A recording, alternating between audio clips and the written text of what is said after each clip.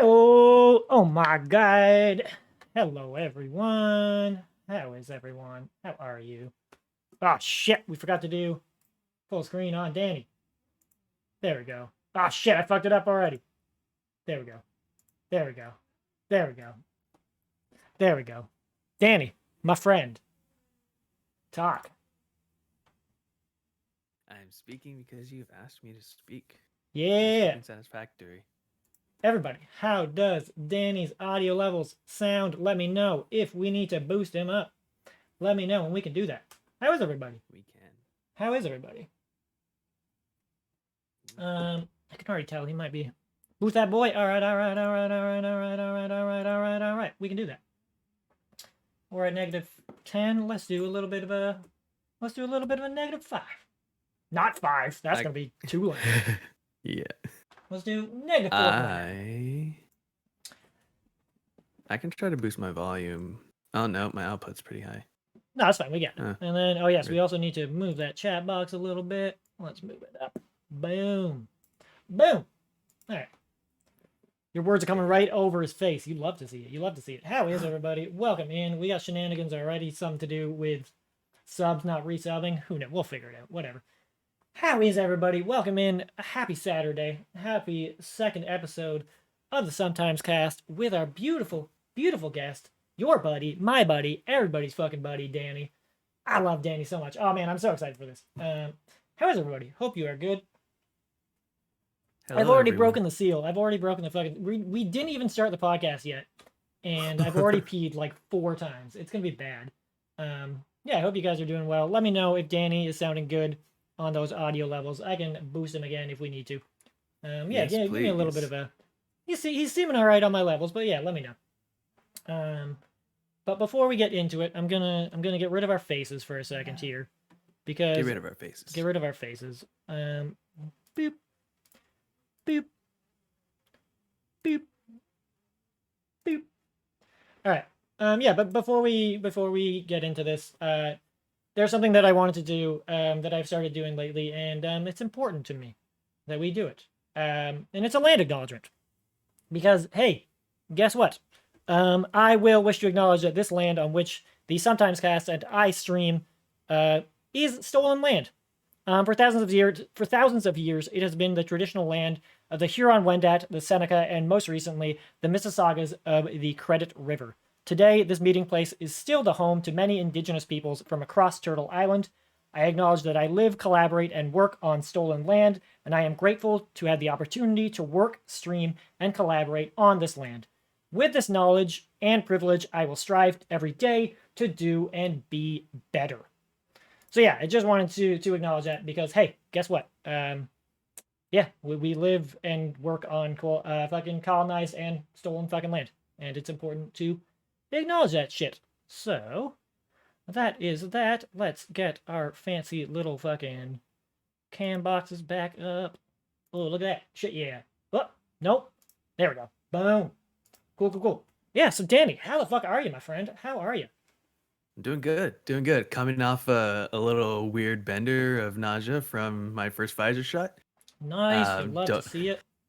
Don't know why. Don't know why I got the nausea card, but you know, I'm here. I'm actually feeling a lot better. A lot better.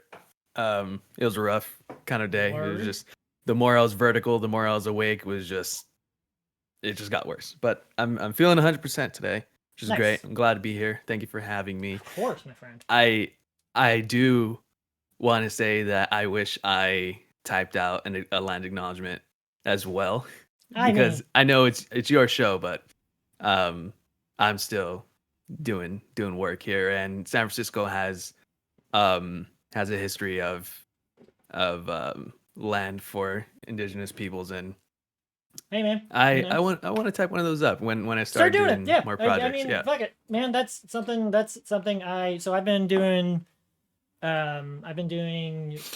community organizing and community events since I was in high school. But that doesn't mean I've been aware of it since then. Like, you know, I only came to it over the last couple of years, and you become aware of it once enough people point it out to you, right? And like that's how you work to become a good ally. And to be fair, I literally only started doing it on Twitch specifically as of Thursday. So, yeah, it's a chance to learn, right? Yeah, So, definitely. It's definitely a thing that should be done a little more often. right. Yeah, and it's definitely something I should be paying attention to more because my great was it paternal? Which one's paternal? Your Both. father's side?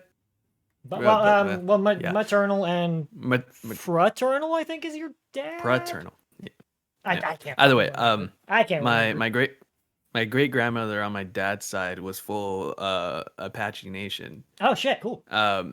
And so that was something I was aware of as a kid, but never really like felt anything for her other than some slight racism. But yep.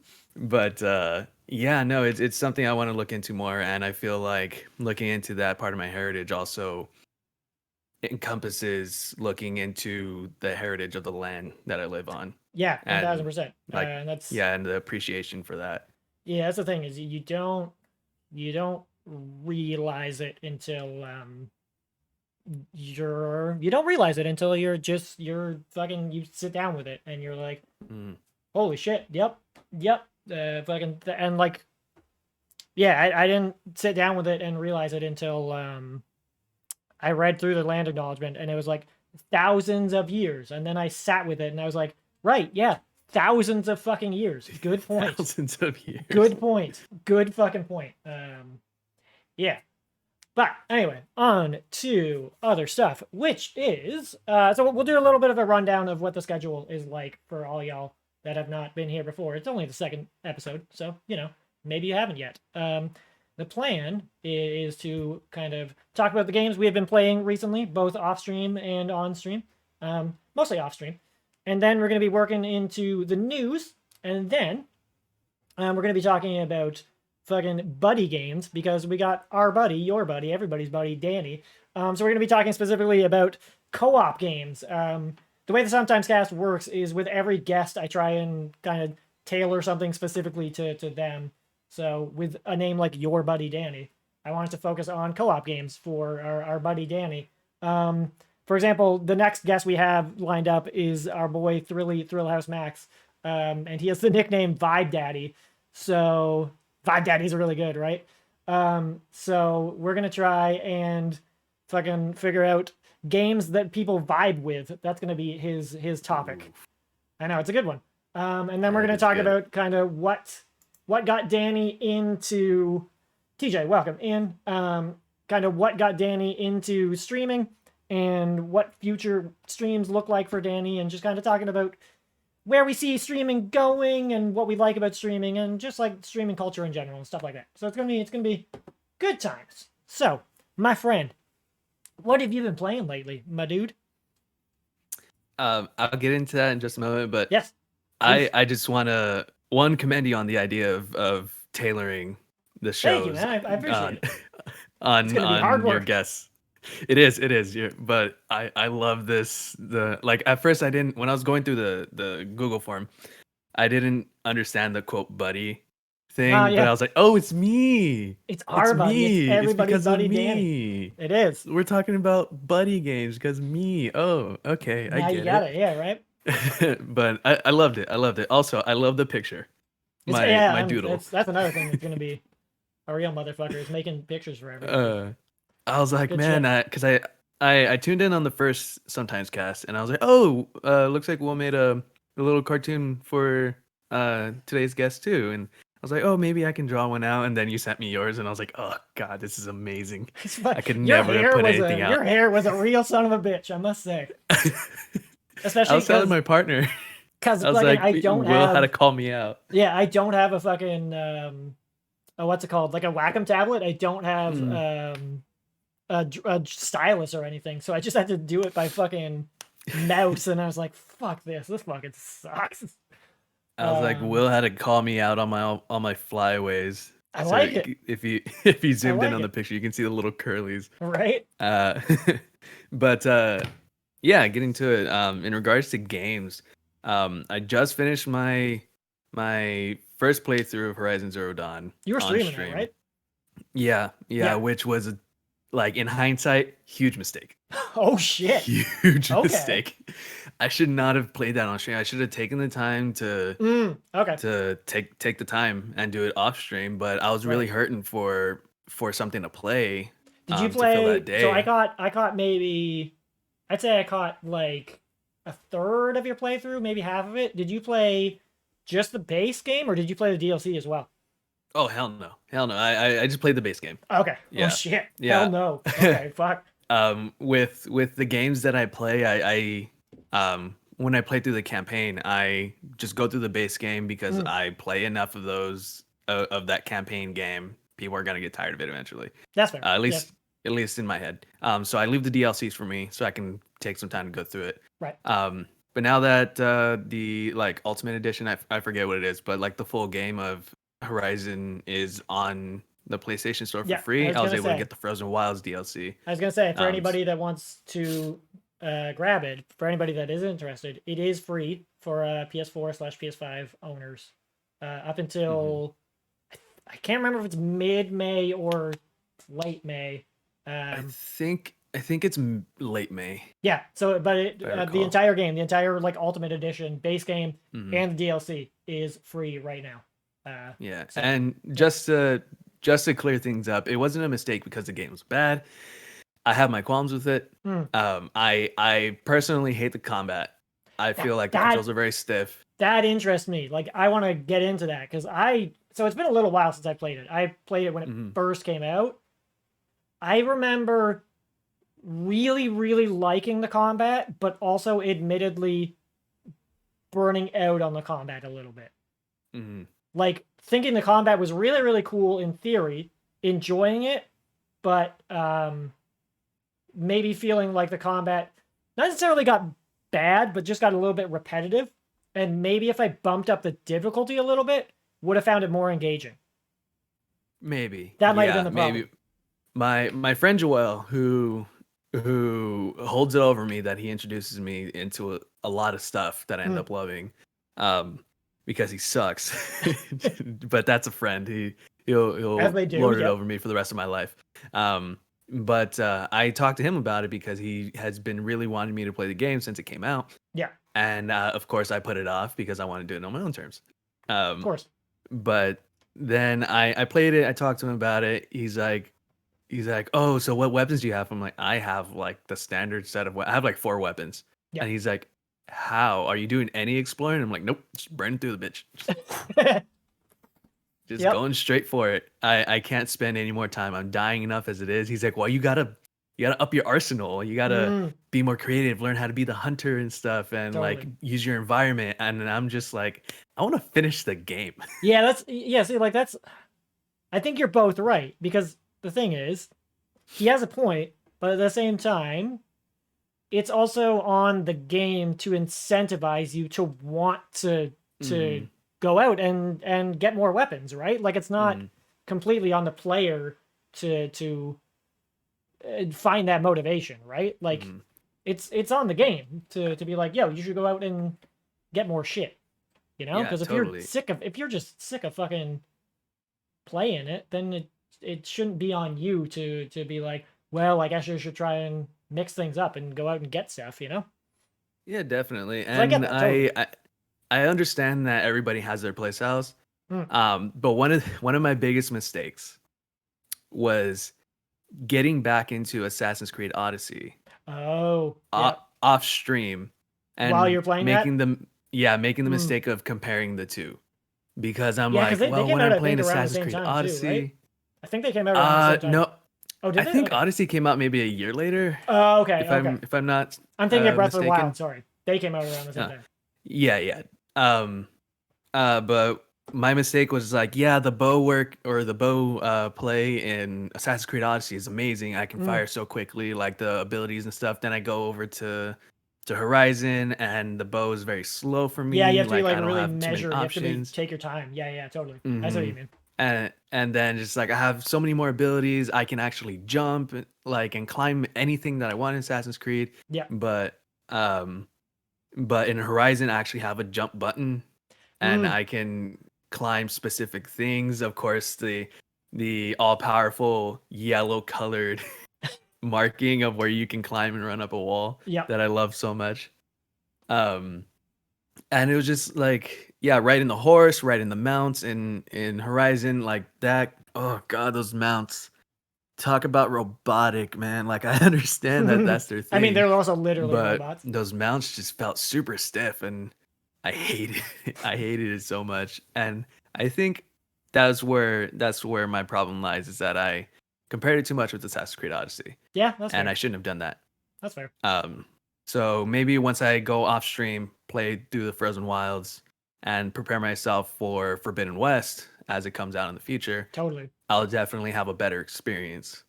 I think also Yeah. just playing it off stream would also help, because I think that that's one of those games that you can. I feel like you would feel like you have to rush through it, and that's one of those games where you have to take your time, and you have to prepare for the hunt, or else it does feel like you are like, oh shit, I have to fucking like fight with these controls, and it just feels awkward, and you can't take the time because you're like, Yeah. oh, people don't want to watch me prepare for this fucking hunt, And people don't want to watch me die 15 times when Yeah, I'm that trying to too. fight Yep. the first boss. That too. Totally. But you just find a corner where the frame doesn't match up well enough for the missile to And you just spam the fuck impact out of it. you, and you just spam the fuck out of it. Yeah, You totally. just shoot arrows for the rest of your life until it goes Yep. down. I do see in the notes that you did like the premise, at least. I did. Yeah, I did. I did very much enjoy the premise. I'm one of those I think suckers I think the premise is really cool, and it is encouraging that you say you are excited for the sequel. Yes, no, very much so, because there's as many problems, and there are not many problems that I have with it. It's a beautiful game. It's beautifully crafted. It really is. I think Aloy's a super cool character. I think Aloy's a fantastic character. I think the narrative is super Ashley Birch, cool and right? interesting. Ashley Birch is her. I think it's Ashley Birch. Yeah. Yeah, she's fantastic. She did an amazing job. Yeah, great voice. Of course, there are gonna be some hiccups in like dialogue trees where like emotions don't match up, but that's more of on like voice directing. Yeah. But she did an amazing job.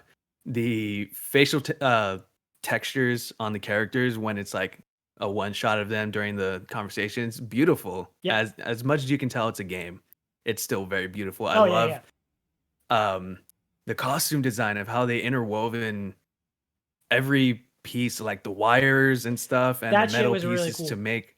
It was amazing, and there were some sick looking costumes in there. Yeah, the use of tech, the way they integrated technology into the like culture of their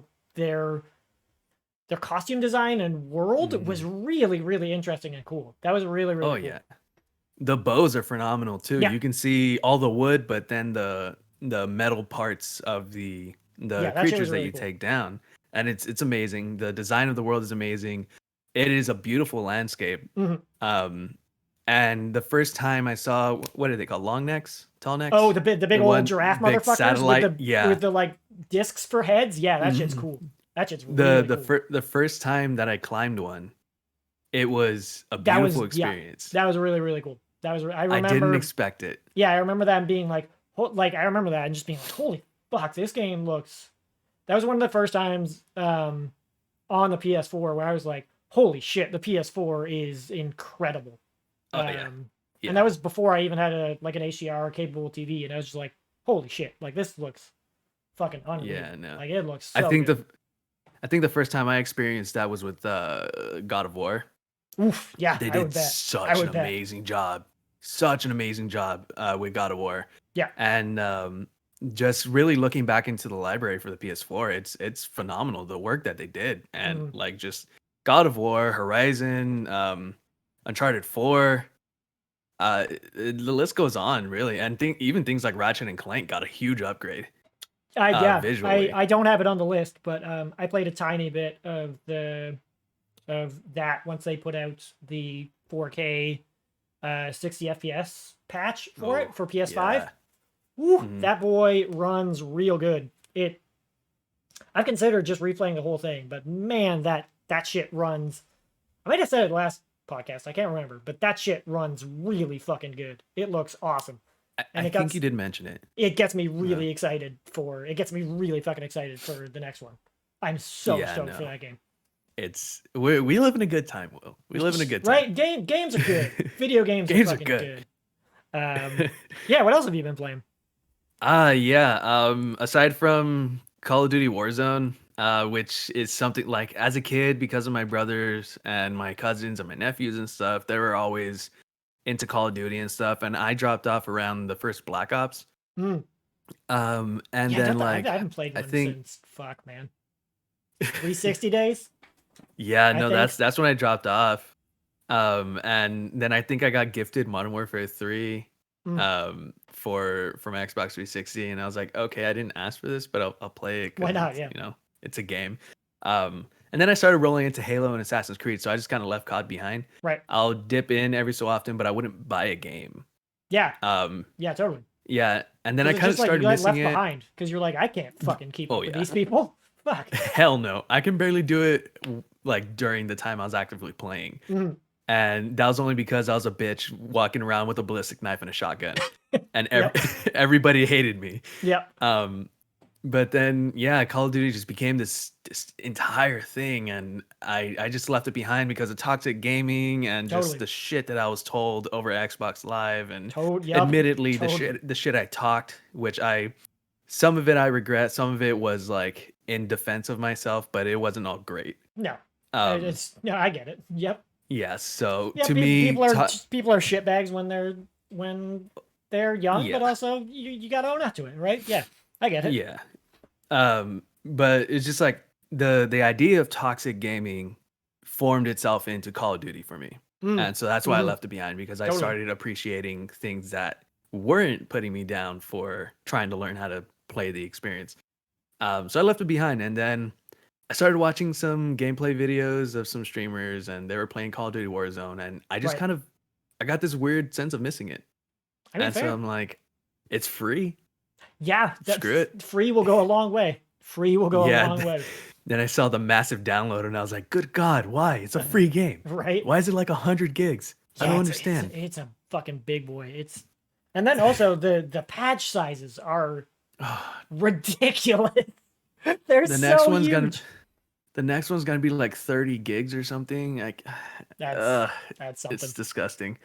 But yeah, I got into it. I ran it by my friends. They re-downloaded it because they played it, of course, when it first dropped, and then I'm late to the game as always. So I was like, yeah, you guys want to squad up and just do this? And we've been doing it ever since I implemented multiplayer Mondays on my streams. Nice. And it's just kind of the go-to thing of what do we want to play? And it's like, I don't have anything lined up, so I guess we can play Warzone. Warzone, right? It's like, yeah, screw it.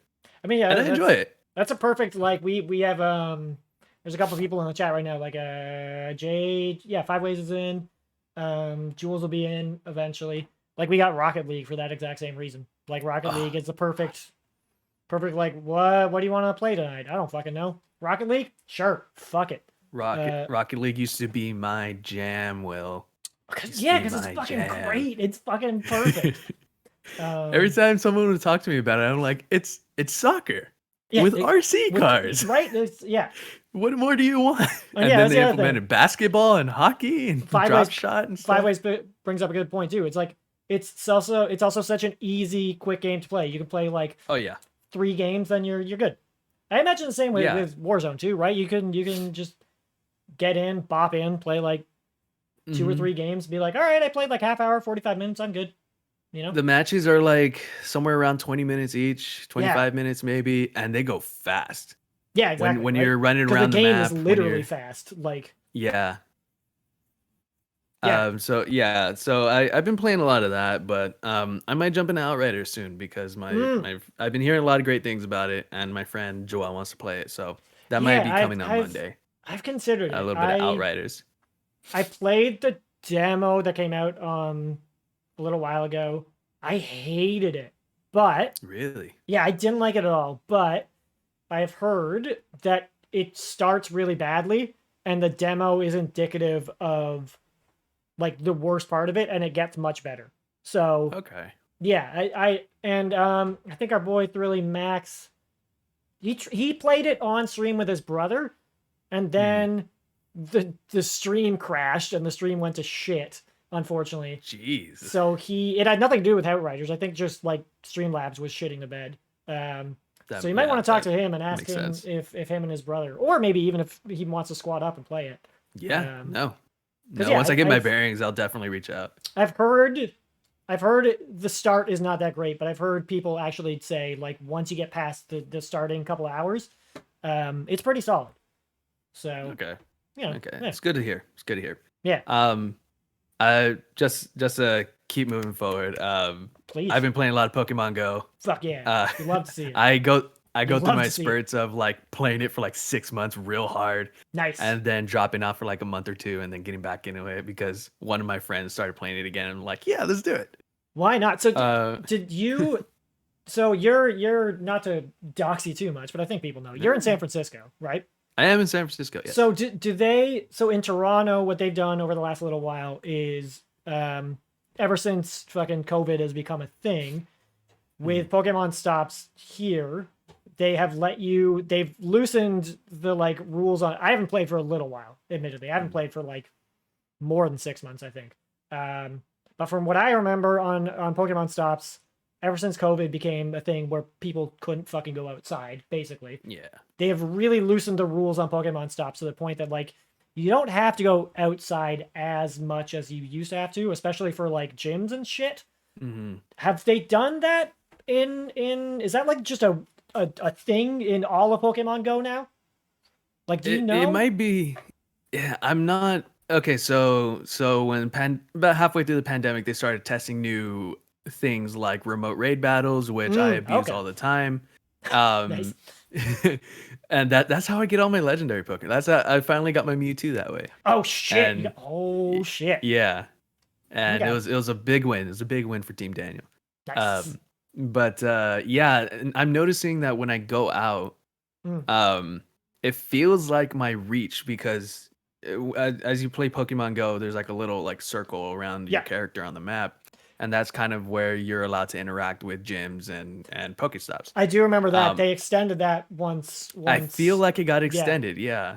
Because usually it would be like on the map you would be like maybe a block, maybe half a block radius. Yeah, you have to be really close pre-pandemic.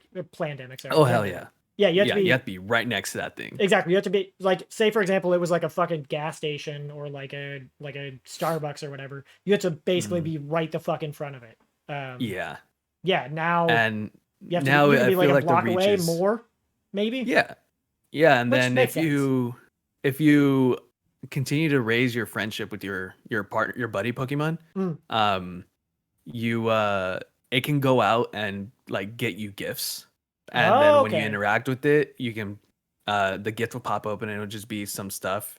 And it'll like go out and find new like areas for you to interact with. It's really trippy, but that's honestly fascinating. Like a good on them for weirdly enough figuring out how to make the game still relevant in a like they could have so easily just been like, well, we're fucked. Like, what the fuck do we do? It. We had a good run. Yeah, and like they could have too, because I bet they made so much fucking money, dude. Oh god, yeah. Good on them, honestly. Weirdly enough, I don't spend a lot of money on Pokemon Go. I know the download does give them something. And just the constant daily user base gives them something. Right. But I've given Pokemon Go maybe in the past 4 years like $100 total. All things told, honestly. Yeah, that's on the low end, I'm sure. Oh god, yeah. That's I know. I had an ex and his or her fucking brother was super fucking into Pokemon Go, and god, he would drop so much fucking money on it. So much fucking money on it. It was insane. Like, granted, he worked for the fucking Ontario government and was making triple fucking figures and could easily fucking afford it, but like still it was fucking nuts. Good for him. Damn. Yeah, he went hard. He went hard. Yeah, the only game that I ever really spend an obnoxious amount of money on is Rock Band 4. Oh God, yep. Because I love Rock Band. Yeah, I used to go as a hard on musician, Rock Band. it's something that hits me in my soul. But aside from that, I'm touching back on Dragon Ball Xenoverse 2, which is a game from the jump I was in love with.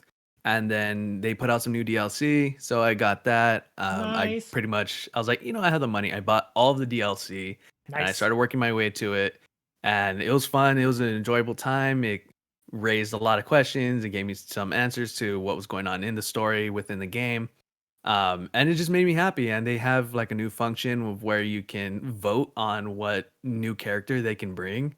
And I voted for GT Vegeta because I'm one of a dozen people that actually likes Dragon Ball GT.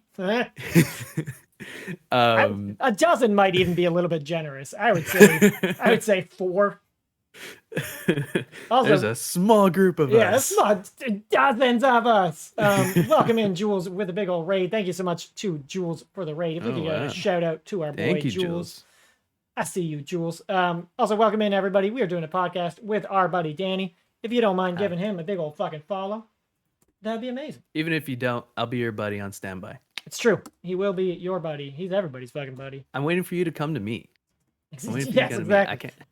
Fucking. What are we talking about? Fucking Xenoverse 2. So where does that game? Where does that game, the base game, where does that leave off? Because there's so many Dragon Ball games. Yeah, without the DLC, so the premise of the Xenoverse games is that you work for the Supreme Kai of Time, which is basically the god of time. Yep. Of course. And you go around as one does. Yeah. And you go around as a time patroller fixing corrupted timelines because of the big bads that are corrupting the timeline and whatnot. So it has its own story within the Dragon Ball universe. Oh, right. Yes. Okay. So it's not like canon. Right. Yeah. Okay. Yeah. But if I'm not sure how much of a hand Toriyama had in it, but basically with Dragon Ball, if Toriyama has a hand in it, then it's possibly canon. And I feel like I remember talking to someone about this. And I think Toriyama had a hand in Dragon Ball Heroes, which is exploring Xenoverse stuff. Which technically and with Dragon Ball Super, very light spoilers, there are multiple universes. Right. With all of that happening, it's a possibility that Xenoverse is an actual canon property. Okay, weird, interesting. Yeah, so it's all jacked up. Everybody's on the multiverse train. So what does the DLC cover then? Like, what does the DLC bring in? The DLC opens up. It opens up. So like, it opened up some stuff for like Dragon Ball Super, which allowed you to play through the first Universe 6 versus I think Universe 7 story arc. Right. So you get to play as characters and play against characters from that story arc. And then some other stuff where a character from Dragon Ball Heroes is coming in and screwing up timelines and just screwing everything up, and you go in and fix it, but you go through. Is Heroes the fucking card game? It's like a card game thing, but there's also like the mini episodes on YouTube. Oh, yeah, okay, it's a YouTube series. I'm telling you, man, it's a mess. It is. I'm trying to get our boy Thrilly Max into the fucking Dragon Ball, and him probably hearing like, yo, it's a video game, but also there's a card game. It's a card series. But also, like, it's a YouTube series. Yeah, there's stuff. Fuck. Start with Dragon Ball Kai, go from there. That's all I'm going to say. Do not watch Dragon Ball Evolution. No. Save yourself that hurt. No, do not. It's coming from both Will Plays Games sometimes and your buddy Danny. Don't watch Dragon Ball Evolution. Don't do it. Unless you feel like going through some pain and you got 90 minutes to kill, then you can watch it, but no. And there's still better things to do with 90 minutes. There's still better things to do. There's really better things to do. So it goes through the arc of Universe 6 versus 7. Yeah, and I think the first it is now is the Tournament of Power, which is the last story arc. That's a really good. So that's a really cool arc. That's a really really. You can unlock Ultra Instinct Goku. Okay, cool. And other characters that happen in all of Dragon Ball Super. Okay, that's And neat. it That's just really gives cool. you the ability to unlock those characters and go through some stories just with little tweaks in them to make sense in the Xenoverse storyline. That's dope. Yeah, That's neat. That it seems very and much like a yo, you like fucking Dragon Ball, here's some fucking fan servicey shit. But like yeah, it's not it's necessarily a great. bad thing, because fucking hey, Dragon Ball's cool as fuck. So Yeah, that's cool. That's and really cool. if someone gives you shit for being an anime fan because you like Dragon Ball, it Fuck doesn't 'em, matter. It's an anime. You like it. You're an anime fan. There. right? It's Yeah. just because it's popular. You know, Also, it's one those of the same coolest people. animes. Fuck 'em. Yeah, it is. Those Fuck 'em. same people giving you shit about being an anime fan for liking Dragon Ball, one of their favorite animes of all time, and I'm gonna guarantee this is either Full Metal Alchemist or Cowboy Bebop. Shots fired. I Shots am fired from Danny. fuck those people. I hate those people. Shots double fired from Danny. Because He's it's coming like for your ass. those are some of the most popular animes in existence, and it's just like, yeah, I can also like the other popular animes. It's just like, stop gatekeeping this shit. Just let people enjoy what they like. It's true. It's true. He's not fucking wrong. He's not wrong. Yeah, Oh, but shit. that aside from starting Miles Morales last night, that's pretty much all I've been playing. Nice. Miles Morales touched my heart in a way I didn't expect because How long Miles how much have you yeah, sorry. I interrupted you, but how much of it No. have you played? I played maybe I played about 2 hours of it last night. And has touched the cockles of your heart. Because growing up, so I'm half Mexican. So I'm a Latinx person. So hearing Miles, who is half black, half Puerto Rican, speaking to his mom in Spanish. You ain't seeing much of that in video games. No, you don't. Or just like any popular culture at all, let alone video games. Yeah. It's amazing that we're finally taking these steps forward, and it's just like it resonates with me for like the same reason people resonate with Coco.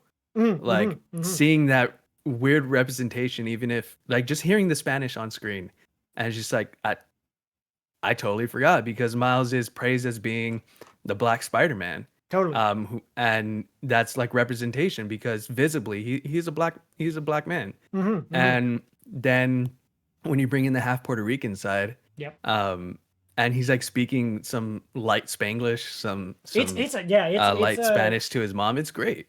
It's the way that they.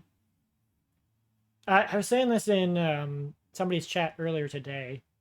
Fucking Spider-Man 2018 was one of my favorite games of the year it came out. It's fucking incredible. Spider-Man it's incredible. It's amazing. That without spoiling it, that end scene is it is amazing. I see what you did there. It is amazing. But without spoiling it, that end sequence is fucking incredible. That end scene is so good. And well, I cried. I did too. I cried on camera. I bawled my fucking eyes out. But Peter Parker is my favorite comic book character of all time. And like, obviously, I'm a white man. I'm like a nerdy white man. So obviously, that's why I very much identify with him. But like, and I say this without any shadow of a doubt, Miles Morales is such a better fucking character than Peter Parker. And the way that they, like, Miles Morales as a game is and Spider-Man 2018 is fucking incredible. It's so good. Fantastic. But Miles Morales is so much better because they trim all the fat from 2018 Spider-Man.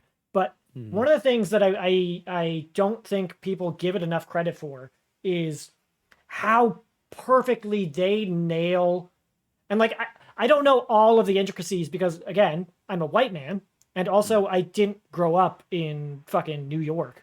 But like, from an outside perspective, the way that they seemingly nail the like portrayal of fucking Harlem and Spanish Harlem, like, holy shit, it's incredible. It's so fucking good.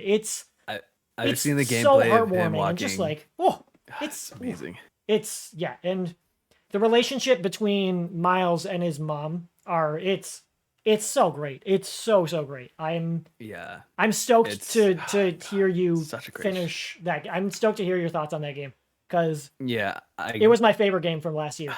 I God. fucking adore that game. It's so fucking good. It's so good. Oh my god, it's so good. It also made me bawl my fucking eyes out. I love that game. I had such a strong reaction to the 2018 Spider-Man, which I didn't expect, and a lot of it came in the last part. Totally. Without spoiling anything, it's just a lot of that feelings of like, oh my god, like this is doing things to me. Like came towards the last. I'm not gonna spoil it, but you're gonna get those. You're gonna get some feelings again in Miles Morales. Okay. Hopefully this time I record it because I fucked up last time. I made my spacebar my hotkey. This is before I started using Stream Deck Mobile. Oh no! I made my spacebar my hotkey to mute my mic on OBS. Ooh. So I was like, I originally had the title for the stream, like, are we gonna finish this?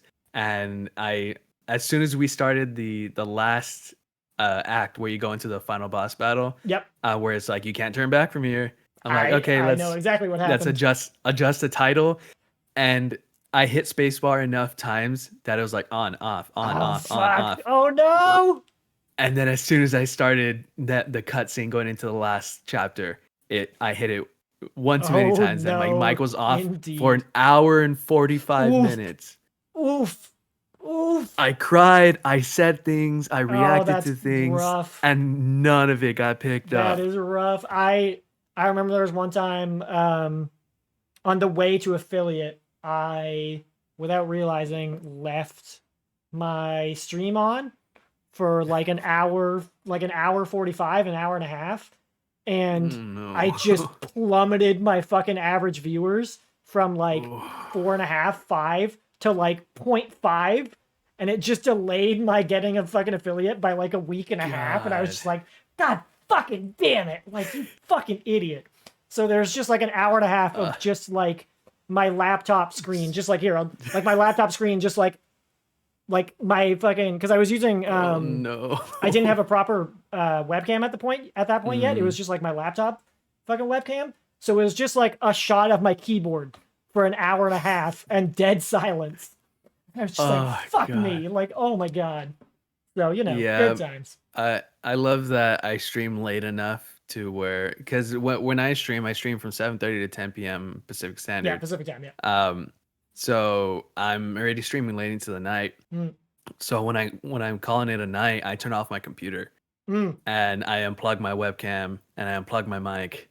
So yeah, you don't have that problem. You're okay. Everything's off, and I just like make sure it's like that light's off, this is put away.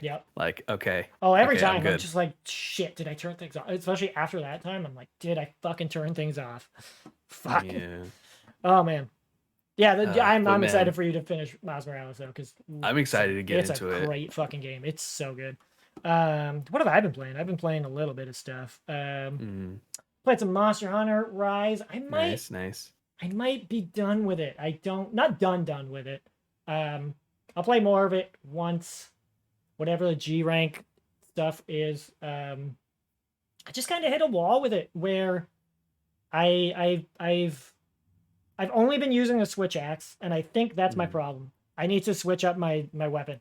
I have reached a point where I'm just like, yep, I'm kind of bored with it. I think the other problem is, so I've been playing a fuck ton with our boy Kamitsemu and Thrillhouse X, not Max, and Jacob Hale a little bit, as well as Yomarda. And they haven't been around as much to play it over the last like week or two. So I have had no desire to play it fucking solo. And I think that might be part of the problem, is I haven't really had much of a desire to play it solo. So it's not that it's not enjoyable. It's really fucking enjoyable. It's just I've hit a wall and I'm like, I'm good. But if more people picked it up and wanted to play it, I would help them grind through the early game, because it's still fun. It's just I hit a wall and maybe I need to switch up the weapons. We'll see.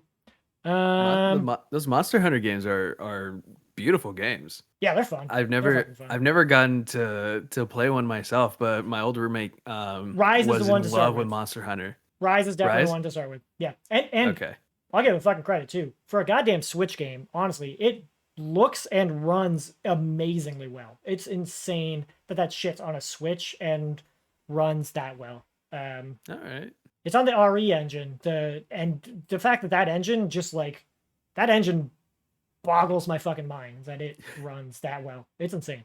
Do you tend to play it docked or tend to play it handheld on Switch? Mostly docked. Honestly, a lot of times because funny enough, I'm playing it with a stream on in the background in the office. So I've got a stream on the so my setup is like I've got the laptop right in front of me, and then on my monitor I've just got the Switch on like right in front of me. So I'm like fucking dual monitoring with the Switch on right in front of me and the fucking somebody's stream on the other monitor. Nice. Cause yeah, the I have played it a little bit handheld. It's not great. It's just you.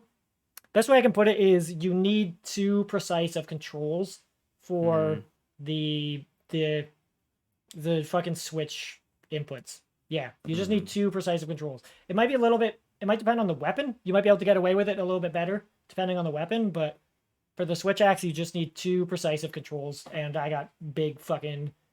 I don't have big hands, but like my fingers are too fucking like spindly and awkward. Like that's the best way. I got fucking like spider hands, so it's just awkward. Not made for those piano hands. Yeah. Yes, piano hands. That's a good way to put it. So yeah. But I still like it. It's just I haven't been playing it as much as I was a couple weeks ago. But I've also been playing. So. Pardon? I said understandably so. Yeah, I went hard as fuck, and then I've fallen off of it. But I'm sure I'll get back into it once they put out some more stuff for it. I played some fucking Football Manager 2021. I played so much of that recently. I got back into it, streaming it lately. Been having a fuck ton of fun with it. Especially because at first it was running like fucking trash. They put out a winter update a couple of weeks ago, and it's basically once they put out a winter update, seemingly the game just started running like total horse shit. It started just running like dog shit. And then I don't know if they just put out like a hidden update that fixed it, or it was like a placebo effect. I'd have no idea. But seemingly out of nowhere, it started running okay again. So I was like, fuck it, all right, let's keep playing it. And I've been having a fuck ton of fun with that game because I love that fucking game. So I've been doing a little bit of that on stream as well as off, and I've been really liking that game. I've been really, really liking that game. It's on, if people are interested in it, it is on Game Pass for free. 2020. Oh, snap. Okay. Yeah. Nice. Yeah. I don't know if it's only PC Game Pass or Xbox Game Pass as well. So look that up. But I know it's on Game Pass. Yeah. What else have I we playing? actually look that up for you. You should. Yeah. Thank you very much. And then, so I got PS Now. I got PlayStation Now. Literally only because F1 2021 was on, or not 2021, sorry. F1 2020 was on PlayStation Now. And a handful of the people in chat right now have F1 2020. They like them some racing games, and I wanted to play with them. And then I saw Avengers. And I was like, that's fucking weird. Sure, let's try Avengers. Sorry to cut in. Available on console and PC. There you go. Nice. Xbox and PC for Football Manager 2021, if you are interested. Avengers. I was like, well, that's fucking weird. Let's try it. That game sucks. How do you feel about that game fucking sucks, dude. That game is... Oh, man. That game's weird. That game is weird. That game's really weird. It's... The best thing about that game is Kamala Khan. Yep, 1000%. Her journey of where she starts to where she ends, it's phenomenal. Yeah, agreed. Gameplay is horrid. It's weird, dude, because the story isn't half bad. Granted, I played. I didn't play all of it because I couldn't get through the gameplay. I played like 3.5 hours, maybe 3 hours. But from what I played, and then I read up on it a little bit and like watched some videos, and from just everything I've heard of it, people very much praised Kamala. They were like, Kamala Khan's story is really, really, really good. The fact that like, she was essentially the main character of a fucking Avengers game is really cool. It's amazing. The fact that again, Kamala is a main character rather than Tony Stark, fucking Thor, like Captain America. Like, a person of color is a main, like, that's incredible. That's amazing. The voice actor, I can't remember who it is. The voice actor of Kamala is really great as well. She's really, really solid. But one, and I know it's been said many times over, but one, all of the characters, aside from Kamala, all of the characters look like dollar store versions of the MCU characters. Like, they look, like, especially Iron Man specifically, Iron Man and Black Widow. Oh, and Black Bruce. Widow. Yeah, Bruce looks bad. Bruce, Iron Man, and Black Widow specifically look terrible. They're bad. Thor looks okay, and Thor is voiced pretty well, and I think Thor is voiced by what's his face? Troy Baker. If he's not, he sounds so much like Troy Baker. He's not. Holy shit! And he sounds exactly like Troy Baker. It's fucked. Troy voices. Is he Iron Man? Troy voices Bruce. And Nolan North voices Tony. That's amazing because literally every single male character sounds like either Nolan North or fucking Troy Baker, and I could not pick them apart. To the point that I was like, did they just cheap out and literally get every single male character to be voiced by Nolan North and or fucking Troy Baker? Because I was like, because the second that Thor, because in the opening scenes, there's a scene with Thor and Kamala, and Thor comes on screen, and I'm like, that's fucking Troy Baker. That has to be Troy Baker. That has to be. And then like 2 scenes later, Iron Man comes on, and I'm like, nope, that's Troy Baker. And then I'm like, wait, are they both Troy Baker? What the fuck is going on? Like, and it's not even so much that it's just like such a naked, like, not even rip off, but like trying to be fucking MCU thing without really being MCU. But like you said, it's just the gameplay is not that interesting or fun. It's atrocious. Black Widow is relatively fun. Black Widow is probably the most interesting character to play as. And do you want to know my reasoning why I think that is? She moves faster. Exactly. Yep. 1000%. She's not clunky. Iron Man is clunky as shit, especially the flying. Right? And I don't know if you've played it. There's an Iron Man VR game, which is also clunky as I haven't. I need to get myself fair enough. I played it, and it's weird. It's hard. And I also get motion sickness really, really easily. I would much rather play fucking Iron Man VR than fucking Iron Man in the Avengers. He controls better in a clunky ass VR game than he does in fucking Avengers. You're right. That's not something you want to hear. Like, being Iron Man should be the coolest shit in the world, right? It should. But it should absolutely be the coolest shit in the world. He doesn't control right. He doesn't control right at all. It just feels weird. Like, you don't fly right. And if you don't fly right as Iron Man, you fucked up. You know? I feel like the targeting system is not great either. Yeah, no, it's bad. Iron Man doesn't control well. Hulk, it feels like the Hulk, but that doesn't necessarily mean he's fun. You know? Yeah, it doesn't necessarily mean it's a good thing. Exactly. Hulk feels like you would assume the Hulk feels. He's big and slow and bulky, but he's not. Tanks tend to be really heavy characters. Yeah, exactly. He's not fun to play as. What's her face? Black Widow is, like I said, Black Widow is probably the best, but that doesn't mean she's great. She's okay. Cap is second best, but okay, whatever. I'm gonna spoil it, but I don't care because I don't think people should play this game. Captain America dies within the first hour of the game. I don't know if he comes back. I'll say that. I don't know if Captain America eventually comes back in the game, but Captain America dies within the first, 45 minutes of the fucking game. And he's the second most interesting character to play as. So yeah, when you kill off one of your most interesting characters to play as, it's maybe not a good look. So it really, like, I'm one of those people that it's like, no matter how frustrated I get with a game, I'm gonna play through it if it has a story, because I have that need really to know how it ends.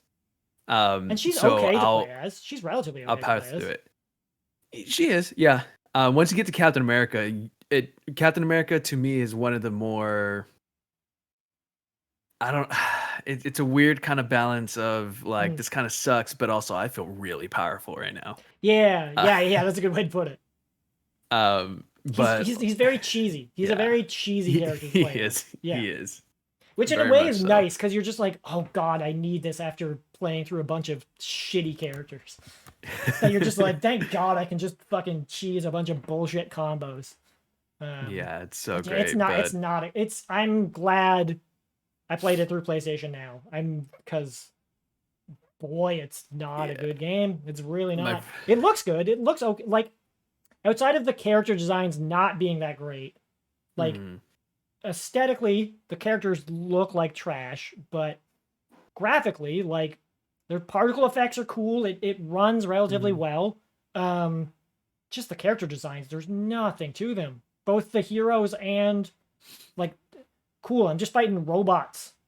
You're just fighting robots the entire time. It's just horde after horde after horde of robots. Yeah, it's just it makes me think of Riddler challenges in Batman. Yeah, totally. 100% at Arkham Knight, by the way, which is one of those things. Yeah, I saw you playing that last night on Steam, I think. I'm insane about these things. Actually, no, I don't know what it was. I got an invitation to test cloud gaming on PC. So my go-to for testing the cloud gaming, even when I was part of the beta program for Android, it's to go to Batman Arkham Knight, because it's not like an FPS. It's not an FPS where it, like, one wrong glitch or lag is gonna get me killed. But it has enough to render in the world, and it's fast enough to make me test if it can keep up. Yeah, that's, and like, you can, like, get a good feel for it with the combat and stuff. Yeah, that's a good point. Yeah, good idea. Yeah, so that's what I do. But yeah, one of those examples of I'm an insane person and I just want to see how it ends. Like, naturally, I will play through this, is collecting over 200 Riddler trophies, because I'm an idiot. Oh boy. Oh no. Then what Avengers. Avengers ain't something. it? That's something. I tried to play Ring Fit Adventure because I got to get on that fucking workout tip, but I just haven't. That sounds awesome. Honestly, so I didn't play it this week. Full disclosure, I haven't played it at all. I just have been too busy / depressed, which is ironic because I've been trying to play it to get rid of some depression. But people should play that game. That is my favorite workout game going. That's a cool fucking game. That is a really cool game. If you can somehow find it, admittedly, it is fucking expensive. It's like $100 Canadian. It's ridiculous trying to track this fucking Ring Fit down. It is. I got really, like, this was a while ago. This was like a year ago. I got really, really lucky where it was in a local Best Buy. If you can find it somehow, get it. Because it's legit really, really cool. And it works. It's not a good, this is the only thing I do for working out. It's not going to, get you fucking ripped as fuck. It's yeah. not, but it's a perfect, like, it's a really, really good starter. It's also just a really, really good, like, I just want to work out for an hour a day and don't know what the fuck else to do. It's just a really good. Like, I just want to sweat. Yeah, exactly. It's a perfect thing for that. It's a really good I just want to sweat and play a video game. Yeah, exactly. It's a really good thing to be like, man, you know, it'd be really nice to just not feel like fucking trash all the time. It's just a sweat for an hour. This, and like honestly, when I was doing it more regularly, like I legitimately very much saw the results of it. So like I can say it worked. You know, like you might not be able to tell, but like it worked. So if you could somehow track it the fuck down, I legit think it's worth it. Totally. I'm gonna take another look cool. at it. It's really cool. It's really, really neat. And I will also say, you would like looking at it and feeling it, you would think that that it would break in seconds. It doesn't. Like I am legit really surprised how good the build quality is on it. It's really, really solid. That's good to hear because I see people just abusing the fuck out of it. Yeah, no, it's surprisingly, it holds the fuck up. It holds the fuck up surprisingly well. Then I got 2 more games. Super Mario All-Stars, which I had no clue came out on Nintendo Switch Online. I don't know when it came out on Nintendo Switch Online, but I was just on the Switch. And I was just on the Switch late one night. I was just like, what the fuck? Fucking Switch Mario All-Stars. And then I was just like, you know what fucking game I haven't played in a super long time? Super Mario Brothers 3. So I just started playing that. And I was like, this game's fucking amazing. It is so good. It's so good. It's so good. It really is. Like that's all. I just a little shout out to one of the best games of all time. Super Mario Brothers 3. Hell yeah. Good game. I used to have that on my Super Nintendo. Right? Who did? Because that game's fucking amazing. And last game, Emily is Away 3, which just came out, I think, the 19th of April, I think. Well, let's double check the release date. It came out fucking, yeah, I think it was the 19th. That's a cool game. That's a really cool game. How do I explain this? So Emily is Away 3 is obviously part of a trilogy. The first game, Emily is Away, is currently free on Steam. I think it's been free on Steam forever and continues to be. Emily is Away 3 was $12 Canadian. I can't do the quick math on that, but I imagine that's sub $10 US. Emily is Away 2 is like $5 Canadian. So the whole fucking thing, literally the whole thing is like sub $20 US. And I love these games. They are an amazing series in which basically how do I put this? So you inhabit this world of teenagers and youths through like instant messaging, through like AIM and fucking in Emily is Away 3, you kind of switch from AIM AOL to Facebook Messenger, and it's just like it's a really, really interesting and cool and intimate look at just like teenage relationships. And the thing that I loved about it, and the thing that I've loved about all 3 games, is they nail the sense of time and place so fucking well. And like I vividly remember, like I like going through all 3 games, I vividly remember conversations almost word for word exactly like the fucking conversations that I had in all 3 games. And I remember being such a fucking teenager, like these fucking dickheads. And like I remember in I can't remember if it was Emily is Away or Emily is Away 2, you could like set away not notifications, but like because it was using AIM, it was using like a ripoff of AOL Instant Messenger. You could set like fucking your like away, like not messengers, your away fucking Like status. status. Yes, thank you. Your away status. And I remember that being such a fucking thing. I remember that being such a big thing. And I also remember so Emily is Away 3 is set in 2008.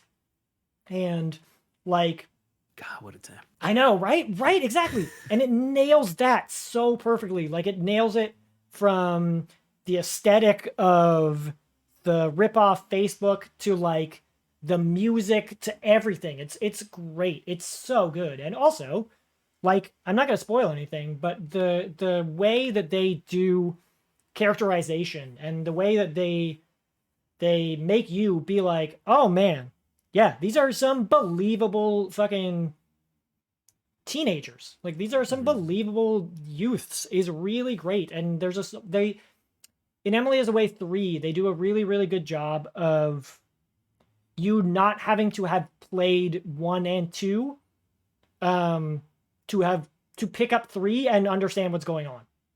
They do a really good job of bringing you into the story without like bashing you over the fucking head with what happened in 1 and 3. And it's honestly 3 is a really good pickup point. You can just get into it. But that said, 1 and 2 are both, 1 is free, 2 is sub $5 US, and all 3 of them are like all told under 15 hours of gameplay. Like I would honestly just recommend.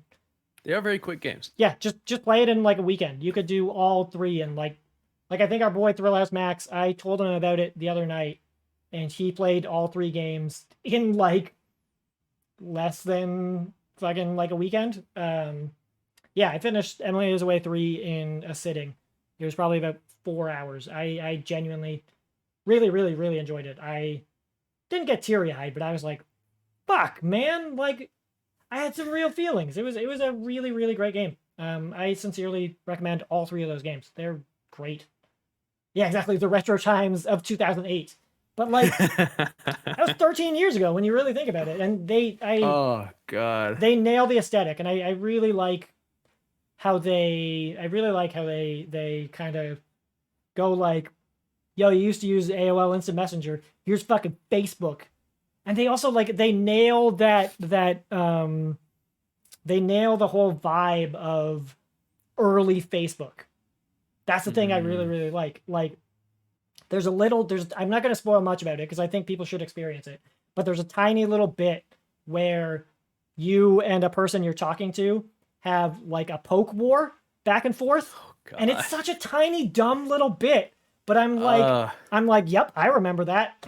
I remember when people would fucking poke each other and it was the dumbest shit in the world.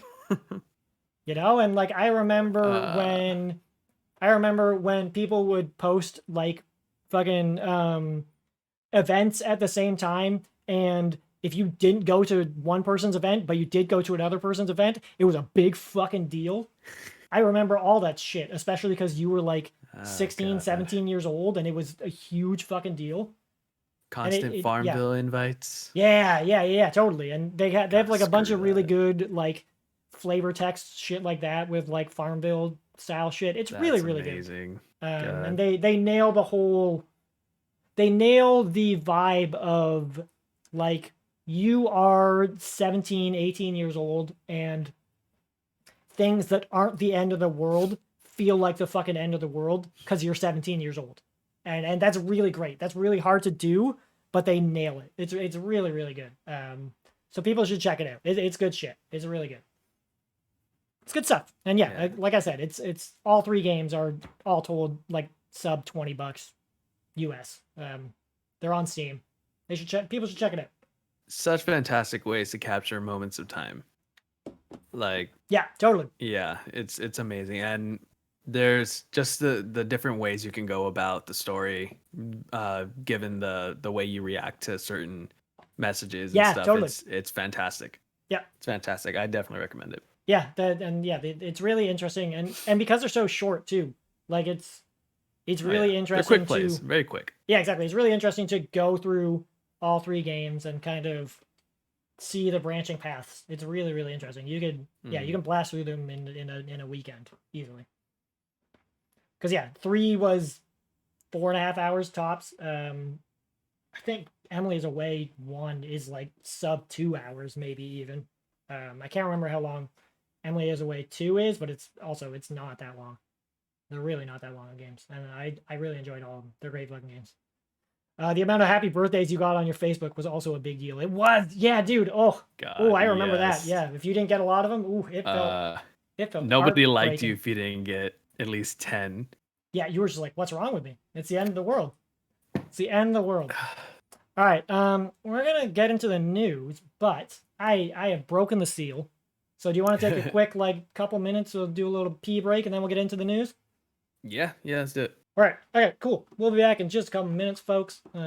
Take your little pee breaks if you need them. We'll be back, and we'll be back with the news.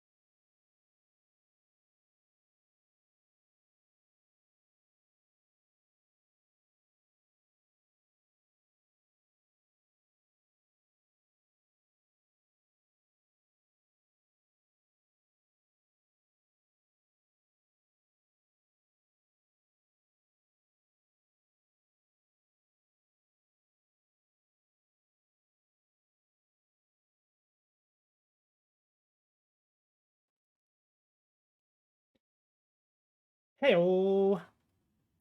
We are back. Hello. That was synced. That was good. Welcome back, everybody. We are into something. Let's see if this fucking notification works. We are into something that we call the news.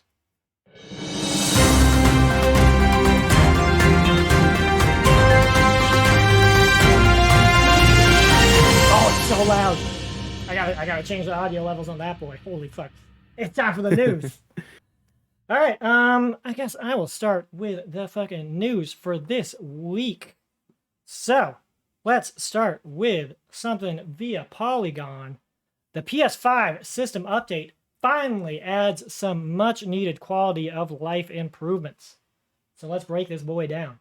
First off, you can finally now store PS5 games in USB extended storage, which is great. So to move PS5 games from console storage to USB extended storage, You go to your home screen or your game library, open the options menu for the PS5 game that you want to move, and then you select move to the USB extended storage, because it can't be simple. And then to play it, you have to play to play games that are in the USB extended storage. You have to go to library, copy the game to the console storage, and then from the options menu, blah blah blah blah blah blah blah blah. Fucking okay. Let me reread this. To play games that are in the USB extended storage, you go to the library, and then you re-download them. Copying games is much faster than re-downloading them. It's also faster than reinstalling them from the disk, so on and so forth. Okay, basically, point is, fucking, you can finally use extended storage. You don't have to re-download shit. You can just put shit in your extended storage if you are not playing it currently, which is nice because they fucking needed that for a while. What else? Did I read this correctly that in order to play the game that you have on extended storage, you have to swap it out for something that's in your internal storage? Yes, that's a fucking lame thing. Is you can't play a game. You can't. It's still, yes, Tom Bobson is right. It is still confusing. You can't play a game from your extended storage. You can store a game in your extended storage. Mm-hmm. You can't play it.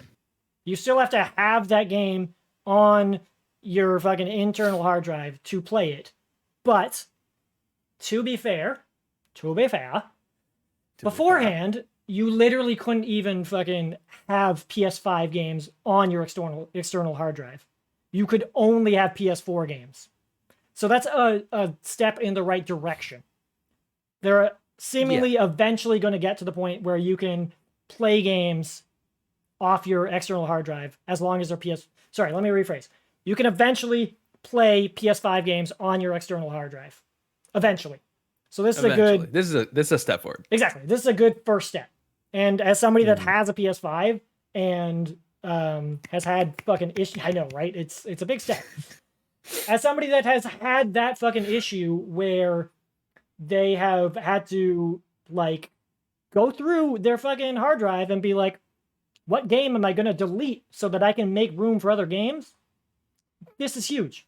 This is, like, it's not perfect and it doesn't solve the problem, but it's a good first step to eventually get us to the point where you can play games off of external hard drives. So it's a good first step to you know, do the thing. And the other thing too is like the fact that you can just copy the game from your external hard drive instead of re-downloading the game and they're saying it's faster. That's nice. It's not perfect, but it's a good first step. You can also enjoy SharePlay with players on PS4. Use SharePlay to invite your friends on PS4 to watch you play a game or hand the controller over to them. This has always been a thing, obviously, but beforehand, you could not SharePlay PS5 games to PS4, so that's really fucking cool. That's really, really dope. You'll love to see it. What else? Looking forward to that. Yeah, right? We have added disabled game chat. That's not a word. Game chat audio in the control center under sound. If you turn on the setting, your voice will not be heard and you won't hear other players in game chats. The setting does not apply to voice chat audio. Basically, what that means is they just made it much fucking easier to get to that setting, because before it was a little bit of a workaround to do it. And like, if that's much easier to do, fucking good, because I don't want that on by default ever. Yeah. Just going into random lobbies and just hearing the shit talking, it's like, and mute. Right, yeah, exactly. So if that's just there by default, much better. In the game base, they have updated the following. You can more easily access recent parties and see your online friends. You can use the R1 and L1 buttons to move quickly between tabs. Fucking great. That's awesome. We love to see it. You can turn on notifications on or off for each of the parties that you're in. That's really cool. I like that idea. I would have to see that in theory. Like, I would have to see that in practice, but that's cool. So you can see... So say, for example, I don't know, you have like a group of... I don't know, for some reason you have a big-ass group of people that you play Call of Duty with. But then you also have a group of people you play GTA with. You don't need to know every fucking time when people are in fucking playing Call of Duty. Because you don't need to, because there's 16 of them. But you do want to know when your friends are playing not Call of Duty, sorry, GTA. So you maybe want to turn on the notifications to know when your GTA friends are online, but not so much your Call of Duty friends. So you can like customize that. I think that's cool in theory. That seems neat. This is cool, and I don't know why they didn't have this in as a default, but this is really dope. You can now adjust the volume of other players' voices in party chat as well as in the chat of some games. From the chat card in the control center, select a player to adjust their volume. So you can adjust player volumes independently, which is fucking great. That is amazing. Because, for example, I'm not going to call somebody out, but there is somebody who we regularly play games with, cough, Craig Plant, who is fucking dead silent. I can barely ever hear him. So if I can independently raise his volume up, fucking amazing. There we go. Like, that's great. Or of course, if someone's got the baby screaming in the background, you yeah, right. Or yeah, exactly. Out of that, and you're just like, all right, fucking baby boy over here. I'm gonna turn him down a little bit.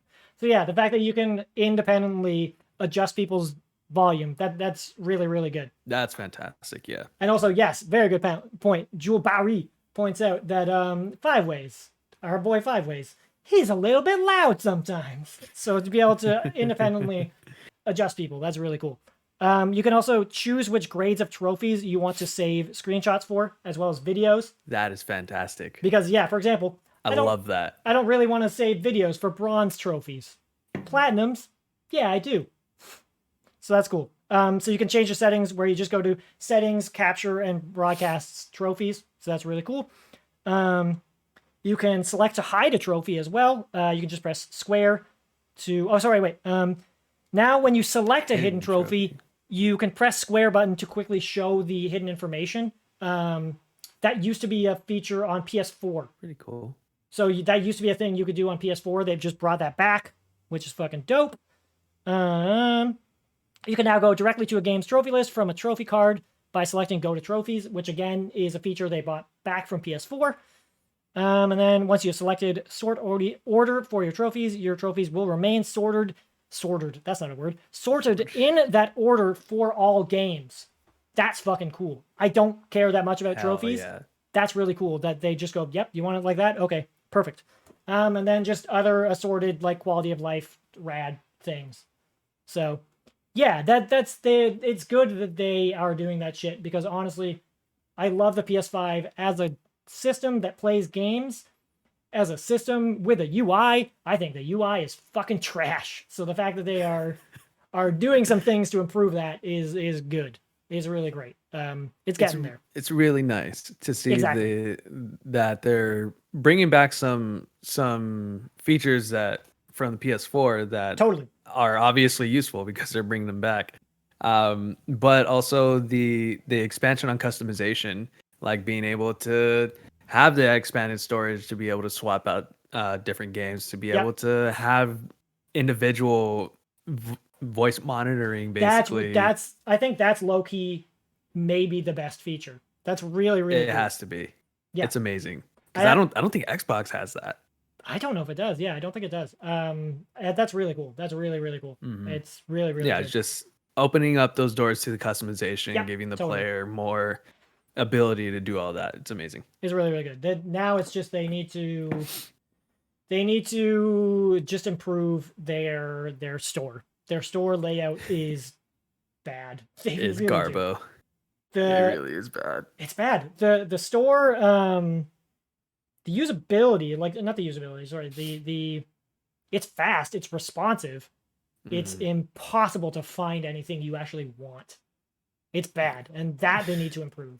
But yeah, there's some good stuff on here. There's some really good stuff. And the fact that they finally got the USB storage in the right direction, and eventually they'll get to the point where you can actually use extended storage to play games off of, considering how small the default hard drive is. It's good. It's really good. Yeah. Because boy, oh boy, that's a small hard drive to start with. It's scary, especially this gigantic sizes that games, especially AAA games, are coming out with.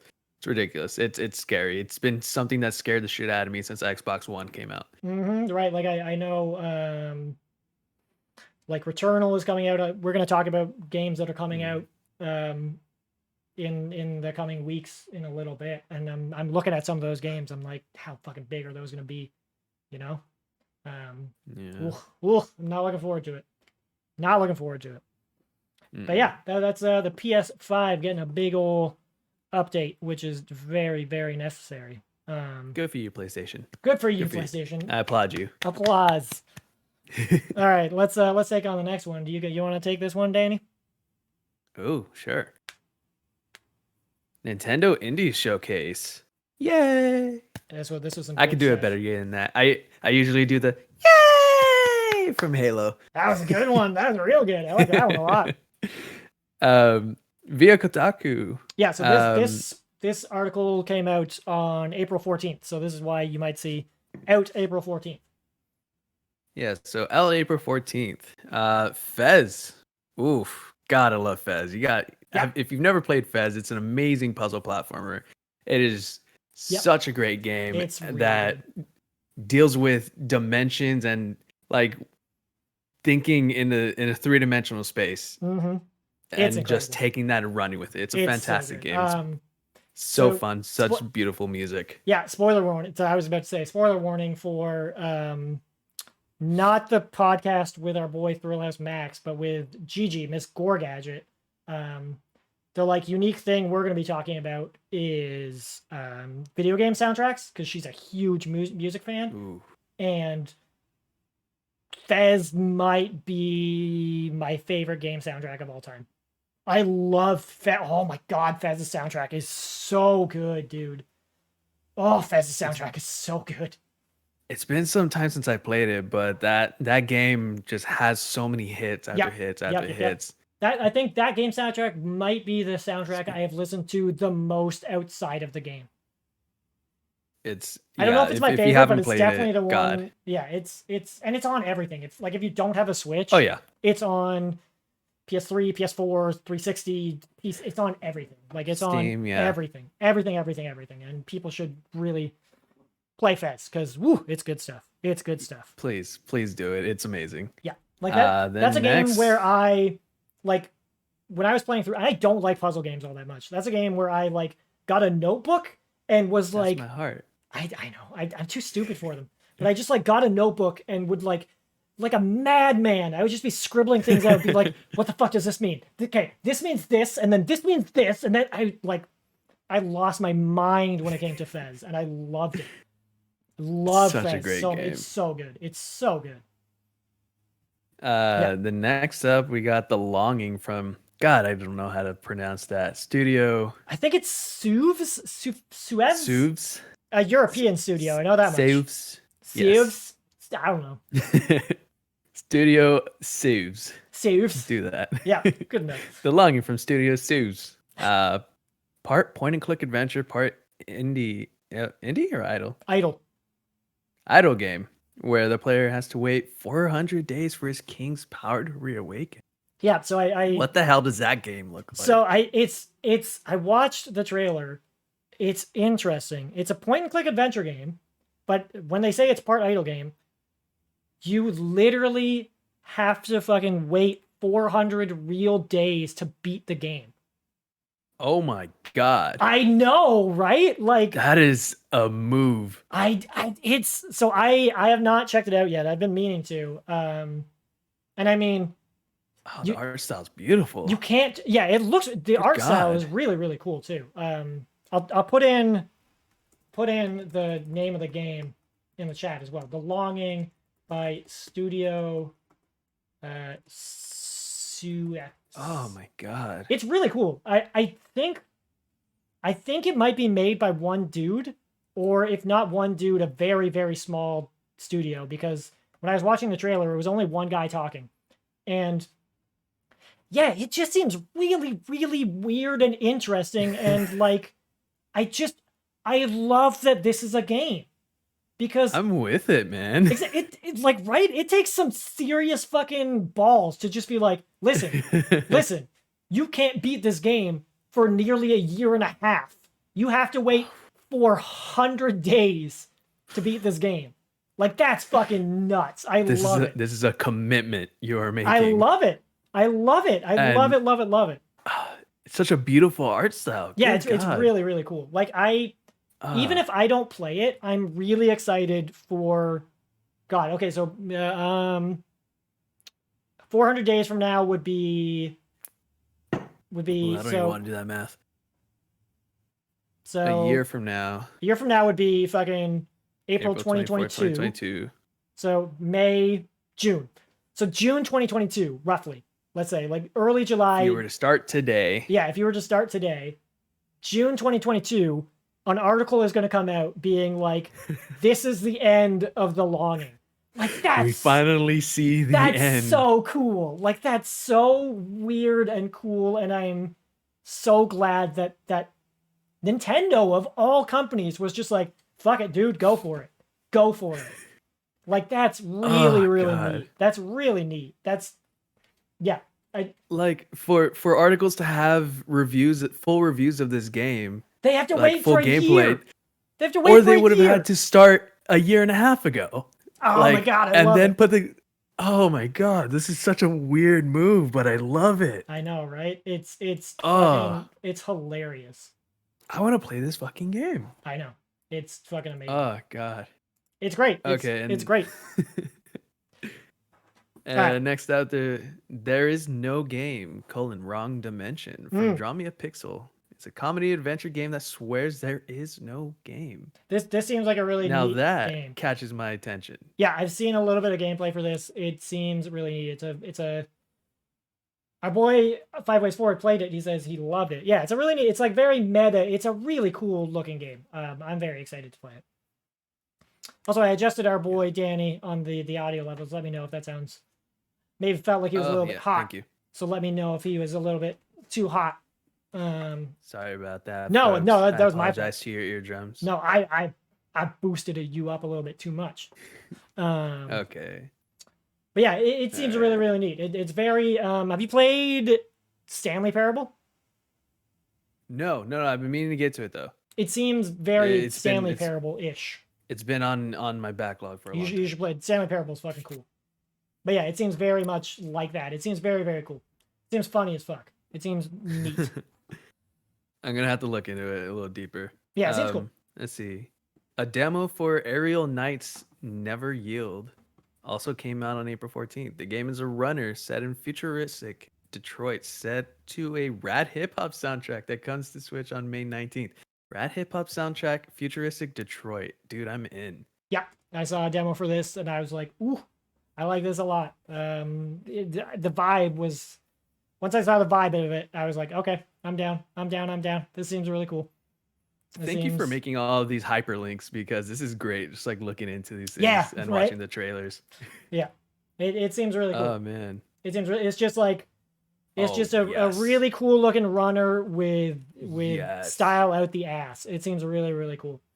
So this looks so fucking cool. It looks really dope, man. Yeah. So a demo is out now, and then the full game is out in a little bit over a month, because it's the 24th today, or a little bit under a month. Sorry, it's out. Full game is out the 19th, and it's out on Switch. It's out on Switch, and then it's also out on PC. But I think the demo is only on Switch right now. For 15 USD, it looks really cool. That is a great buy. It looks really cool. The other thing too is I think it's a POC creator, and I think it's a local Detroit hip hop artist is doing the fucking soundtrack. It seems really fucking dope. It seems really fucking cool. It seems awesome. I'm all for it. It seems dope as hell. That's definitely a game to have in the back pocket for just like, if you don't, I'm not sure what the internet connectivity is, but sometimes where you just want to play a game and sometimes it's just like, oh, there's no connection to the internet. Like say you're on a train or something. Yeah. And you just want to bang this something out mindless. 15, 20 minutes, boom. Hell yeah. And it's awesome. Also just like, the soundtrack. I was like, ooh, I am feeling this. It's cool. It's really cool. Especially as a big fucking hip hop head. I was like, yep. I like this a lot. So that seems really cool. All right. Then we got some more Then shit. out soon, Chris Tales. Mm-hmm. Chris Tales? Chris Tales, yeah, I think it's Chris Tales. Chris Tales from Dreams Uncorporated is a handcrafted JRPG coming to the Switch on July 20th. Super beautiful art style time travel based JRPG. Yeah, that's a little bit of editorializing from me. I can't stop thanking you for hyperlinking these. You know it, baby. This is a very good idea. I'm sorry. I know it's all good. This was. I'm not a huge JRPG dude, but the art style of this, I was like, this game looks fucking beautiful. The art style, I was just like, this looks fucking cool as hell. It's just I don't know if the gameplay is gonna hold up. But I just think the art style is fucking mesmerizing. It's really really cool. Colors that they use. Yeah, it's really really cool. I'll type out the name in chat. Chris Tales. So it's CRIS space Tales, like tales as in like you're telling a tale. It seems really really neat. The art style is just it's arresting as hell. It looks really really cool. And the time travel component of it looks really interesting too, because it takes a lot of the color out of the scene, and it just kind of shows a good contrast. And my understanding is like you use the time travel mechanic to like basically almost like manipulate the enemies to like either age or de-age and all this other crazy cool shit. It seems neat. It seems really really neat. It seems like it could be really cool. I love when people make great content out of time travel. Yeah, I'm a sucker for time travel. It's innovative when you have fun with neat. it. Because time travel's like the time travel we're used to now is so boring. You know, it's just like you go back in time, you try not to fuck up the timeline. You go to the future, try not to run into your future kids or something. And it's just they're just like, I don't know, just make these creatures fucking old, make them little babies. I don't fucking know. And you're like, okay, sure. Yeah. And the art style is just really, really. I've never seen an art style like that. It's really cool. It looks neat. It is very nice. It looks really cool. Then next up for this, Last Stop, a third-person adventure game from developer Variable State and publisher Annapurna. Did I say that right? Annapurna. I think Annapurna. Yeah. Annapurna Interactive is due out in July. Last Stop. I'm going to take a look at that too. Yeah, I editorialized this a little bit, and I said I will play almost anything that Annapurna puts out. I love virtually everything they do, and this is very true. Annapurna, yeah. God, this is. What is with all these beautiful games coming out? Right, it seems really cool. So Last Stop is it seems really cool. From what I remember of the trailer, it seems like a really cool kind of like choose your own adventure. Everything has consequences, like fucking like, oh, you chose this thing? Okay, this story is gonna wildly fucking differ type thing. It just seems like a really, really cool fucking game. And I'm all for the Switch getting more of those type of games. Wait, no, sorry, I'm thinking of Road 96. I can't remember what the fuck Last Stop is. Oh. Maybe I need to look at this. What the fuck is Last Stop? Oh, Last Stop is this one. Fucking gorgeous. Yeah. Okay, I remember Last Stop. Yeah. There's that one frame with the green thing with the wings. Yep. That looks amazing. God. Yeah, I remember Last Stop now. Yeah, this does seem really cool. Here, I'll just read a little bit of the characters. It's a single third-person adventure set in present-day London. One of the characters is Donna, a space-out high schooler who feels trapped by her stifling home. John is an overworked, middle-aged single dad. There's also Mina, who's a ruthlessly ambitious professional. It's a fully voice-acted game that features hours of dialogue, dozens of fucking characters, blah, blah, blah, blah. Yeah, it's just like, it's a fucking really interesting, choice-based game that seems like they're just like, yo, listen, we're going to bring it. We're going to bring it. I was thinking of Road 96 is the choicey, wildly different fucking road trippy game. Very different from this. But yeah, they both seem dope. But yeah, it seems cool as hell. Do you want me to take the later this year games? Yeah, go ahead. Word, cool. So, Road 96, that's the game I was thinking of. It is a procedural road. That's the game I was thinking of, right? It's a procedural road trip adventure game from developer Digix Arts. It's coming later this summer. Not an exact. So these are all games that don't have a concrete release date yet. So this is coming at some point in the summer. This seems like a really, really neat game. It's just a procedural road trip adventure game. It just seems really, really cool. Road 96 is the name of that boy. I will put that in chat if you are interested. Road 96. Skull the Hero Slayer, which is a skull with one L, not two.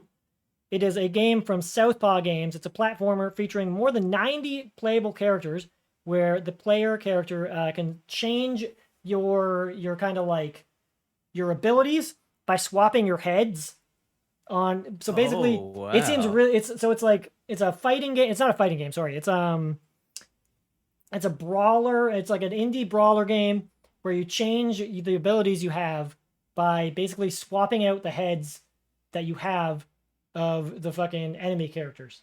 So you're this little fucking skull shogun motherfucker, and you roll up on enemies and you swap out your head with an enemy head, and then you gain their abilities.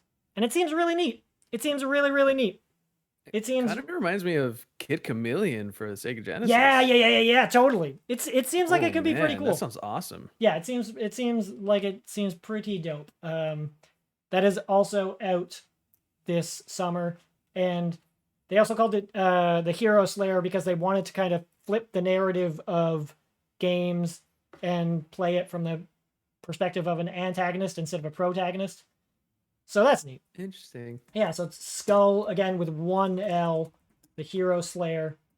I think it's from a Korean developer, I want to say. And it seems really fast and dope. There's also a game called Aztec: The Forgotten Gods, which is an action-adventure game inspired by Aztec mythology. It seems really, really, really neat. Yeah, Aztec: Forgotten Gods. It seems cool. It seems really cool. Yeah. Oh my god, my friend Joel's gonna love this. It seems really, really neat. It seems it gives me vibes of, what's the best way I can put it? It gives me vibes of almost like a Lost 360 game. But again, Nintendo made it. Yeah, exactly. But from a perspective that we haven't seen, because who the fuck fucking sees perspectives of games told from Aztec mythology? It seems really, really cool. It seems like it could be really dope. So yeah, Aztec: Forgotten Gods doesn't have a release date beyond this fall. Then there is a game called Hindsight, which is also from Annapurna. It's a gorgeous indie puzzle adventure from developer Joel McDonald about an older woman reminiscing about her family. It is coming later this year. I think this looks really, really cool. From the trailer watching it, it just had this really, really cool artistic flair where kind of every shot dissolved into one another. And I was just like, okay, my only worry is that an artistic choice for the trailer, or are you going to if you bring that into the game where you almost kind of dissolve from scene to scene, using that in the game, I think that's a really cool, interesting narrative choice that could be dope as fuck. There's a game I played last week and I talked about it on the podcast called oh shit, I have the what is it called? I want to get this right because it was really cool. It was the Blinking Game. Oh my god, what is it called? I need to look it up. Oh, I remember you talking about this. What was it called? Talking about this. I'm just gonna Google it. Blinking Game. Blinking Game. I can't remember it. The Blinking Game. The Blinking video game. Fuck, what's it called? Before Your Eyes. Before Your Eyes. Yeah, so the way Before Your Eyes worked was every time you blinked, the scene would dissolve into a new scene. And if if what's it called? If hindsight works, where like each scene dissolves into the if it transitions and dissolves into a new scene, like kind of seamlessly carrying forward time without really like explaining itself, I think that's really cool. But if that's just a stylistic thing it did for the trailer and there's no, you know what I mean? Does that make sense?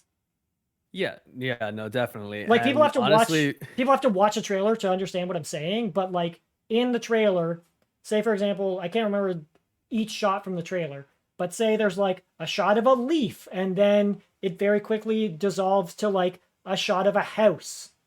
If they don't do that throughout the game and they just did it for the trailer, I think it loses impact. well, I swear if they do continue using that I think dissolving that's so cool. animation, it's gonna be amazing. But since like it's scaring me, Will, it's scaring me because it's supposed to be about a woman reliving her memories and having dissolving there is it's scaring me. That's gonna break my heart. If this woman is losing her memories and we see them dissolve, it's gonna break my heart. Break my tiny little heart. Yep, agreed. Oh God. God, yeah. Now that I've said that out loud, now that you said that, the more I think about it, yep, that's God, yep, that's what it's probably gonna be. But that'd be a beautiful exploration of that idea. Yeah, that'd be really cool. God. So then we got Ollie Ollie World by Roll 7, Ollie Ollie, which is the latest game in the Ollie Ollie skateboarding series. It's an open world skateboarding platform adventure of epic proportions, which they say it is coming later this winter at some point. I personally am really, really excited for this because I wanted to like the Ollie Ollie games, but I never got into them because I could never quite get the timing of the controls down. I found it really fucking hard to get it down, and I always felt like they were way too punishing about getting the controls down. And if they're a little bit more chill about like just like, yo, listen, dude, just explore the world, just have fun, rather about worrying about getting the like timing of nailing these tricks down, dope. I'm all for it. I'm all for it. If they're way more worried about controls, I'm looking through the text for this, and under key features, the first bullet point is "Welcome to Radland." I know, right, dude? Right? Come on. Welcome to Radland. I hope that is self-aware. I hope that's very self-aware language. I really hope, because that's hilarious. It's ridiculous, and it's a really cool art style. It kind of reminds me of like Adventure Time, but with sort of more of a red palette. Yeah, it looks cool.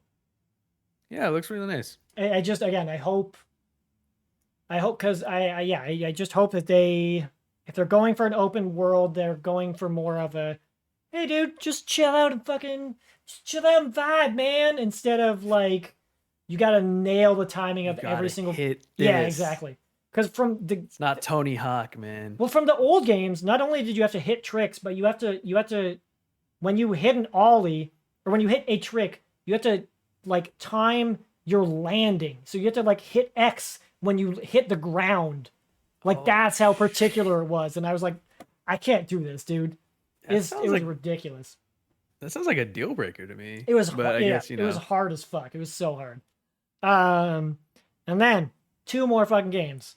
Tribute Games is making Teenage Mutant Ninja Turtles Shredder's fucking Revenge, and I am so fucking stoked for this. It's coming to the Switch as well as basically everything. It's coming later this year. There's not an exact date for it, but it's an old school beat 'em up in the vein of Turtles in Time, which is literally my second favorite game of all time. It's published by .mu, the same publisher as Streets of Rage and Wonder Boy. I am fucking... This might be my most anticipated game of the year, maybe. And like, there's Horizon, there's the next God of War. I don't care. I am fucking so stoked for this game. Oh, I'm so stoked for this game, dude. I'm so stoked. It looks really nice, man. It really does. Like the animation, I'm so stoked. It's taking you back to those old school beat 'em ups, just like arcade style. Yep. So fun. Yep. And Streets of Rage 4 was incredible. Streets of Rage 4 was so good. So I'm fucking jazzed for this game. I'm so fucking excited. And there's a handful of other games. Fun. I like it. Yeah, it's looking good. There's a handful of other games that were announced. And then they closed it off with Oxenfree 2, which is fucking cool. Because Oxenfree 1, I think people sleep on that game. That game's fucking awesome. That game's really good. I'm definitely still sleeping on that game. You should check it out. Not gonna lie. Oxenfree is awesome. Oxenfree is a really, really, really good game. People should check that shit out. Yeah, Oxenfree is a really good game. So that was the Nintendo Indies. It was dope. It was a really good showing. And I just wanted to say, I think something that I really, really admire that Nintendo does, I honestly think better than any either fucking Microsoft or Sony, is they're not afraid to showcase developers from all over the fucking world. Like, I really, really admire that. Like, they had fucking, like, they had and also games about different cultures. Like, that's really, really cool. You know, like they're not just like, I don't know, here's a game about some white dude doing some white dude shit. You know, like the Aztec game. I'm like, fuck yeah, dude. You know, like, here's a game about an old woman losing her memories. Like, here's the Ninja Turtles. God. Here's Aztec. Like, it's just like, here's Aztec, you know? Like, here's a game about a fucking dude looking for his king, and you have to wait a year to finish it. Like, they're taking chances. Bold move. Yeah, right? They're taking chances, and I love it.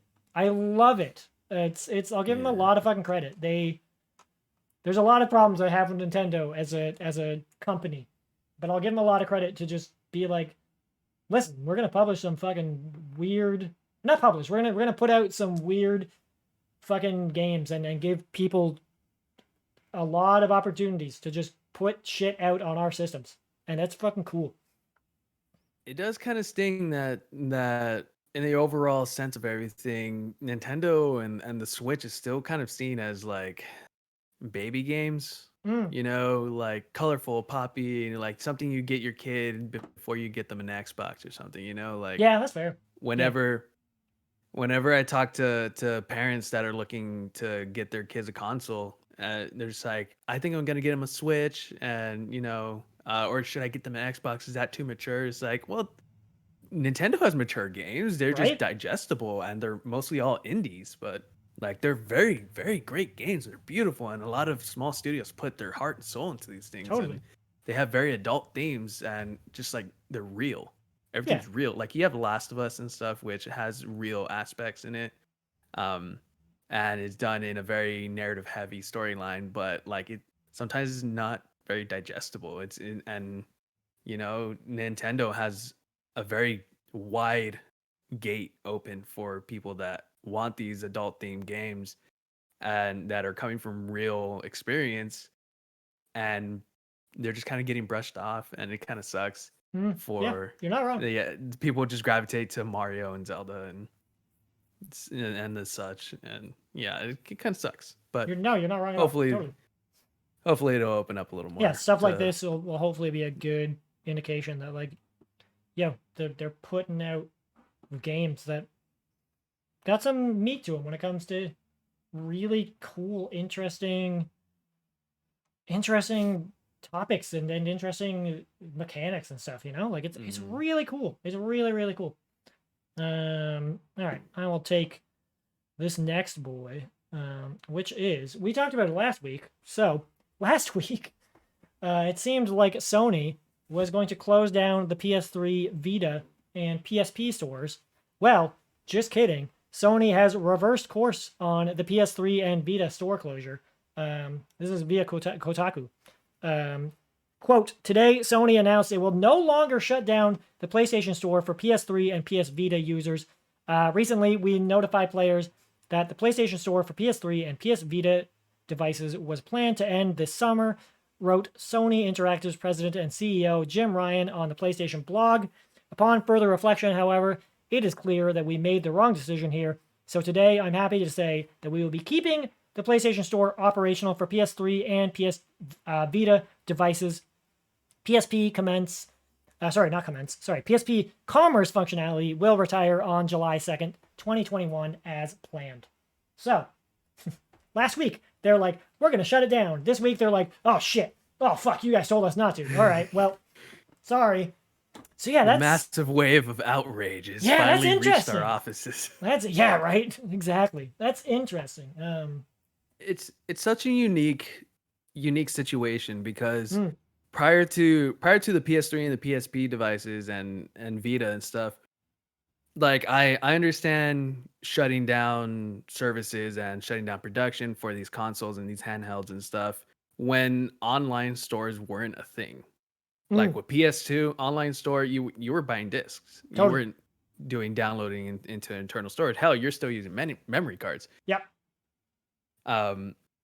But for things like the PS3, which kind of, definitely pushed the online, you can download straight to your internal storage kind of thing. Exactly. And PS Vita, I mean, there's a long argument that it was dead in the water for a long time. Oh, yeah. And we talked about it last week. Or 2 weeks ago. Yeah. Me and Jacob talked about it a lot. Yeah. Yeah. Just like it's such a unique situation because this kind of, depending on how this goes, like, well, I mean, they're backtracking on their decision to close. Right. But like, depending on how much longer they're going to be supporting these things, it kind of opens a roadmap for future things. Exactly. And that's the thing is they don't specify, we're going to keep it open indefinitely. They just say, we're not closing it.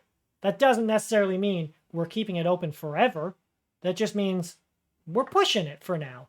Because because I think it would be naive to sit here and read that as we're going to keep it open forever. Because just like they can't, for infrastructure's sake, they can't. Yeah. I think what might happen is that once PS5s get some type of backwards compatibility that can reach that far back, or just there's more PS5s more readily available. That's the other thing too, right? That too. It's so hard to get your hands on one. And if PlayStation were for some magical reason to release a new handheld, then I feel like that's when they will start axing the older things because it's like, look, we're 2 generations ahead now. Like, I understand that you like these things, but like, get them now while you can. Totally. Otherwise, you're asked out and you're buying stuff on eBay. Totally. I think the other thing might be too that like I have to wonder maybe if COVID wasn't such a thing, they would maybe be a little bit more. They would be a little bit more not so cool with keeping the PS3 and Vita store open because people would have, because like depending on where you are, you could go into stores and like you could go into fucking a pawn shop or a GameStop and go get PS3 games, but do you want to? Is that your fucking priority right now? Arguably, no. Should it be? No. But so like that's the thing. If COVID wasn't a thing, maybe they would be a little bit more willing to be like, well, we can shut this down a little bit more easily because people can more readily go out and just fucking buy the used games they want. But also, Sony doesn't fucking like used games. So they probably want to keep this open. That's the other thing too. I wonder, like this is getting very tin hatty and like conspiratorial, but I wonder how much of this. Yeah, let's put it on. I wonder how much of this is in its own weird way to almost like spike PS3 and Vita sales, if that makes sense. Just a little tiny bit. Yeah, it's just I doubt much of anything, but just to give that sense of getting people scared, to be like, oh shit, I need to buy PS3 shit before the fucking before the store closes down. It's like pushing out the last bit of toothpaste, right? Yes. Or like shaking the bottle of ketchup so you can get the last drop out, like it's definitely has to be like, okay, we're going to milk this as much as we can until we start putting out remasters for every game that you can possibly want on the PlayStation 5 Yeah. and the PS4. Yeah. And the PlayStation 5 and the PS4. Yeah. It's just so it's interesting to see them so quickly be like, oh shit, we fucked up. And then just be like, okay, nope, reverse it. Fucking just beep, beep, back it up, beep, back it up, beep. back it Yeah, up. like they were just like, oh god, okay. You guys told us. Nope. Okay, we're good. Not gonna do that.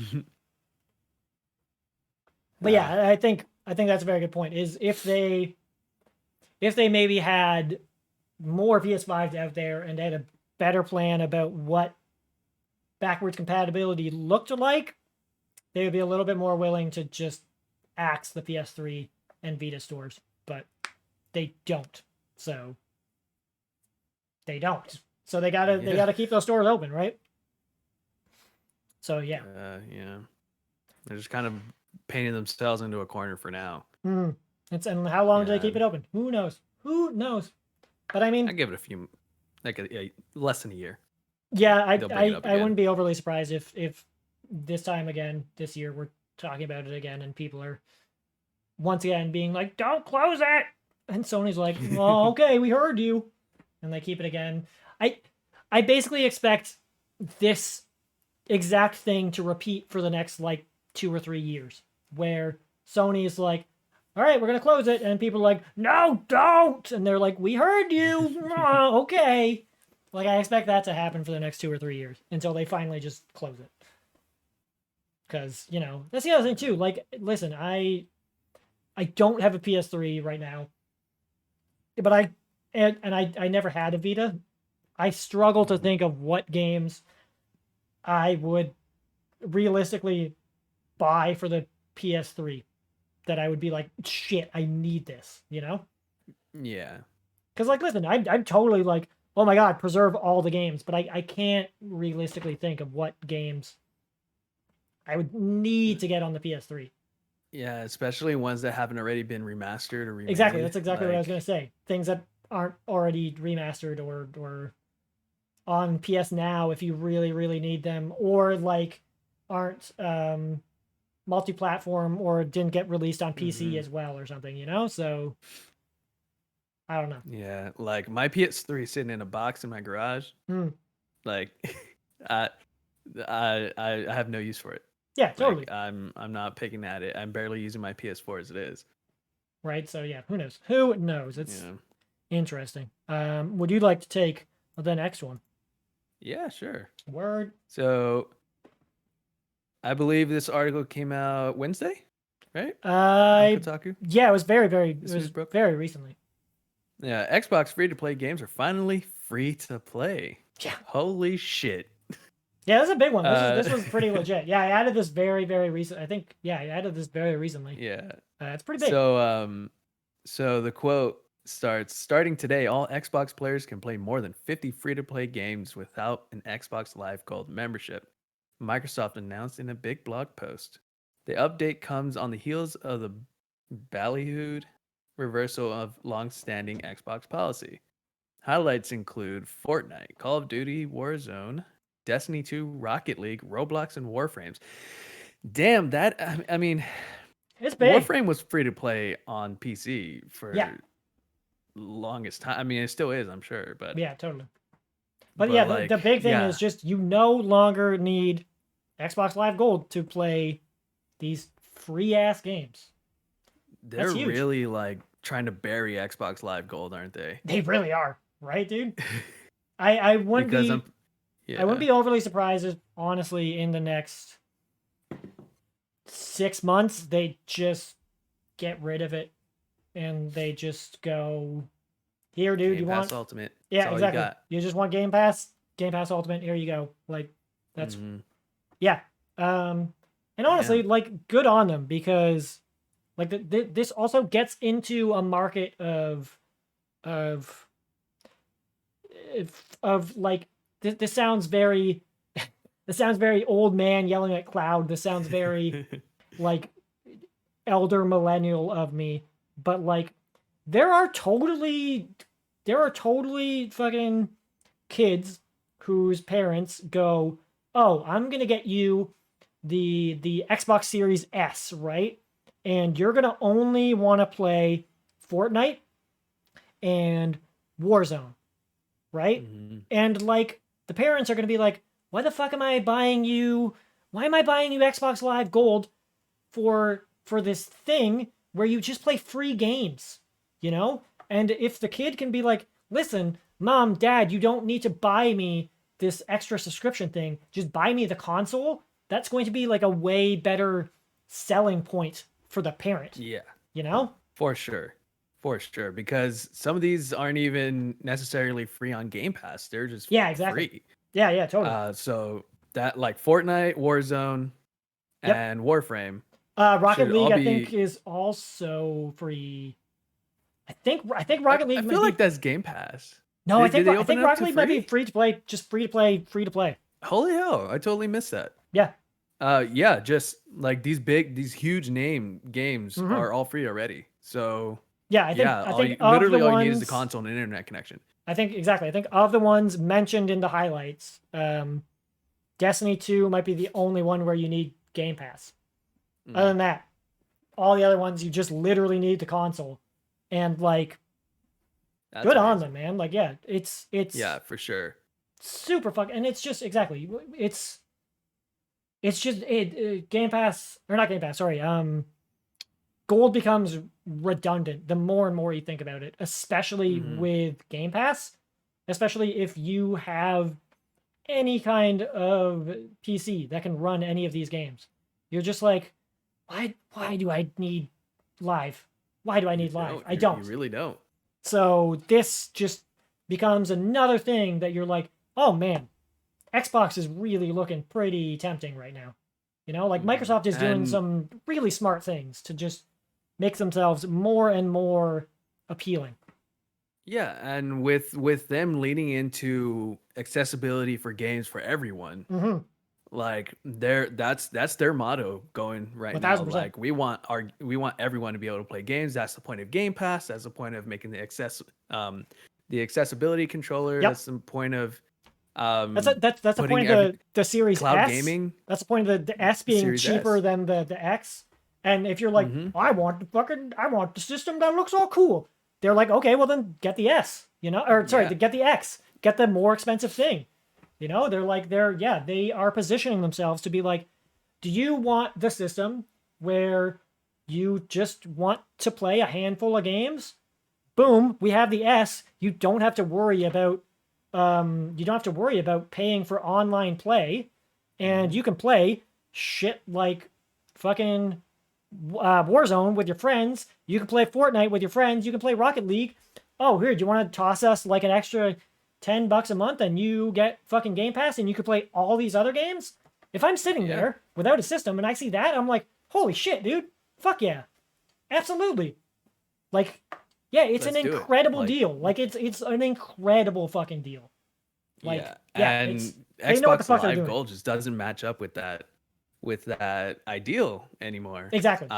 It was amazing in the 360 days. It's unnecessary now.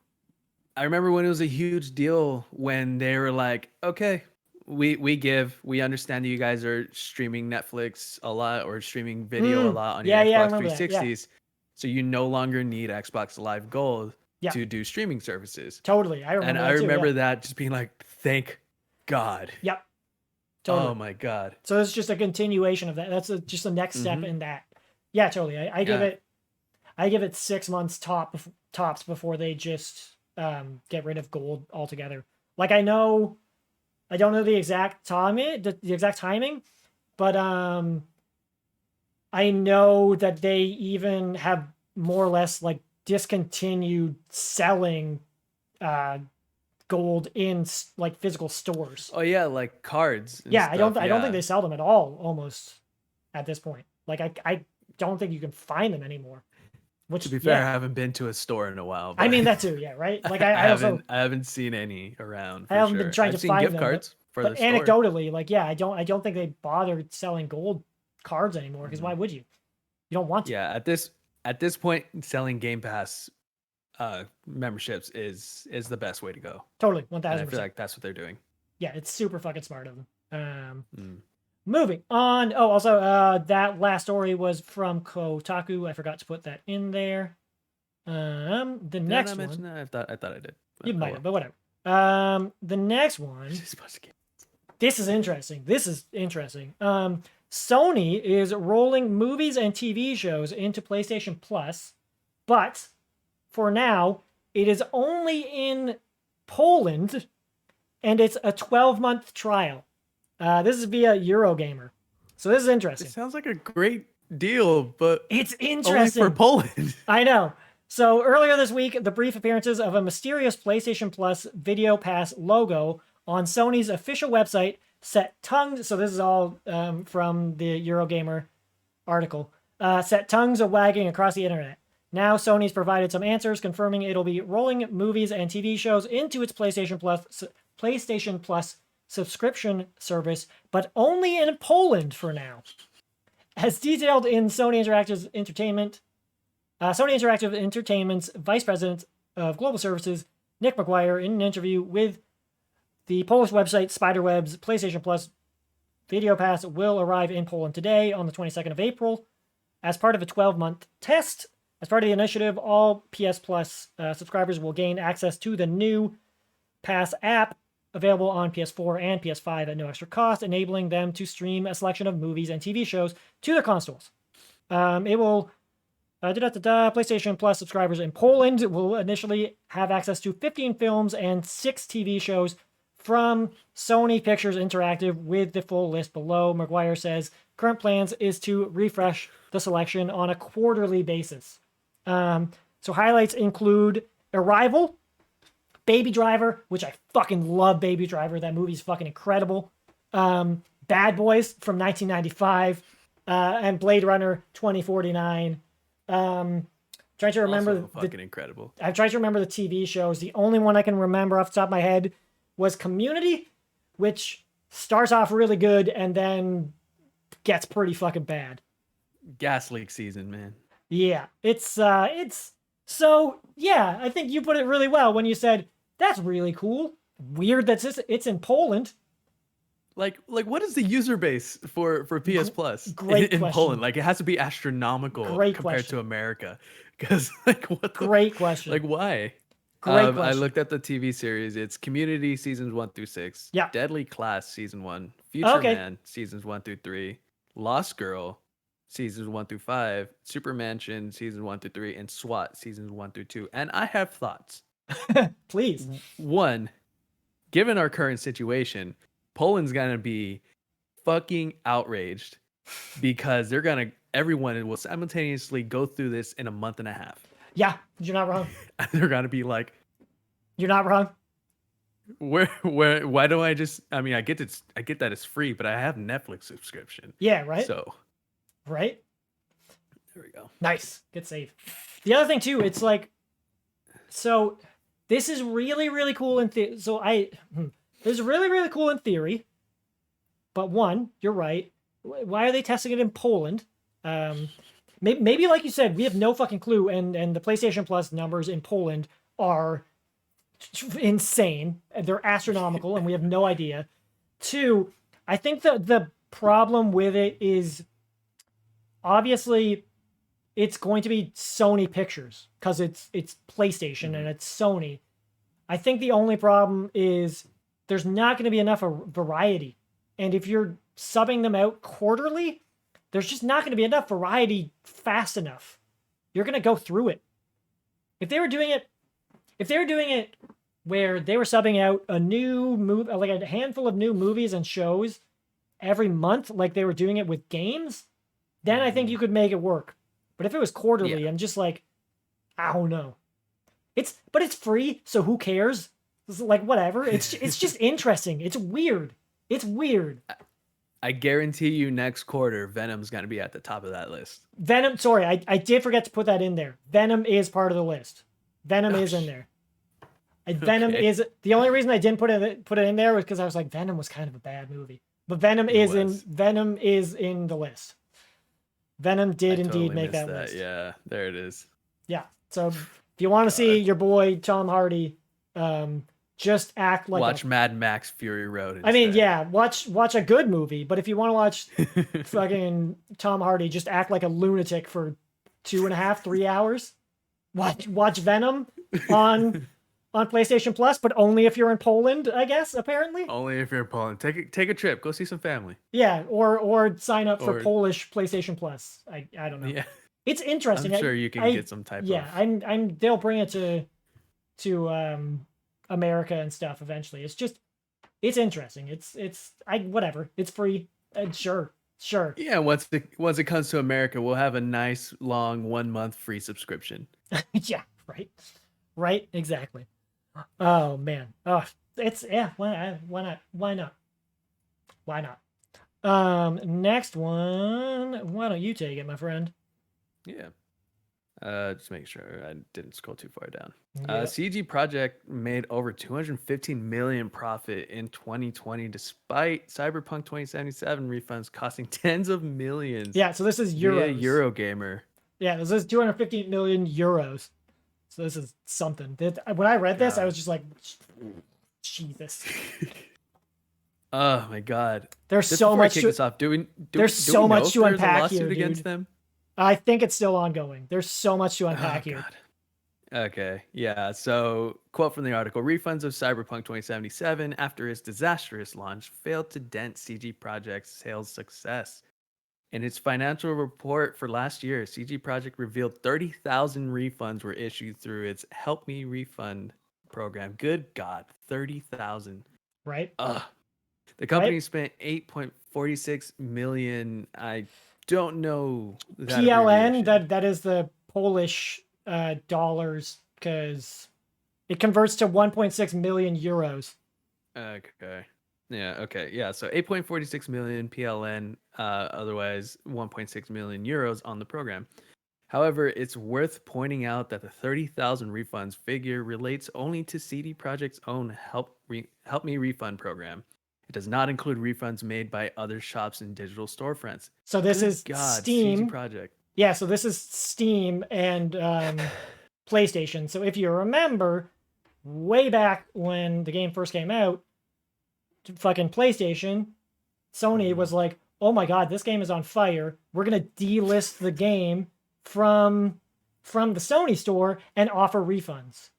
And Steam was also like, yo, if this game is busted, we'll also offer refunds. So these 30,000 refunds are on top of the refunds that Sony and Steam also were giving. I think as well as digital store. Yeah, exactly. As well as Epic. I think the game was also sold on Epic from what I remember. So this is 30,000 refunds just from fucking from CD Projekt alone, not from Sony or Steam, or if you were somehow able to get it from Microsoft. Like, yeah. Ugh. Or physical returns as well. Copies, yeah. Exactly. Yeah. So bonkers. I can imagine the back rooms in GameStop just used project or used copies. God. So the total refund figure would be significantly higher. What we do know is CD Projekt has outlined 194.5 million PLN, otherwise 30 million euros. 37 million euros. Yeah. 37 million which gives euros. us a better idea. Jesus Christ. Which gives us a better idea of the amount the Cyberpunk refunds are costing the company. 37 million euros is a lot of money. Hell yeah, it is. Yep. But it's loose change compared to the amount of cash CD Projekt made last year. Cyberpunk 2077 sold a whopping 13.7 million copies in 2020. Okay, can we stop for a second? God. Cyberpunk came out in December. It sold nearly 14 million copies in less than a month. This is such a train wreck. Right? Oh, God. 56% of those sales were on PC/Stadia. Well, Stadia's still around, huh? Yep. 28% on PlayStation and 17% on Xbox. 73% of the sales were digital compared to 27% physical. Only 27% physical? I know, right? That's really... I guess given the situation. Yeah, it's that we're in. Cyberpunk launched on the 10th of December, which means it hit that impressive sales figure in just a few weeks. 3 weeks. 3 weeks, it sold nearly 14 million copies. And it I fucking mean, for a game that's been pushed back for what, like 4 years? yeah, it's nuts. Like, I can imagine the anticipation, but It's God, for nuts. what people got, Nuts. Bonkers. not worth it. CD Projekt also confirmed that the total budget for Cyberpunk, which weighed in at 217 million euros, a team of 530 developers at CD Projekt worked on the game, but over 5,200 people were engaged. Quote, engaged, unquote, yeah, air quotes on that. With the project over the course of its creation. Wow, you were right. That's a lot to unpack. Jesus. I know, dude, right? So I added this, I think last night maybe. Or fucking what? What? God. The amount the amount of units sold in that short amount of weeks is absolutely insane. Right? And here's the other thing too. Here's the other thing too is you have to remember like this game was getting fucking trashed. This game was getting destroyed by the press. And people were still like, well, I'm going to buy it. And like listen, do what you want to do, and I also fully acknowledge that I know people that were like, yeah, it ran totally fine for me. And there are some people who luckily enough found a copy of the game that it ran totally okay for them. And if it did, amazing. But I also know people who were lucky enough that the game ran okay for them, but then they had to play the game. And they were like, listen, this game is not broken technically, but it's a fucking bad game. Like it goes beyond just it doesn't run well. It's not that fun of a game. It's like, and that gets into a whole other thing where I don't think you should ever be able to return a game because you don't like it. Like, that's bullshit. You know? Yeah. Yeah, I mean, well, within reason, you know? I mean, like, yeah, within reason. They have the whole 2-hour thing on Steam, and don't be the dickhead that like abuses that system, because then you're the dickhead that abuses that system. But like, it's insane that they sold nearly 14 million copies. They lost out on 37 million euros and still made that much money. It's nuts. 73% of the sales were digital. Yeah. It's bonkers. And most of that percentage is getting PC. returned via Steam and PlayStation Store. Yeah. Yeah, and that's the thing is we don't know all of the exact numbers, right? And the other thing too is it's worth pointing out that the 30,000 refunds figure relates only to the Help Me refund. Yeah. There's still 30,000 refunds. 37 million euros, but they still made that much fucking money. It's just like, holy fuck. Like, the team, I'm sure, was going through enough shit at the time. Oh my God, right? Yeah. But like, I can't even fathom how the team that worked on that, and of course, as they say, the ones that were also engaged, right, with the project, over 5,200 people. How do these people feel? And think about at CD Projekt Red, right? And think about it, they still are, because they still are working on patches. They're still working fixing on the game. Yeah, they're still working on the PS5 and Series X enhanced versions, because those haven't come out yet. Like, they're still working on that game, man. Like, holy, which is insane, because the enhanced versions haven't come out yet. But if you play it on what used to be current gen, if you play it on last gen's console, it's completely fucking broken. Yeah, it's so what was the plan here? Bonkers. It's just it's so and granted, I haven't played it, and I never will, probably. Same. But like, it's bonkers to me that it's this broken, and then if it works, it's a pretty fucking average game at best. Yeah, it's an alright game, which kind of sucks. it's such a lesson in just like, don't fucking put all your eggs in one basket, man. Like, it's Like, such a lesson in overhyping the fuck out of a game when in does every this way. game become a game as a service to make up the back end that you lost? That's a great question. Like, That's a great question. As a multiplayer, or sorry, as a single player RPG, like, it's just bonkers. It's bonkers. And just 530 people, which then ballooned to 5,200. That's nuts. Holy fuck. God, like, CG Project had a year, didn't they? Seriously, not dude. even a year, just like the last 10 months, really. Yeah, and again, Just keep it in mind, 13.7 million copies in the span of, and again, 3 weeks. Yeah, that's the thing you have to keep in mind. This was their earnings call for 2020. This wasn't like, hey, we're giving you sales data from the day this came out to the time. Like, the time window is not the day this came out to the day of our sales fucking conference. It is 2020, which means their sales data was from December 10th to December 31st. They sold 13.7 million copies in 3 fucking weeks. That is bonkers. It kind of makes me feel like they were in some type of trouble, and they're like, look, we have to get this shit out by December. Yeah, right? Otherwise, we're not surviving 2021.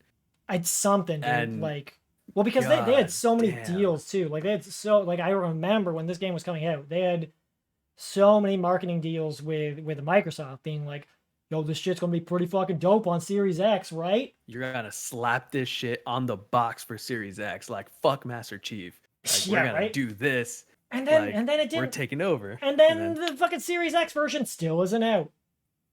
Like, oh, it's absolutely fucking bonkers. It boggles my goddamn mind. This whole story. It's holy shit. 37 I just remember million. that they didn't send any review copies to any influencers or anybody. or journalists or anything. Yeah, like, I remember. God. I remember watching coverage, and day it came out, a bunch of journalists were just like, well, we got a copy of it last night at fucking 10 at night. It just like, our finished intern installing. had to run to GameStop. Yeah, right? Like, oh man, it's just insane. It boggles the mind. Such a weird point in history for gaming. It's insane. For CD Projekt in general. It's so fucking, yeah. It's just, we can just keep repeating it, but it's just it's mind blowing. It's mind blowing. Yeah. Anyway, I think you did that one, so I'll cover this last little fucking news story here, which is encouraging. I haven't had a chance to check it out yet, but Steam now has better categories for browsing games, this is via Rock Paper Shotgun. So from the article, Valve has been experimenting with new ways to explore Steam games over the past year with some interesting results. But among all the GIFs, automatic videos and algorithmic recommendations, they finally, a few months ago, started testing a more obvious improvement: better categories. They have now launched onto the live version of Steam, letting you browse by subgenre, theme, and how many players the game support. Valve explained the changes in a blog post. Quote, a basic list of genres, while easy to browse, falls a bit short given how diverse the Steam catalog has become. Our new categories menu helps users quickly discover and dive into the breadth and depth of interesting games on Steam. This menu serves up dozens of new categories of games, which can then be explored further. This means you can look at a listing of, quote, building and automation games, which is a subgenre, of sci-fi and cyberpunk games, which is a theme, and of local and party, which is a type of player support. Each of those has its own landing page on which you can refine your search further using popular tags or via 5 tabs, which is new and trending, top sellers, what's being played, top rated, and upcoming. It's basic, obvious stuff, but it's enormously welcome given how vast Steam's library is, and the genres have become diversified since Steam has last refreshed them. As much as I like Valve's experiments with game discovery, I still often find, more often than not, the next thing I am going to play by clicking through its menus and categories manually, says the article. So, awesome. Fucking great. Really simple. Just guess what? Steam is amazing, but holy fuck, it's very hard to find games. So if this means it's easier to find cool new games on Steam, I'm all for it. Yeah, I literally just added this to the docket for articles today, like just before we started. If it's easier to find new Steam games, amazing, great, because that's a big problem with Steam, is it's fucking hard to find games. And it looks like you can go pretty deep. The way it said it was listing subgenres, theme, type of player support. Yeah, the player support thing is really cool. That's really cool. That's gonna go a long way, especially for something like Steam. Yeah, exactly. Like I could even see browse categories, controller friendly. Oh yeah, that'd be a great one. Yeah. There's some really cool shit. Virtual reality specials upcoming. Yeah. Okay. They seems like they know what they're doing. That's cool. I mean, personally, I sometimes get lost in checking boxes and just hitting enter, and then all of a sudden 0 results found. It's like, right? Yeah, but like, okay, there you go. Cool. I'm looking at genres. There's a bunch of genres: action, role-playing, strategy, player support, co-op, LAN, local and party, MMO, multiplayer, online competitive, single player. Fucking, that's really smart. Honestly, good on them. Yeah. Good on them. That's for sure. really Especially good. If you're just like, I'm already burning out on this game. I still want to play with my friends. Like, what else can I play? And you just hit that. That's that tab really fucking smart. Go wild. That's really cool. Go Steam. Okay. And then you can, so I just clicked on single player games, and then you can narrow it by tag. So I got like indie, action, single player, adventure, simulation, RPG, story rich, atmospheric. Like, that's really fucking smart of them. Honestly, good on them. How does it take so long to pump things like this out? Like, I don't fucking know, but good on them for fucking doing that shit. That's really it's fucking there. smart. It's working. It seems. Yeah. So there's a little bit of an update for Steam because we need it. So are you good for pee break, or you want to keep going? What do you want? I'm good personally. How do you feel? Yeah, we keep going. All right, cool. So a little bit of a fucking switcheroo to a handful of upcoming games that I don't know. I figured I was fucking excited for. Just a handful because we want to keep this pretty simple. Upcoming games: Returnal, April 30th. This is a PS5 exclusive. It's a shooty. That's a great question. TJ asked, "What took so long with Steam?" Steam is nothing if not very, very stubborn. I think that's the best way to put it. But Returnal is a PS5 exclusive shooty kind of like roguelike looking Prometheus ass PS5 exclusive that looks really cool. Right. It looks really cool. I'm remembering this game. Some coverage has been coming out lately of it over the last couple days that looks fucking awesome. There was I desperately need a PS5 beta, game to play. Right? I think there was, yeah. There's there's been some coverage that's been coming out. I desperately need a PS5 game to play.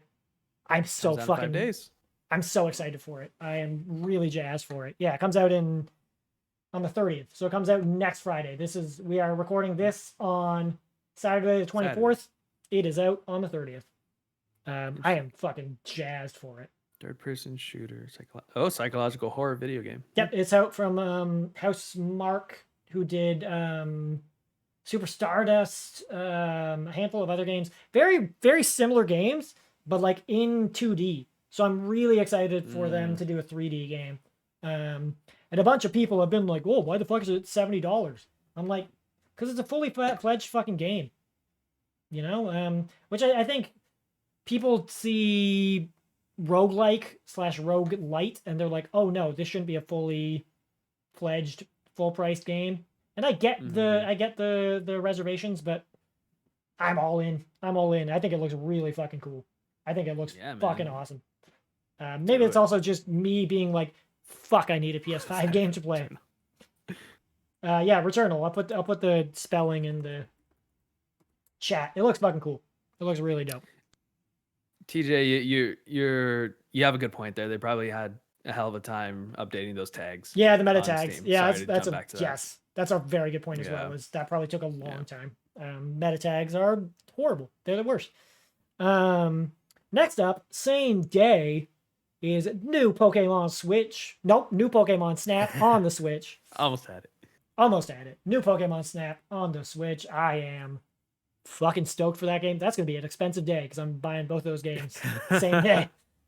Man, I wasn't a Pokemon Snap kid. I wasn't. Oh, I didn't have access to it, but man, I'm jazzed for that game. I'm liking the look of the new one. It looks really cool. It looks exactly like Pokemon Snap, just new. But that's all it needs to be. That bioluminescent Meganium alone, sold me on that. Yeah. They're putting out. So they have like a fucking. There's a camera that they've partnered with that you can use an app for to print out your pictures from the game. That's cool. Oh, is that the printer with the Pikachu? Yes. Yeah. Oh my god. Yeah, I just saw that this morning. So they're putting out an app, an update to the app, so it will on the 30th, so that it will talk to Pokemon Snap. That is amazing. It's way too expensive in Canada. I'm not fucking buying it. For now. But it brings back such nostalgia for Pokemon Snap when it first came out, and you would go to fucking Blockbuster and print out your fucking pictures, and oh man, I'm down. I'm so down. I'm gonna play the fuck out of that game. I'm gonna play it on stream. It's gonna be fucking awesome. I'm so excited for it. It's gonna be fun. You're making me want to pick this up, damn it. I think you should. My friend. I think you should, because it's gonna be fun. It's gonna be cool. And it's just, yeah, I'm glad. I don't remember the exact number of Pokemon, but they seem like they're going pretty deep on the number of Pokemon, which is cool. Nice. Yeah, it's gonna be dope. I'm looking for a new Switch game to play, so that's gonna be dope. And then, so this is roughly the next 2.5 weeks of games worth. We're not going into all of the games. We're just doing like four or five games. Resident Evil Village is out on May 7th, which, speaking of Resident Evil Village, they did a demo last week, which was time limited. They're doing a second demo, which I think came out today. I think the demo came out today or is coming out tomorrow. Double check on that shit if you guys have a PlayStation. Get it if you really want it. Resident Evil Village is out May 7th. It's Resident Evil. It's fucking Resident Evil. It's Resident Evil Village. Lady Dimitris. Lady fucking step on my neck, lady. That's all I know. Apparently, that's the way it's pronounced. Huh? I'd never heard it pronounced. Yeah. It's really weird. Blew my mind. I wanted this at first. I really, really, really wanted this at first. But here's the problem. Lady Snoo Snoo. Yeah, I was saying Lady Snoo Snoo. Exactly. I wanted this at first, but having watched the trailer, I didn't realize how tied into Resident Evil 7 it seems to be. And I never finished 7. So yeah. I need to finish 7 first. So okay. In a way, that's maybe kind of good because that's going to save me some fucking money. So I can push Village off a little bit. Yeah. Because I watched, I need to jump into Biohazard. I watched the trailer last week and I was like, oh shit, this seems to be way more tied into Biohazard than I thought it was. So yeah, fair warning for anybody watching, listening. It seems to be way more tied into 7 than maybe they originally led on. So also, other fair warning, I didn't catch it until literally we were like about to go live. It seems like the game got leaked super duper early. So watch out for, if you care, watch out for spoilers on Resident Evil Village. People already have copies of the game. Shit. So yeah, watch out on Twitter, possibly even Twitch, to be honest. Watch out if you care and want to pick up the game. Just mute those words, man. Exactly. But yeah, I want to check it out. It's just I haven't played 7 yet. I haven't played to completion yet. So I tried in VR, then I was like, oh god, I hate this. I played 5 minutes. Awful. Why would you do that? Dude, I played 5 minutes and I was like, fuck, nope, I can't do this. I can't do this to myself. I cannot. No. So yeah, that was a whole ass thing. And then finally, for big old notable games in the next handful of weeks, we got not Resident Evil again. We got Mass Effect Legacy Edition, which is out May 14th on, I think, basically everything. Have you been seeing those boxes that people are getting sent, YouTubers and stuff, with a gigantic fucking helmet? Oh, do they got a fucking like Master Chief style helmet, but it's Mass Effect? And I think the visor light changes color from oh shit, red. That's pretty cool. That shit is massive, Will. Like, you might say it's a Mass Effect. That's pretty cool. I haven't seen that. No. Oh man, it's ridiculous. All right, I need to look this up real quick. Mass Effect Legacy Edition helmet. Let's see if I can maybe find it.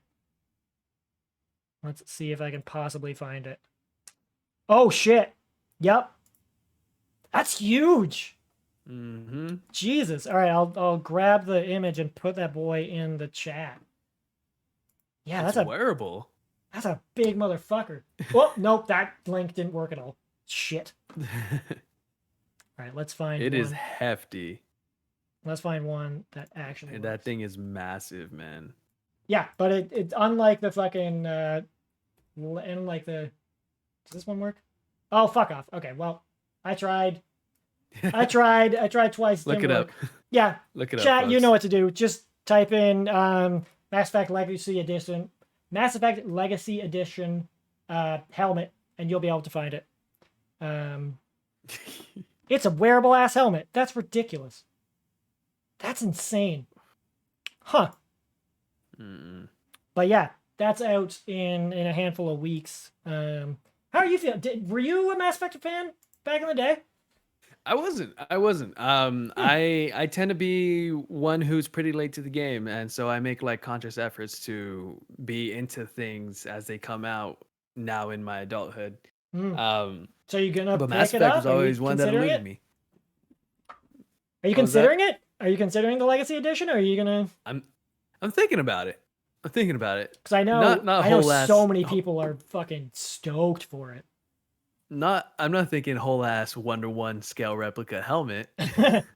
But you're not gonna rock that shit on your stream. You're not gonna make that a fucking channel point redeem. Just boop right on your head. Look, my head's big enough, right? I don't need to be reminded that helmet won't fit me. Shit. But yeah, I'm thinking of picking up the game. Because my friends played it. And they were about it. The original release. Yeah. And I can't think of anybody I know that doesn't love it. Big head boys unite, says 5 ways. Word. We got a big boys gang in chat. Shout out big boys gang. gang head boys. Gang. Yeah, no, I'll definitely pick it up though, because I'm gonna need something to play on my Series X that's coming on Monday. Yeah. You got your fucking Series X. I forgot about that. Word. God, I'm so fucking excited, Will. Yeah, I saw you post that on Discord, and I was like, "Fuck yeah, dude." Shit, yeah. I have multiple times considered looking into a Series X or S, but I'm like, I need to save some fucking money before I consider that. Oh yeah. Yeah, you picked up a PS5. Like, yep. You need to put some. Yeah. You need to put some space between that, baby. But Yeah, honestly, I'm on a payment plan, personally. Nice. I mean, yeah, we were talking about what was it? The gold. And like, yeah, honestly, the more I think about it, the more something like a Series S really does fucking appeal to me. Yeah. Like, yeah. But yeah, those are a handful of the fucking upcoming games that look pretty fucking cool over the handful of weeks. I personally am 1000% gonna get Returnal. That's a PS5 exclusive. I need me an exclusive. So I'm not playing that game for at least a year. Yeah, because that's the only time that you're gonna ever be able to get a PS5. New Pokemon Snap, I'm 1000% getting. Absolutely. I might have convinced you to get it. You'll love to see it. You may have. Nice. You may have. Resi Village, I was super hot on until I learned how much you had to have played 7 beforehand. So that's probably going to that'll be a like 6 months down the line thing. Which will be good because it will probably be on sale at that point anyway. Yep. And then I'm undecided on Legacy Edition personally. I don't know. I really, really like Mass Effect 1 and 2. I don't want to be a contrarian asshole, but I'm going to be a contrarian asshole. I don't think those games are going to age as well as people think they are. I don't think they are. I think they're coming from way more limited fucking knowledge of Mass Effect. I think they're just way more binary than people realize they are. Probably. Yeah, or from what I do know. Maybe people do realize they're more binary than they are and don't care. And I just can't. Fucking Thrill House is getting mad at me and telling me to enjoy myself. I didn't enjoy it when I stopped by the time 3 came out. I was like, I can't enjoy the series anymore. It's too fucking. I didn't enjoy 2 as much as people did. I don't know. I don't think they're as great as people think they are. I did think Jacob. Andromeda was a mess. Oh, Andromeda didn't exist. I did think Jacob was hot as fuck in 2. I thought Jacob was a hot piece of ass, but other than that, yeah, I don't know. I don't want to be a contrarian asshole. I want people to like it. I'm glad people like it. It's just not for me. There's also just other games that I will focus my attention on, and I am really glad that it's coming out. I'm really glad that such a beloved series is getting a re-release so people will enjoy it. I just don't need it. That's all. I just don't need it. You know? Yeah, there's nothing wrong with that. Exactly. Yeah. And it will be a great thing for people to enjoy it the first time if they missed out on it. Why not? Because if you go into it without expectations, I still think they're a fucking great game. So I will give you my impressions. Yeah, please. I would be legit really interested to see somebody's interpretations of those games without having played them the first time when they first came out. I think that shit's really cool. Anyway, should we get into the fucking thing that we have? I was going to say brought you in here for, but not really. The thing that goes along with your name, buddy games. The top 3 co-op games of all time. My boy Danny, go. What are your top 3 co-op games of all time? So, I took this in. I like this. I like various different. I like your thinking here. I took this in various different ways. Mainly, like personally, probably realistically, and then some honorable mentions. Yes, I like it. So I listed it out as typical split screen / couch co-op for me in my life. Portal 2, and it's in no particular order. Yeah. Portal 2. Good choice. That solid choice is possibly the greatest couch co-op. Like, you got to communicate. Well, one is just a full-on best games of all time. Just full stuff. No, Portal 2 is insane. I actually played Portal 2 before 1. Oh shit! Interesting. Okay. It was super weird, and I ended up playing 1 because my friend Aaron had it on PC, so I had some time to kill, blew through 1, and story made way more sense. But yeah, Portal 2, one of my favorite games of all time. Yep. It entranced me by every single aspect of that fucking game. It's amazing. Then when it came to the multiplayer, my friend Joel and I sat there and ran through it for hours, and then we played it again. Yeah, totally. It's a fucking great. It's one of the goats. No question. Yeah, definitely. This personally is very near and dear to my heart, which is Rock Band. as And a Rock Band's series a in great general. fucking show. Yeah, I don't think you can pick a Just single one Rock of Band. them. You have to do the whole encompassing series. Mm-hmm. And I am fine with that. I think you can break the rules and say Rock Band as a series. Yeah, Rock Band as a series, very great because what it did, it expanding off of what Guitar Hero started. Oh, Rock Band, And it's so fun. It's so fun. it's so fun. And as someone has music as such a huge part of my life, I don't know if you know this about me, but I was in a band in high school with my friends. And we would jam at my friend Aaron's house and practice and stuff. And after we would practice, to wind down, we would go to his living room and play Rock Band 3 and Beatles Rock Band. So you would play more music. Hours. Yes, so we would play more music. To wind down from music, you'd be like, let's fucking play more music. Let's play. That's music. Amazing. That's amazing. I love it. That's great. My friends and I have put at least like 300 hours into Beatles Rock Band. That is adorable, to be honest. We're just like, let's just play Band more 4, music. Oh, God. Rock Band is such a thing that's so near and dear to my heart because it made me more comfortable singing because musically I'm more attuned to singing than I am anything else. But it just gave me some of the best times I've ever had with my friends. Oh yeah, it's fucking amazing. It's so much fun. Yeah. And for a game that you can play by yourself, like multiple aspects by yourself, like you can sing and you can play the drums or you can sing and play guitar. That's a very good point. Like by yourself, just alone, it's great. But then with the aspect of putting in the rest of the whole band and just feeling everybody and just seeing how everybody contributes to the overall like success of the song, it's such an amazing time. It's very much a game to the end of my days. It's also very much a game in which like it's such a game that is made so much better by fucking the support after the fact. Like, the DLC.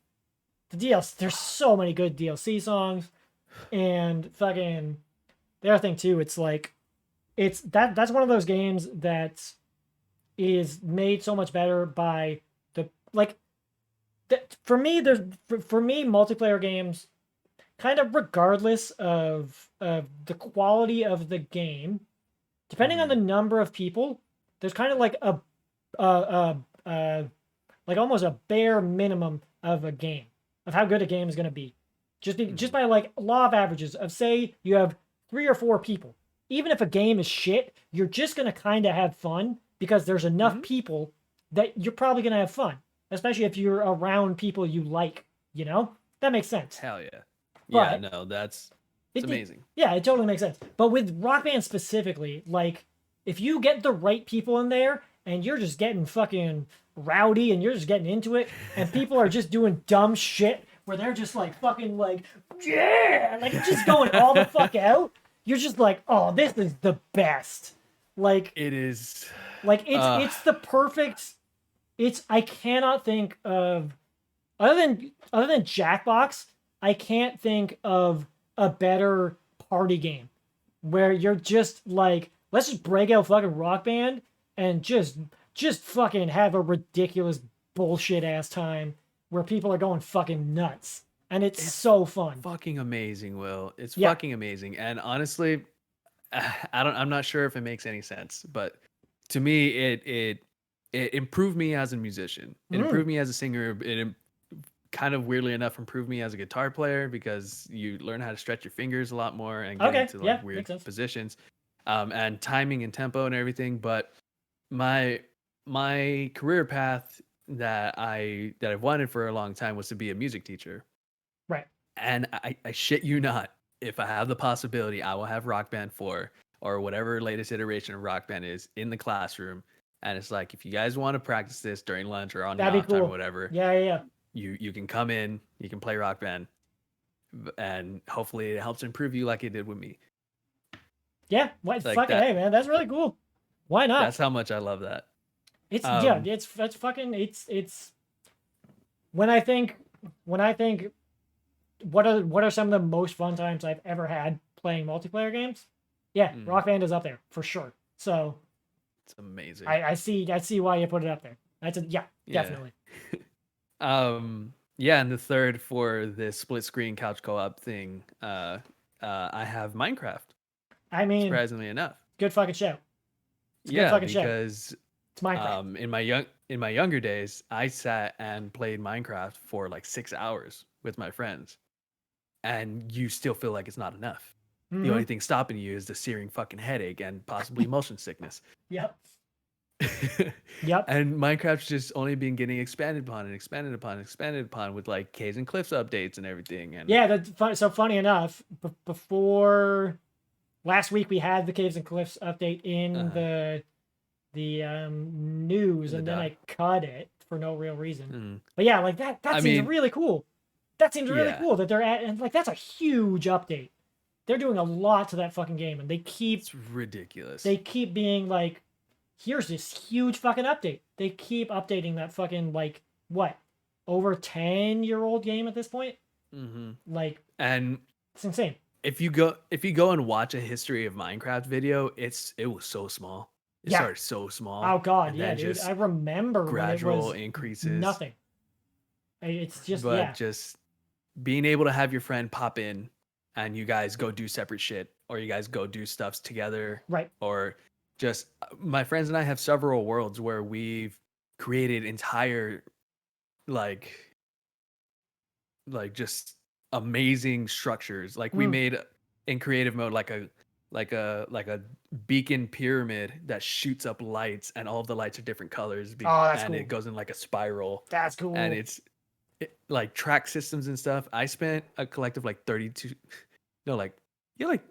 hours maybe putting together a one track rail system from one village to our original spawn point in one world that my friend and I have.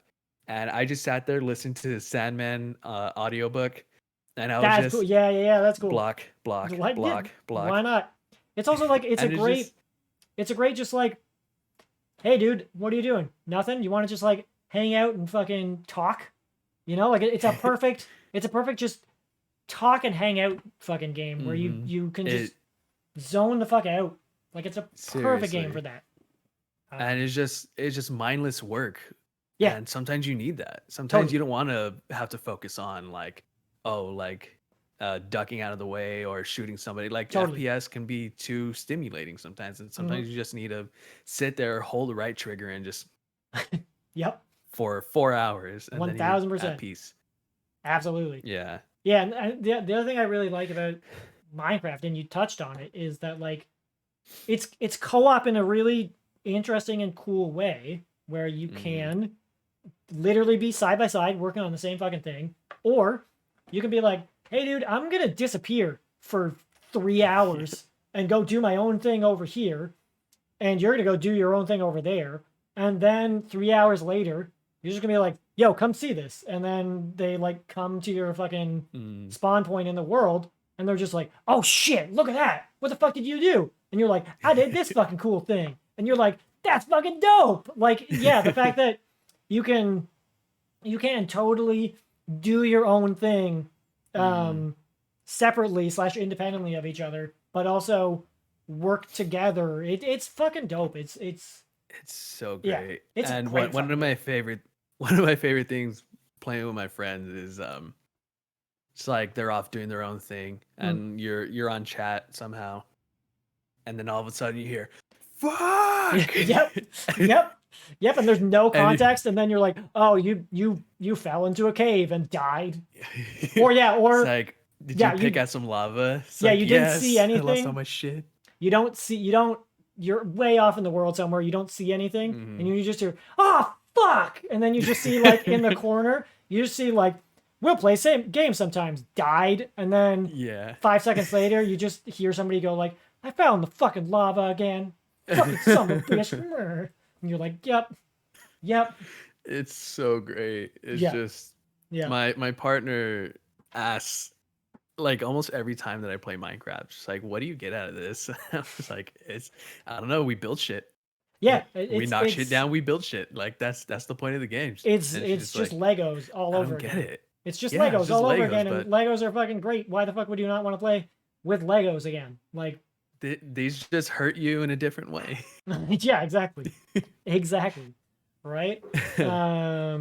If But yeah, I had to do some, I didn't think about this. Oh shit, lock my thing. If I had to do some, I didn't think of this all that much, but I like your choices a lot. I would only add one. Turtles in Time.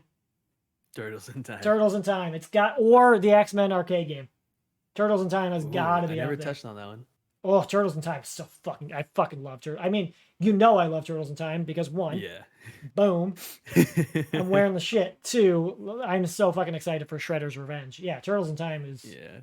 Ooh, Turtles in Time is good shit. But yeah, now you got some online multiplayer as well.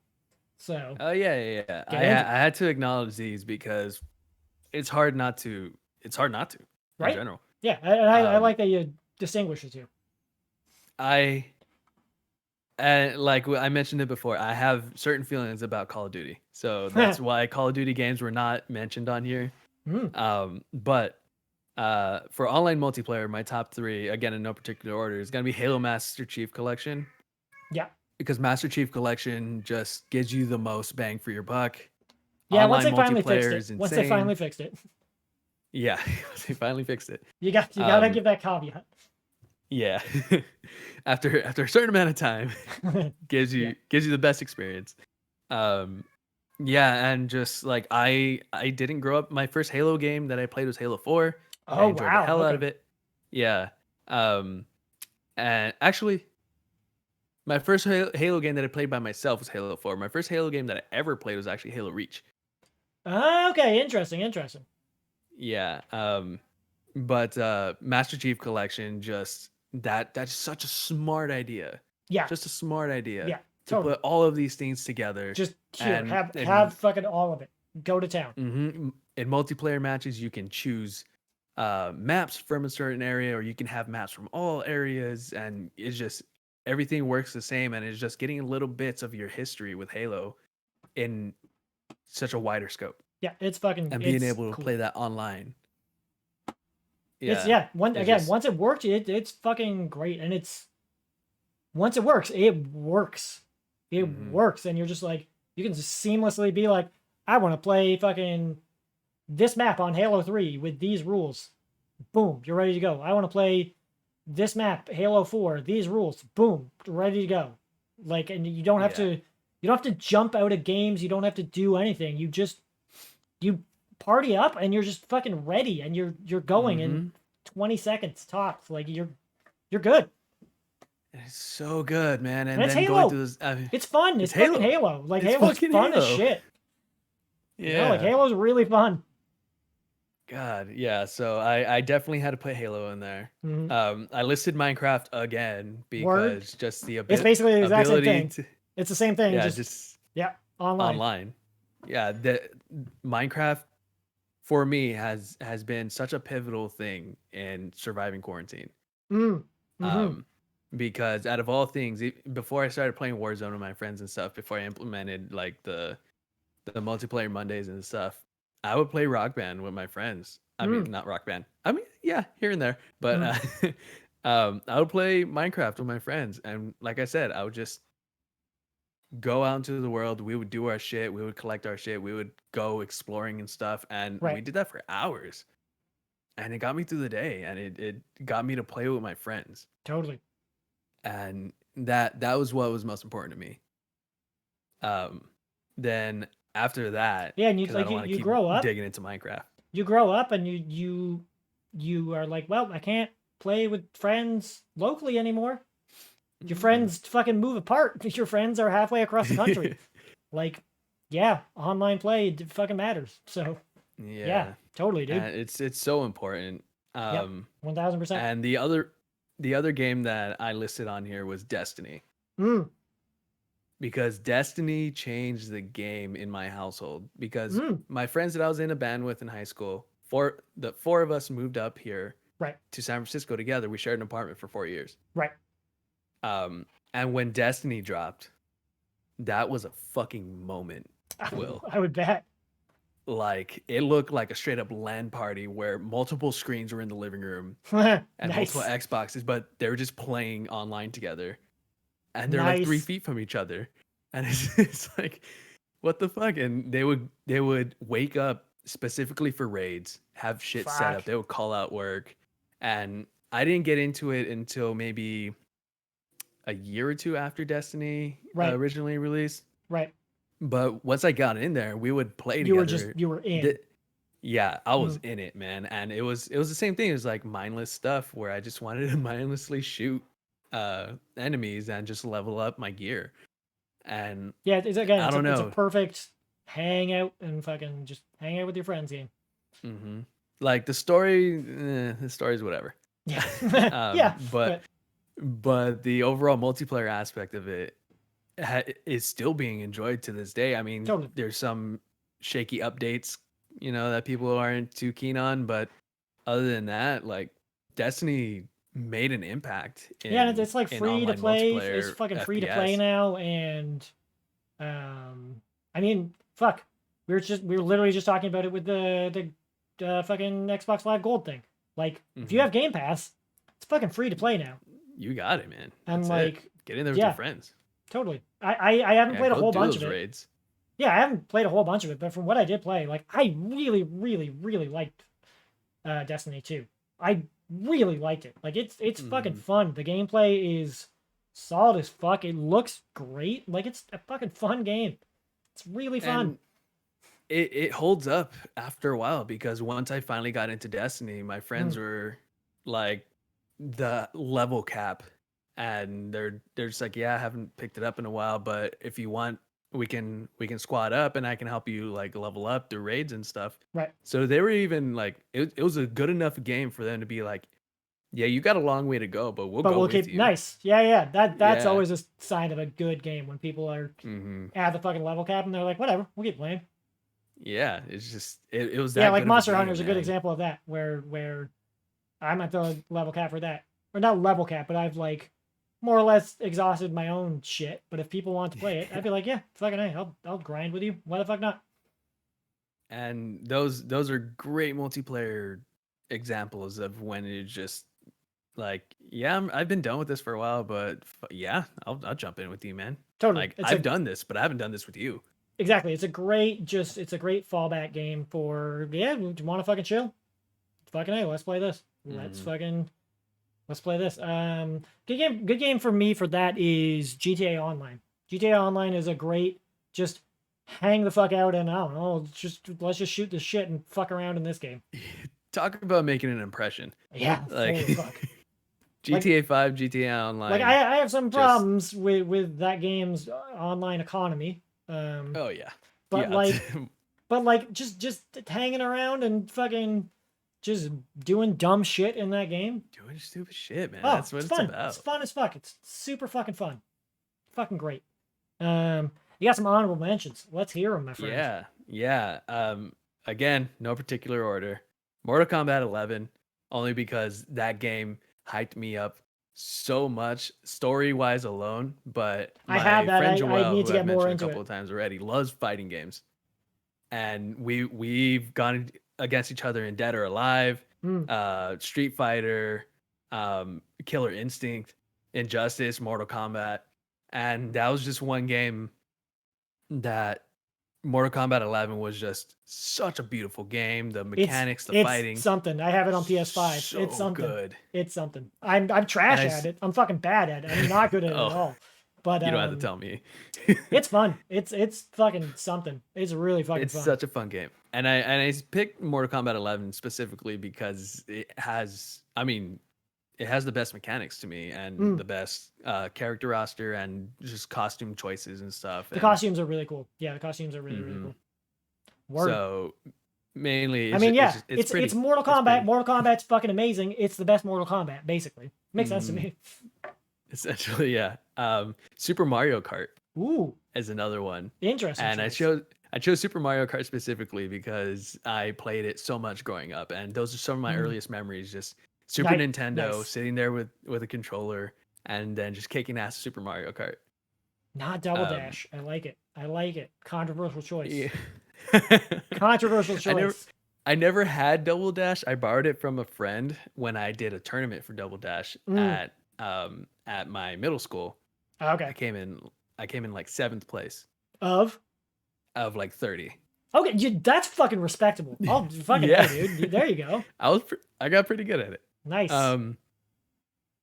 Dragon Ball Z Budokai Tenkaichi 3, because that is Okay. my favorite Dragon Ball Z game of all time, and honestly, a lot of people say the same. That's the one that has like a bajillion fucking people on the roster, right? Yeah. That Yeah, has something like 100 and something people on the fucking roster. I used to go to my friend's house down the street and play in his garage against the other kids in the neighborhood.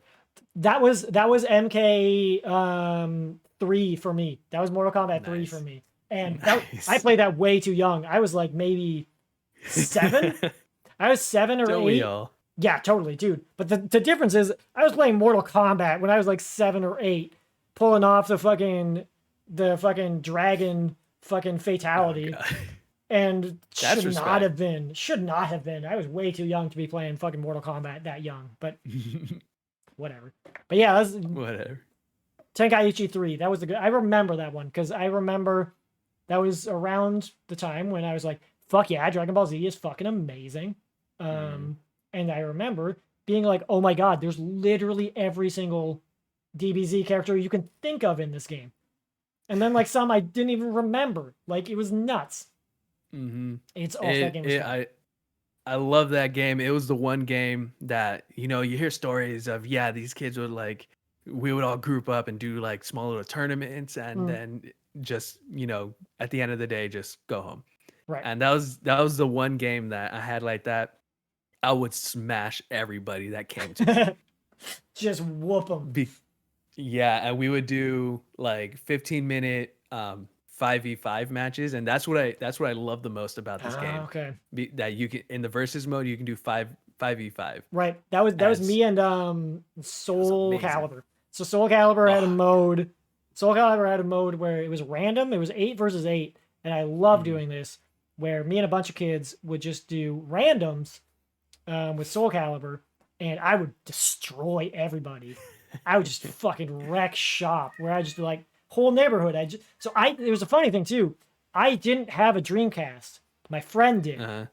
But we would always hold tournaments at his house, and I would fucking destroy shit, even though I didn't have a Dreamcast. We would only play fucking Soul Calibur. We would only do randoms, and I would whoop fucking ass. I would destroy everybody. And that was like the only fighting game I was ever good at. That and MK3. Same. I was not good at any other fighting games, but yeah, I was absolutely original Soul trash. Calibur. OG Soul Calibur. That's it. I fucking Dream dudes. Yeah, and then to top off the honorable mentions, I have GoldenEye for the N64. OG GoldenEye. Fair enough. It's GoldenEye. Yeah, it's GoldenEye. Yeah, there's nothing more to say to that. Yeah. Just sitting there, just going around, kicking in bathroom stalls and just shooting people.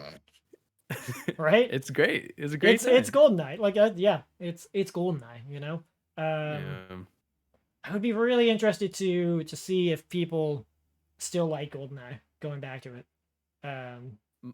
I went back to it, I want to say 4 years ago for a couple matches with my nephew. Who's closer to age than me. That shit was hard. Yeah. It was hard. If I was saying he never liked GoldenEye, he'll say it. Oof. So I'll say I was a Perfect Dark over GoldenEye person, but I can see why people like GoldenEye. It was really fun, and just being able to sit there and plug in 4 controllers and just have the split screen. Yeah, right. It's fucking. It's pretty fucking mind blowing when you were a kid to be like, I can plug in 4 controllers and just play this shit. Pretty fucking cool. Like I'm getting dominated, but yeah, right. Like I'm doing. Perfect example. Like, are the fucking Mario Party games good? No, not at all. No. But were they pretty all right fucking back in the day? No, they still weren't. I was about to be like, yeah, the Mario Party games might be some of the best fucking buddy games. No, they weren't. You didn't make fucking buddies. You fucking hated each other by the end of it. Hated each other. It's historically known to ruin relationships, almost as bad as Monopoly. Yes. That and like that overcooked fucking Mario Party. Oh God. Fuck. Ugh. It's Risk. crazy. It's Don't play Risk with people you like. Oh, I was about to bring up Risk. Don't Risk just Risk, Mario Party, fucking Overcooked, fucking Monopoly. Don't play those games with people you like. Risk just shows you how deceitful your friends are. Yes, right? It's terrible. It reveals how fucking much of fucking dirtbags the people you thought you liked are. Catan, yeah, Catan's another good one. Fuck. Catan, oh God. Again, how deceitful your friends are. Exactly. Like Werewolf and Mafia, those types of games, don't play those with people you like. Among Us, don't play those with people you like. Don't. No. Don't fucking play those games with people you like. Because you'll end up fucking hating them.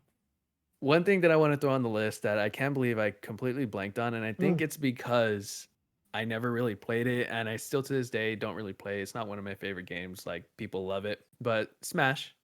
Yeah, Smash is definitely Smash is. I'm not good at Smash. I fucking suck at Smash. Oh yeah, but no, I'm terrible. Smash is a fun, just fucking stupid, ridiculous. Like, what is like people who listen. People who really, really like Smash and are just like, I only fucking play it with no fucking items. Fuck off. I don't. Yeah. I respect that there are people that like that, and I think that when Nintendo does dumb shit like basically ban tournaments for Melee, I think that shit is dumb. That shit's fucking stupid. I also think people that gatekeep and basically say people that play Smash with items on and only play with items on and fucking the only way to play Smash is Final Destination with no items. You're also a gatekeeping like piece of shit. Fuck off. Like, seriously. But Smash is fucking fun. It's just like, it's chaos. I have no clue what the fuck is happening. Yeah, it's loosely controlled chaos. Totally. And totally. that's what makes it the best. It's just but that's also another great game in which you might use the term buddy like very loosely because so when I was in high school, I had a bunch of friends who were the biggest fucking stoners in the world, and we had an N64 in my friend's basement, and what we would do is they would every single fucking day after high school, we would all go to his house, and they would just legit sit in front of the N64 and play Smash Bros. For like 3, 4, 5 hours every single fucking night. It was ridiculous. And also, this was at some point. So we met in grade 9. We were friends for all of high school. At some point, this was after fucking was it Brawl or Melee that came out for GameCube? Melee, I think. Yeah, Melee. So this was after Melee came out. This was after the GameCube one came out. We were still playing the N64 one. Like, what the fuck were we doing? Like, what? It was ridiculous. It was, but anyway, it's fucking stoners. Yeah. Stoners, man. Stoners, man. Basically, yeah. Good times. Yeah, so good times. Those are some really great multiplayer games that I've known throughout my life. And I like it. That I will still hold at a high degree. Portal 2, Rock Band, the series, Minecraft, offline and online.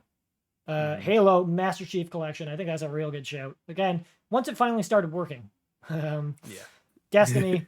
And then honorable mentions to MK11, Super Mario Kart, Dragon Ball Z, Budokai Tenkaichi 3, and GoldenEye. Good shouts. I like it. I like it a lot. Do you want to take a break before we get into a little bit of talking about streaming, or do you want to just get right into it? It's up to you, my friend. I'm okay. Pee break would be great. Pee break? All right. We'll take a couple minutes, do a little bit of pee break, get into it, and then we'll finish off the stream with a little bit of talking about why you started streaming. All right. We'll be back in a couple minutes.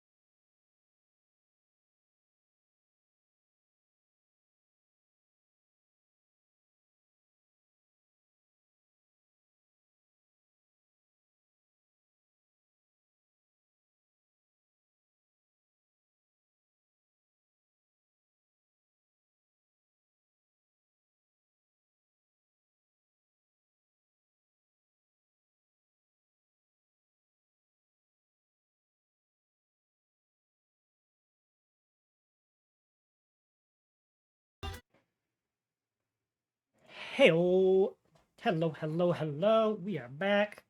Danny's just taking a drink. We good. Welcome back, everybody. Hello. Thank you so much again to everybody for coming in. It's been a great fucking episode, I feel like.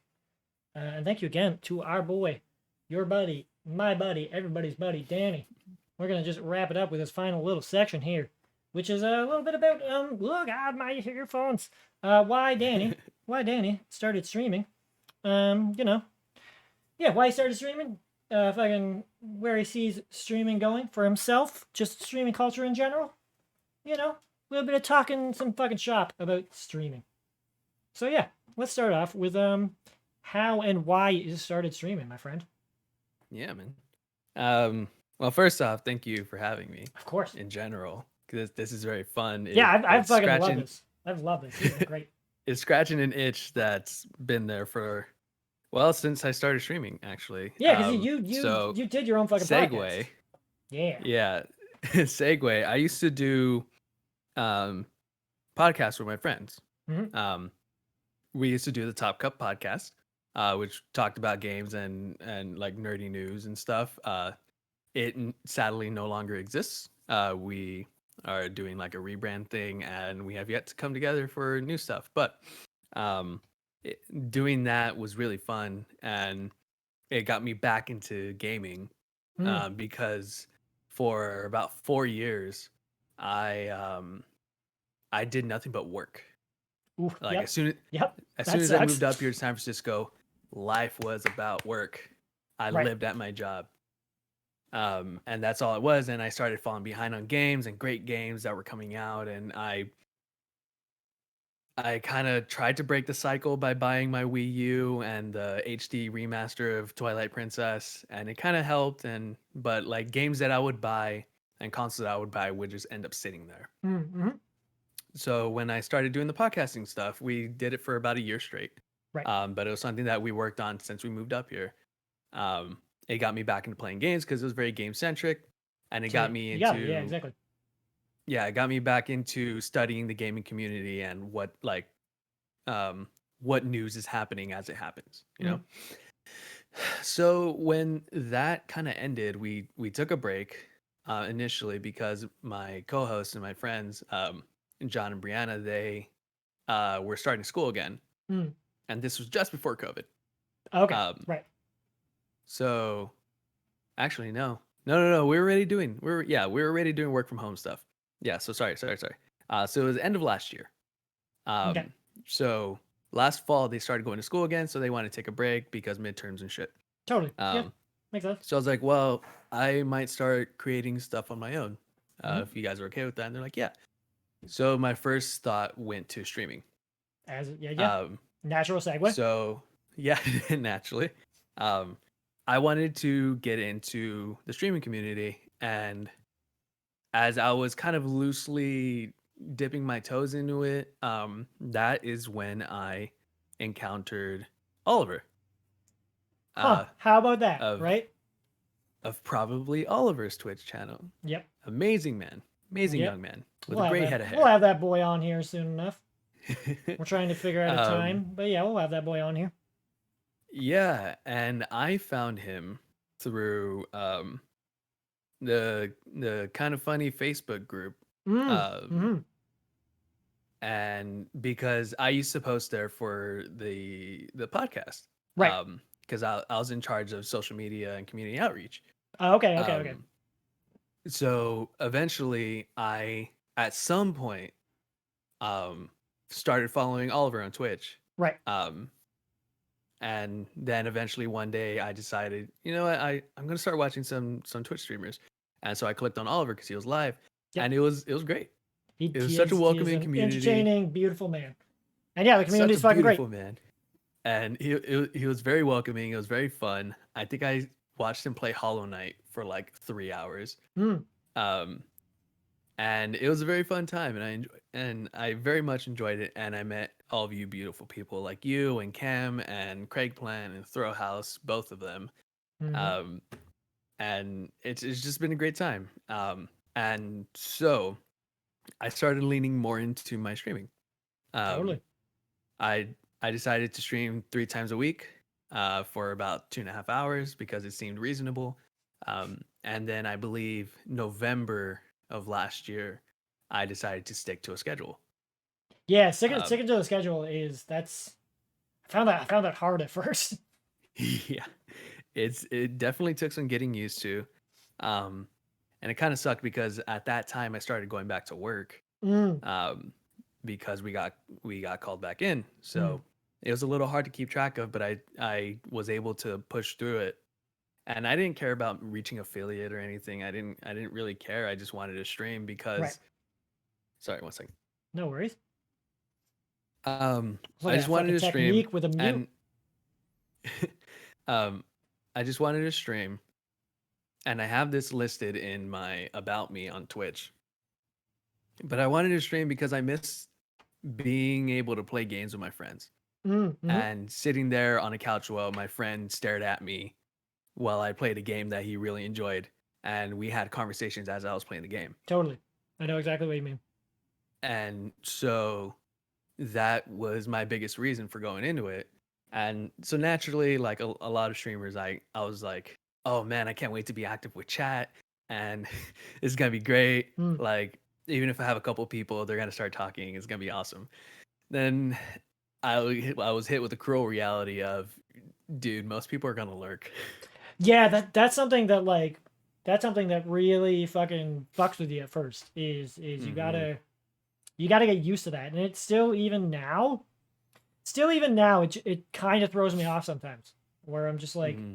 oh fuck, right, people have shit to do, you know, Yeah. and you can't control other people, you know, Mm-hmm. and that especially if you streamed, you don't get it as much because you stream during the night and Mm-hmm. um you stream Pacific time, but like especially if you stream during the day, like when people are working, like Yeah. you God. gotta just like you gotta train your brain to be like, right, I can nearly guarantee that like 75% of the fucking people watching me right now are just gonna be fucking working and are gonna have to Mm-hmm. just like disappear all the time, and Yeah. you just gotta. But even then, yeah, it can just, you gotta train your fucking brain, and it still feels weird It because does. because you're in this fucking vacuum. You're like literally like, you're right. It is, it can feel like you are um having a conversation with a friend, right? Mm-hmm. When you're talking to somebody, when you're, I'm using air quotes for people that are listening to the podcast version of this when we put it out. But like when you're talking to somebody um, Mm-hmm. across the screen, and it's pretty fucking close to them being in the room with you, and Yeah. recreating that is a great feeling. But the thing is, in real life, they don't they don't abruptly just go, "Hey, dude, I gotta lurk," and then just like walk out of the room. You know what I mean? Like Yeah. that's not a thing that happens. Whereas on Twitch, that does happen, and it's a Mm-hmm. very, it can be a very jarring thing, and it can really fuck with your head. Yeah. Where you're where then you have to make your own. I think that's the biggest thing is you have to constantly be your own sense of, you have to make your own sense of excitement, and you have to be your Mm-hmm. own, almost your own sense of entertainment for yourself, because you can't reliably expect there to always be somebody else on the other side of the chat, Mm-hmm. and that's a Definitely. really weird thing to do. Yeah, and it's so jarring to Totally. jump into it, even if you know, like, even if you regularly watch Twitch or content creators that like do just like straight talk to camera stuff, Mm. and it's like, yeah, I can do that stuff. It's just talking, and then you get into it and you're like, okay, there's just immense pressure Yep. that I have to be entertaining because you see your 2 viewer count drop Mm. down to 1, Totally. Yep. and 1000%. Want that. you're just like, And am the I other thing being too, it's like, entertaining? so many people will say like, just turn your fucking viewer count off. And I think that's to a certain degree, yes, 1000%. I think that is something you should do. But I also think that is something very easy to say, and something very easy to say in theory and much harder to do in practice. And I think that's also something that you can do once you reach a certain threshold, if that makes sense. Yeah. I think 1000%. I think that is much easier to do when you say have a very steady viewer count that averages like around 10. And for anybody watching or listening, that's like 10 isn't all that fucking much. That's a lot of fucking people. To consistently get 10 viewers is really fucking solid. Like that's really solid. It's daunting. It is, exactly. And I really honestly think that if you are not consistently getting 10 or more viewers and you know that you can consistently hit 10 or more and you don't have to worry about it, I would keep your viewer count on. As weird as that sounds, and as much as that might be like, as much as that might sound like, oh my god, that's gonna fucking like absolutely fuck with your head and be really, really worrisome to you. And believe me, I'm saying this as somebody that doesn't fucking hit 10 viewers concurrently most of the time. I really don't. I keep it on most of the time because I want to be able to know that I want to be able to look back and be like, is there something I can realistically look at and be like, did I do something that fucking maybe did trigger something to drop the viewer count, you know? Yeah. And sometimes seeing that viewer count change comes with you changing the title of the game you're playing. Yeah, they're exactly, totally. Like totally. Just that alone. Like my friends and I did the charity streaming thing, Extra Life, for and those unfamiliar with Extra Life, it's a charity fundraising thing that you can do all year, every year, but there's a specific day in November. It raises money for your local children's hospital or the children's hospital of your choice that's affiliated with them. You stream for 24 hours. You set up a donation link and whatnot. It's a wonderful program. It is. But my friends and I, the last year that we did it, we were playing a bunch of games. We were playing Halo, we were playing Injustice and stuff, and we were getting a okay amount of views. We switched over to Jump Force, which had just come out at the time, and we got like instantly like 12 viewers. And it was insane. And they stuck around, they commented, they talked in the chat and stuff. And then when we switched from Jump Force to a different game else, a different game, disappeared. Yeah, totally. And there's people that will stick around for, it's the same thing where there's people that will stick around for one game and one stream when you do like a one-off stream of one game, and then will fucking disappear to never appear again. And you're like, okay.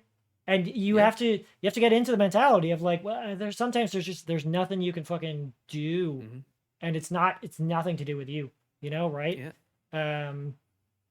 And it's not necessarily to say that you have to cater to those people. Totally, like, and sometimes you shouldn't. Like you really shouldn't a lot of the time. Like as weird as that sounds. With this information that I have about Jump Force, I'm not a Jump Force streamer. Yeah, no, right. Like I'm playing, and what you should do is kind of like keep track of the reason why you started streaming. And for me, it was to, get that sense of community, essentially. Totally. That sense of having somebody there beside you playing / watching a game with you, like not replacing that feeling, but getting that feeling again. Yeah, and I was recently reminded of it from my friend Dylan, who's regularly in my chat when I was finishing Horizon. And he was there with me, just like, oh, that was so close. Oh, that was bullshit. Like, you should have gotten that. Yeah, that feeling's fucking great. Exactly. Like, that's having that feeling is fucking rad as hell. Like, Yeah. you know, totally. And that's the other thing too. It's like I would much rather have that's the other thing too. And like, you know, it's funny that I say keep your viewer count on to a certain degree. Mhm. That said, I would also much rather have, say, if I was given the option of 20 viewers compared to 10, if I knew the 10 viewers were going to be active and engaged and Mhm. good viewers compared to 20 and nobody was fucking talking, I would much rather the way lower view count with way more engaged people. Mhm. Like, because I'm already affiliate and I know that I'm never fucking going to become partner. So I'm not looking towards becoming partner anytime soon. Fuck no, I don't care. That's never going to happen. So I'm not giving a shit about getting towards those fucking partner numbers. Like, that's not going to happen. Yeah. So I would much rather have a way more engaged fucking chat, you know? We Yeah, and it's not to say that we don't appreciate the viewers that, Totally. that let lurk or whatever. You do you. I look But all the fucking time. Totally. Like, I yeah, get it, so you yeah, know? that's 90% of me watching streams. That Um, that's Twitch, you know, like that's life. mhm. It's yeah, totally. Yeah, but It's yeah, we're talking about getting average 10 viewers before. The goal for affiliate mm. for average viewers is 3. And that Thr is for It took people me 3 or 4 months to scratch that ceiling. totally. For people that don't for people that don't stream or for people that are on that path, that doesn't sound that intimidating or insane until you try it. It is. Mhm. It's so fucking hard.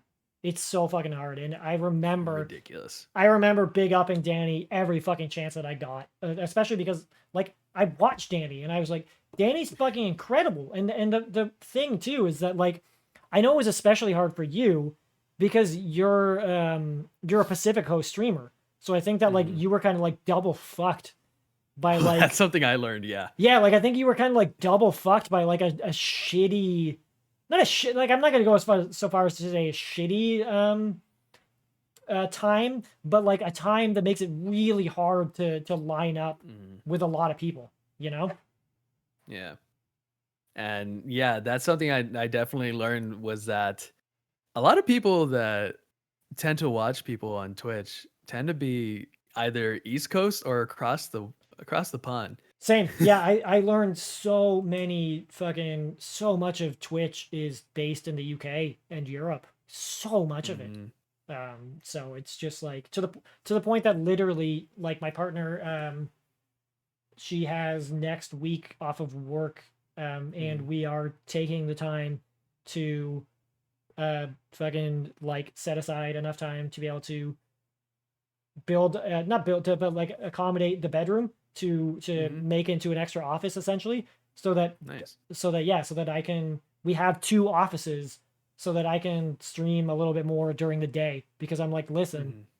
I need to fucking be able to stream during the day at least once or twice a week because I'm missing out on like prime fucking streaming time during the fucking day, my dude.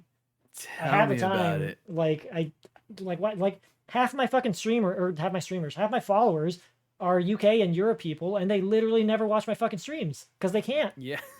It's Yeah, like I so badly want Ollie to drop by on one of my streams, but he's like, "You're streaming when I'm sleeping." So, exactly, like, totally, it's like and hopefully like one of those days it'll change, but yeah. No, you bring up a good point also, just like having to not work around, but to be in communication with your partner mm, because that for me is always my priority. There are totally, days where it's like I just got back from work from 8 hours. I got to stream for 2.5 hours tonight. yeah, and You get me for like an hour and a half. I will acknowledge right now my partner is fucking incredible. My partner is so fucking like my partner is so fucking incredible and so amazing when it comes to being supportive and just so cool with being like, you want to stream tonight? How long are you going? Cool. Go. Like, she's just like, cool. As long as you let me know how long you're going, I'm cool with it, you know? Mm. And like as long as there's a buffer of a half hour, like we're good. You do what you got to do. Yeah, no, and it's definitely it has a lot of communication involved, and Yeah, it's exactly. because especially since I live with my partner, Same. like we share we share two rooms. Mm, One that we both rent out, one's our bedroom, one is like a pseudo living room. mm, But the bathroom is attached to the pseudo living room. So if my partner wants to go to the bathroom and I'm streaming out here in this space, which is our pseudo living room, right. they have to come out of the bedroom, walk across, and Totally. so I have to have a specific framing so that they're not on camera because they don't want to be on camera, you Totally. know. Yeah, totally. Exactly. And then timing wise, like it's like if you don't want me to stream tonight, I don't have to. Yeah. Like I can take the night off because it's not about making ninja money, Yeah, Twitch is like still going to be there, you know? yeah, Twitch still gotta be there. If I want, I can stream tomorrow. It's outside of my Exactly. schedule, but it's whatever. Right, exactly. I have a quote unquote set schedule and I'll generally stick to it, but you know, like Hmm. it changes because life happens and Yeah, my partner is still my priority, you know, yeah. and but she's super fucking amazing. She's super accommodating, and that's the thing is that yes, like Likewise. you need a partner that is fucking cool with your shit. Hmm. It helps a Yeah, lot, a and it lot. didn't start that way for sure, but Well, like they need to it takes work. they need to get it, you know, or if they don't get it, Hmm. they need to at least be willing to understand that you care about it and Hmm. understand that this is important to you. Because Yeah, and that's yeah. the only as long as if they don't get it, if they're at least like this is important to you, so therefore I'll let you fucking do your thing. Then Hmm. fucking cool. Yeah, and that yeah, I couldn't have said it better myself because like you get it, like Totally. my partner is nothing like me when it comes to technology, to video games, to comic books and stuff. Same. But She's just like I she don't tries to fucking make care an why you. effort. Yeah, Yeah. she's like I don't fucking like video games. I don't give a shit. But if Yeah. she's like I don't give a fuck about Twitch, but you like it, so fucking hey, go for it, man. And I'm like, Yeah, so I'm perfect. just eternally grateful to her, Yeah, and exactly. it's just that's one of the things that allows me to, like, if I keep her in mind, I can make everything work Totally. because that aspect of my life is still the aspect of my life that Mm, I'm looking at. So everything works around my relationship, and took me a while, but I got it. word. Yeah, uh, it takes a little bit of figuring shit out. It also takes like 1000% open communication, right? Like it for sure, takes for sure. complete open communication, and it also takes I think it takes you figuring out how important it is to you. I like Hmm. both the relationship, but also Twitch, you know, because I don't. Yeah, It takes you realizing, oh shit, Twitch might be a little bit more important to me than maybe I originally thought, if that makes sense. hmm, Because you don't, I never want to say put Twitch before your partner. Don't don't fucking do that because I think no, that's a recipe for fucking disaster. I think that's a recipe hmm, for fucking like just a lot of toxic bullshit. yeah. But if you enjoy doing Twitch, and I think that it is important to spell out to your partner, listen, like Twitch is really important to me, and I really, really enjoy doing this. And honestly, especially if you're a fucking affiliate, like you're making money, you know, Yeah. like even if it's not a fuck ton of money, you're still making Yeah. money, you know, and like it's yeah, and it's if your partner is supportive, they're gonna get it because they'll be Hmm. like, this is something you enjoy doing, and this is something that brings you joy. Then like they're gonna get it, and it's just a constant. Hmm. It's a process. It's a constant working. You're working. Definitely. It's just another Yeah. aspect of your relationship, right? Hmm. Like, And as a creative person, I'm always looking for a project. mm, And now that my partner and I live together, that has to take in her as a consideration. Totally. Exactly. And so that's an extra layer of something that I have to figure out, which, you know, is just part of being in a relationship. And it's really cool, actually, because it pushes me to think things through a little more Mm. and think through what I'm doing, and still be aware of things. Because if it were up to me, full 100%, if it were up to me, I'd be streaming for like 4 hours, 3 times a day, Oh, or three dude. times a week. Yeah, if it were up to me, if I was single and lived by myself, I would be streaming nearly 24/7. Full stop. Yeah, and Absolutely. I would be so much louder. Yep, that too. And I would react like more, and it would be a thing. But my partner, they always tend to remind me, we have roommates. Yep, These that'll do walls are it. thin. That'll do it. Relax. You live in San Francisco. You can't be as loud as you think you can be. Yeah, totally. Yeah, and right now my partner is totally fine being on their own, just walking around watching Orphan Black or something, and Mm. just working out or something, and totally okay with me being gone for 4 hours right now. Yeah, totally. And But it's just like it's something I definitely appreciate, and my streaming career wouldn't be the same without her. oh my god, yeah, 1000%. Yeah. Supportive partners, pretty fucking cool. Pretty fucking cool. Mhm. Yeah. Yeah. I feel beyond lucky. Beyond Totally, lucky. man. I agree 1000%. But I think that's a good place, and I think that the talking about like, I think it is good to keep in mind. Don't get fucking so hung up on numbers. Don't get so hung up on fucking. For sure. But I also think don't completely disregard fucking numbers, especially when you're starting out, because I think that's also. I think that's just for me that's too easy to disregard that as a very legitimate concern, because I think that is a very legitimate concern to have, and to look at numbers dwindling and falling, and tell people, well, just fucking turn it off. Like, it's not that simple, you know? Like, that's not how people's brains work. Yeah. You know, if it was the case, then I would. But guess what? My brain is wired to not fucking do that. And just if you're worried about being stagnant, just like look at the things you're doing. Honestly, Totally. like take a good critical eye to what you're doing. I had to do it for sure. And if you can, just expand your circle, because Yes, I wouldn't be exactly. here without you. I wouldn't be here without Cam and Ollie and Yep. everybody. Perfect example. And no, go ahead. I'll say what I was going to say. I was gonna say, and I still to this day think, and I know that for each one of you, Cam, Ollie, you, I think Craig Plant and Thrill House, Max, I want to, because I do all my own assets. Yeah. So my animations and stuff. So I want to make each one of you an asset, and I will stop talking to you if you try to charge me for it.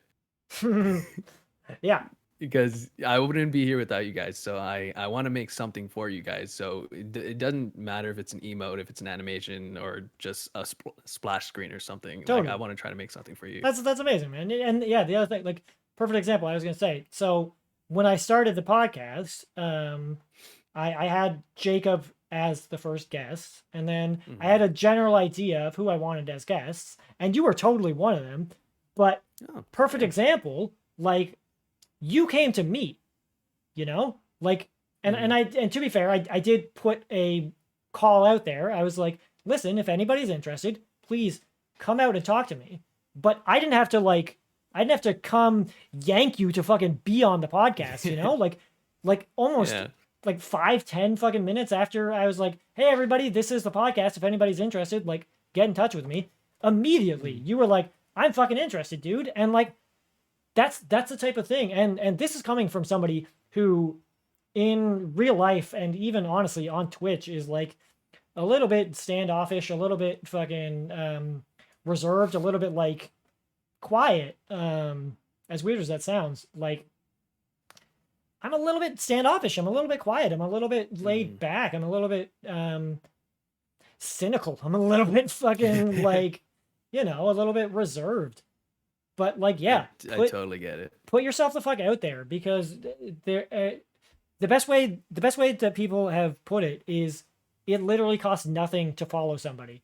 And that doesn't necessarily mean that the second you are in somebody's fucking chat, you go and follow them and then do a whole fucking spiel where you're like, my name's Will and I play games sometimes, and like, you should follow me for these fucking reasons 5 seconds after you follow somebody. No, that's not fucking Twitch etiquette. You look like an asshole, Yeah, but like, totally. But because then you look like a dick. But it's like, ingratiate yourself into a community, as you've done, as everybody has done, and just work your way into communities. Work yourself into, find like-minded people, and you're gonna fucking figure it out. And that's the other thing too, is don't. I think the biggest thing for me is don't being. What was I gonna say? Oh yeah, it's a very good point about not becoming stagnant. And I think a big thing is not only don't become stagnant as a content creator / streamer, don't become stagnant as like a viewer / somebody who interacts with other streamers, because it can be really, really easy to stick to watching the same type of streamer / interacting with the same type of community. So then you become really insular and you stick to one type of community, and I don't think that's how you grow.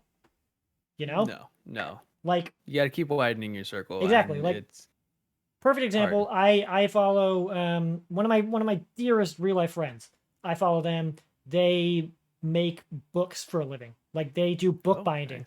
Nice. They do bookbinding and like do a bunch of art streams and do like sewing clothes and shit. So they have nothing to do with video games. But I want to feature them on the podcast one time because they're fucking cool as shit, and they're like nothing like anybody else, Dove Creates is another great example where like she's an artist, but she is now part of the wider community, and that's the thing, is you have to bring in people who maybe at first you wouldn't exactly expect to be part of a community that you think would interact and gel, but then it does, and like our boy Craig Plant, 5 Ways, they were people that have been in my life for fucking like 15 years, and I met on the internet fucking like over 15 years ago, and then I brought them into the Twitch community. So it's just, you bring people together and you see who sticks and how people work together and how they interact, and you make it work. Yeah, and you just gotta realize that with everyone in the Twitch community, you have that underlying baseline of you're a streamer. We're all part of the same community, and we have to make sure that this place stays good. Totally, exactly, and that's the thing. You, to me, that is your responsibility as the streamer, and also like to a degree, the jobs of your mods is you, at the end of the day, as your streamer, or as the streamer, you represent what is good. You have the final word. You gotta fucking represent what is good, my dude. Like, yeah. You don't want anybody to be the one to tell you you're the reason why we can't have nice things. Yes, that's a great way to put it. Yeah. Like that, no, like that's not, Absolutely. If you're going into something with the mindset of I'm gonna cause fucking mayhem and just, be a dick, like the people that come in and are just super dickish to people that don't deserve it. Like that don't come here if you have that mindset. Like 1000%. And if you're just out to troll people and just be an asshole and God forbid be a racist, sexist, just homophobic asshole or something, just like this is not the place for you. 1000%. And you as the streamer have the power to fucking, like, you have the power to amplify that voice. You have the power to shut those fucking voices down. You have you have the power to fucking just shut that shit down. And that to me is a thing that's like, it goes beyond playing games. It goes beyond It goes beyond. Yeah, it's the platform we have to see voices and amplify the good in people, and have, you know, engaging fucking discussions and bring people together for the good shit rather than the bad, because it's so easy to fucking amplify the bad. And that's something I kind of want to point out too, is that if you want to create a community, before you make a large effort to do so, think about what you want your community to be. Because me, I consistently put the LGBTQI plus tag on my streams because the way it's explained to me as I look at that tag in particular, it has a little information thing. It's like it's meant to show that you're an ally or that you're part of this community and that this is a safe place for these people to come. That is the kind of community I want. Yep. I want these people to have a safe place to come because all around me, I see people who have family and friends and just even for various reasons themselves, like hating on them because of the way they are as a person and like how like fundamentally as a person, like really just for living the way they live. And it's like I need to I want to foster a good community for people who need it. And one of the other things that I wanted to do was I made it a point to stop cursing so much. Like I allow myself. I need to get better at that. I give myself the PG-13 rule.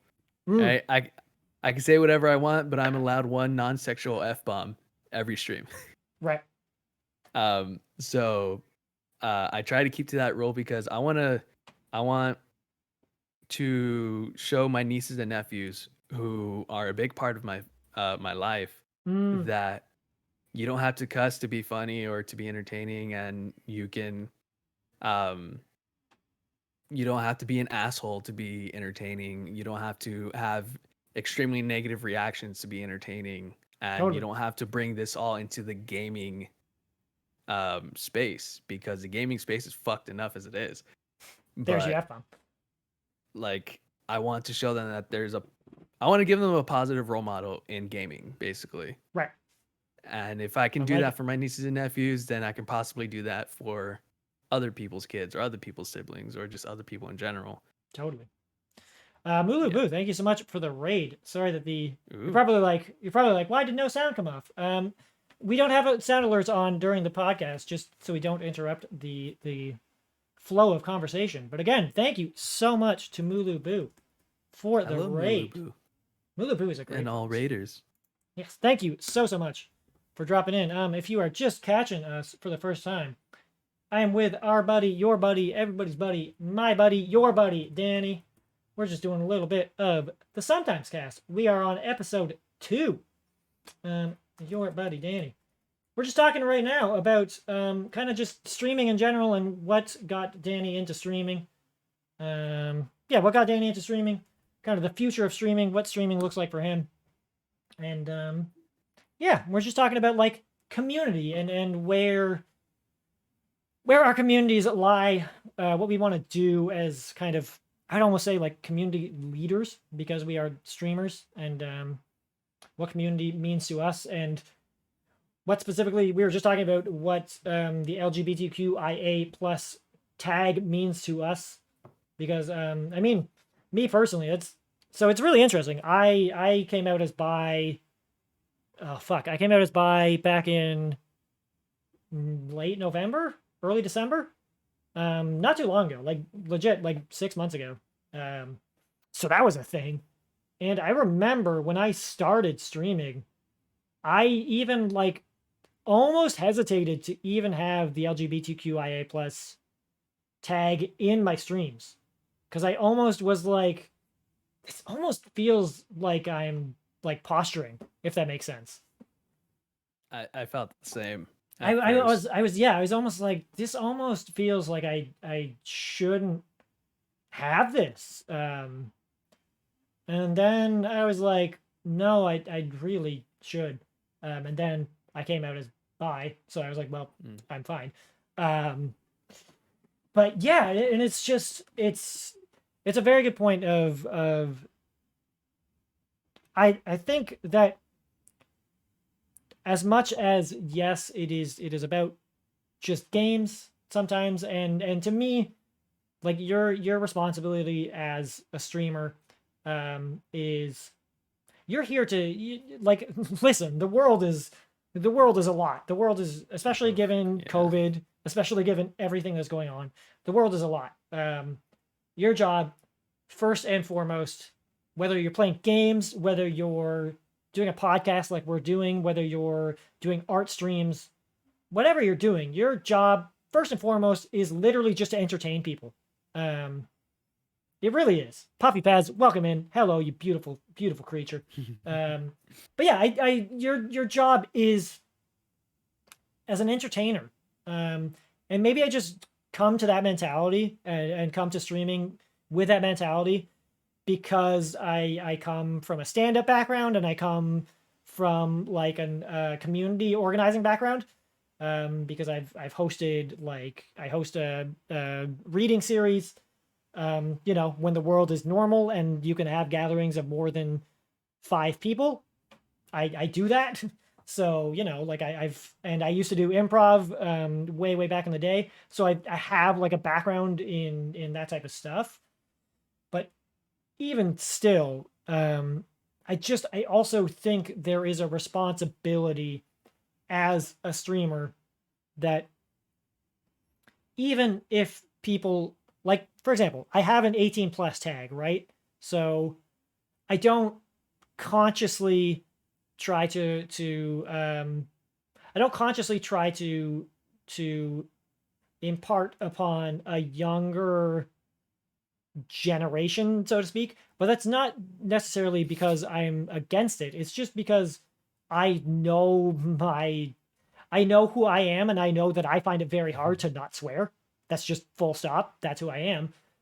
But I also realize that I come from a very fucking small town. I come from a very small town with a very small town mentality, and I know that there's a lot of people who are on Twitch that are from very similar backgrounds, and I think that that streamers and people that are like me, especially given who I am, and especially given my platform, and especially given who I am as a person, and my recent like coming out and all this other shit, I think that it is important that you are aware of who you are, your privilege, your platform, and what you say and how you say it. And I think that you need to be aware of the community you are fostering and what it is saying and how it's saying it. Does that make sense? Yeah, definitely. I mean, so it's just like the way I was just thinking of it right now is that as a streamer, just even if a lot of the followers and a lot of the people that chime in on your streams are from the same circle as you, and you guys all watch the same people, it's kind of like taking turns being the mayor, you Yeah, know? that's a good point of putting it. Yeah. And it's like if the same group is here to watch you, that is the community that is under your umbrella, Totally. and you have to run that in a responsible manner. Totally. And that comes with what you're saying of being aware of what you say, how you say it, who you are, what comes with that, with privilege comes with that. And it's and how your community acts. Totally. Because when your community is there, you can have a good eye on them, but once you're gone, and if your community is going to other people's places and then you hear back from those people and it's like, hey, what the fuck?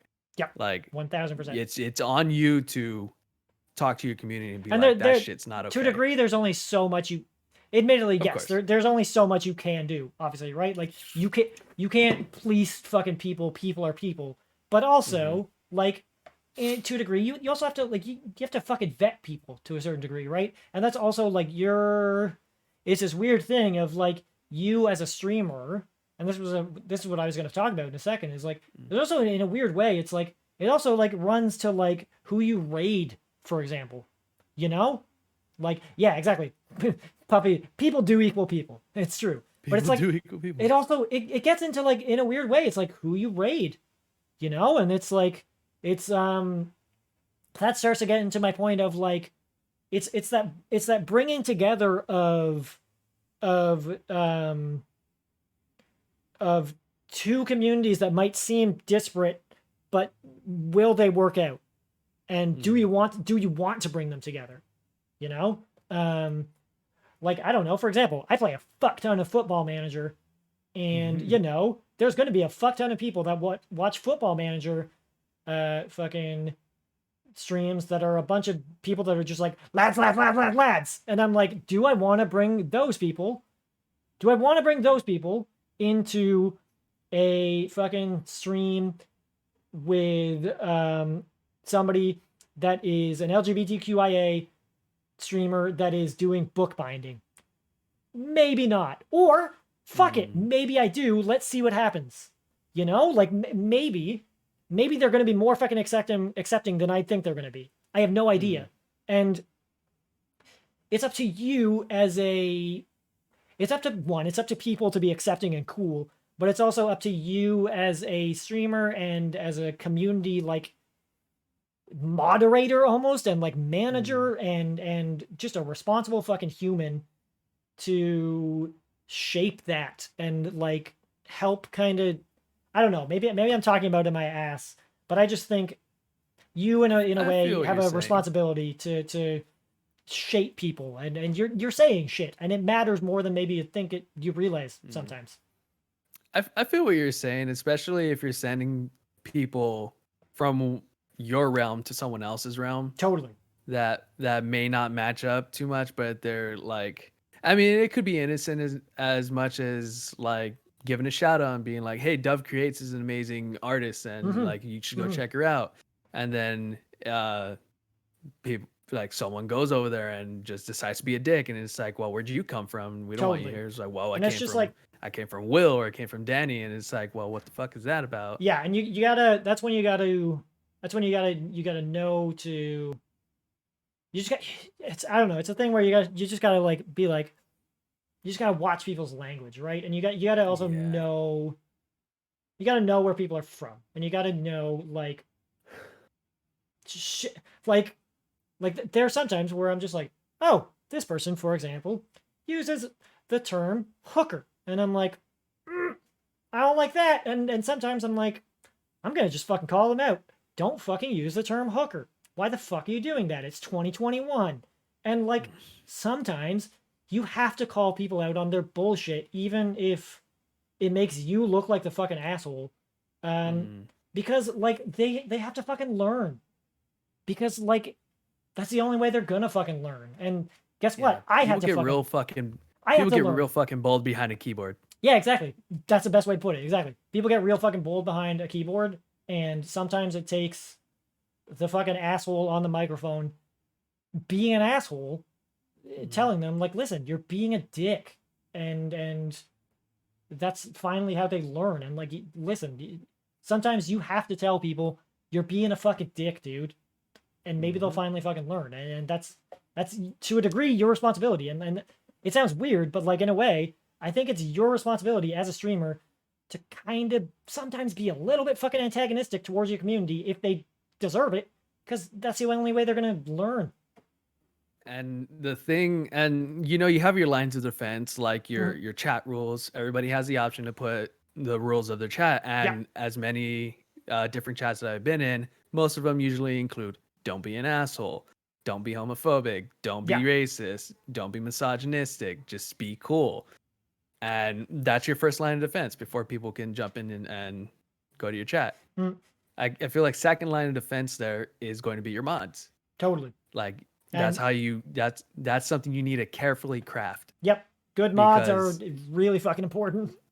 Yeah, because your mods can be doing some shit on their own personal stuff, but if they're doing something for you and they know that's not cool, that's not gonna fly, like then they need to be able to crack down on that. And if your mod is being a dick elsewhere, then that's probably a conversation you should have with your Totally. And mod and yeah, just be like, and you if can't be here. and if the mod is the other thing too, it's like, and I've seen it, I've totally fucking seen it, where a mod is exhibiting behavior where you're exhibiting behavior that I would consider shitty fucking behavior. And like your shitty behavior is basically emboldening other people to get away with bullshit. And it's like, why the fuck are you doing that? Don't be a fucking idiot. And it's infecting my exactly. community. It's a cyclical fucking thing, and it's ugh. And I feel like you're obviously gonna be the last main line of defense, or you can move around as much as possible to get to people first. But I feel like a great sign that your community gets who you are is if someone's being a dick and your community is just like in chat, hey, that's not cool. That's not what we do. Shut it here. the fuck down without you even having to say something. Yeah, totally. 1000%. And you notice it like 2 minutes later, and Absolutely. it's like, oh shit, that happened. Like, what the hell? And your community is like, don't worry, we got it. Yeah, right. It's some good shit. That's when you know you've fucking nailed it. Yeah, cool. I think we've. I like that. I like this. I like that we're on the same page. And also I don't want to keep you too much longer because I personally am fucking starving, and I imagine. Yeah. Sorry, I took your entire evening. I don't know. I've loved this. I've had a lot of fun. I feel like we've talked a good amount about kind of why you started streaming. You started with a podcast. It just went from there. It made sense. What do you feel like you want to get out of streaming for the next little while? Where do you feel like you want streaming to go for you, as far as, you know, next little while for your streams just generally, and then like some ideas for a handful of games you want to play for the next little bit? Where I want streaming to go personally, I mean, if I you want that ninja fuck money, obviously. Yeah, I was gonna say, if I could start getting quit your job money, that'd be awesome, right? Don't we all? But I need my insurance right now. So I mean, yeah. Twitch does not have that good health benefits. It's true. And it's less about making a great amount of money that I could just stay home and do everything. It's more about I'm a creator. I like creating things, and I love doing this. Totally. Truly, like, even though I might stress on schedule or being a little late sometimes or whatever, exactly once I'm in it, I'm in it, and I'm having fun, and I'm surrounded by great people in my community that I have so far. But you know, I would be making enough money to provide for myself and my partner while doing the thing that I love. And isn't that just a dream? Exactly. You know? But yeah, if I can make that quit your job money, I would love it. But I'm not there at that point. And I don't see myself being there. One day. But yeah, one day, hopefully. Aside from personally, as a whole, I see streaming becoming very important in the next handful of years, because it's, especially with COVID, it's evolved and right, it's been a little saturated, and I could say that I'm definitely a part of that saturation because I came in during COVID. Totally. But yeah, it will be really interesting to see who stays on once we're back to people being able to go back to their fucking jobs. Yeah. Yeah, like / just go out and be able to go out and do things at night, you know? Yeah. That'll be interesting. That will be interesting, and I can't wait to see it, and I expect to see myself as a part of it. Same. And just to see how it's evolving. And it's very interesting to me, because I have a friend who's one of my coworkers. He set up a thing that he does on Facebook Live, but it's still like live streaming stuff. Right. He set up a thing where basically small local musicians go in and perform, and they do that on like a bi-weekly basis or something, and it's really awesome. And I was just thinking, man, that was a good like kind of replacement for concerts. It's a good way to get exposure for people. It's a good way to support local artists. And that was like one thing that kind of appealed to me. I was like, wow, that's an interesting evolution of how COVID is affecting live streaming. And like I know that I like you've been doing a lot of art streams too. Like you haven't only been doing fucking games. Like yeah. For myself personally, that I want to expand on that if I can. Right now, I'm trying to get used to digital painting as opposed to just like line drawing and sketching and stuff. And it's going very well, and I'm surprised and I'm very happy about it. And hopefully, I can get to a place where everything's just, I don't know, where I can improve myself as an artist, and eventually be able to. One of the things that I kind of realize is that like I would love to make emotes for streamers. Why the fuck not? That'd be fun as fuck.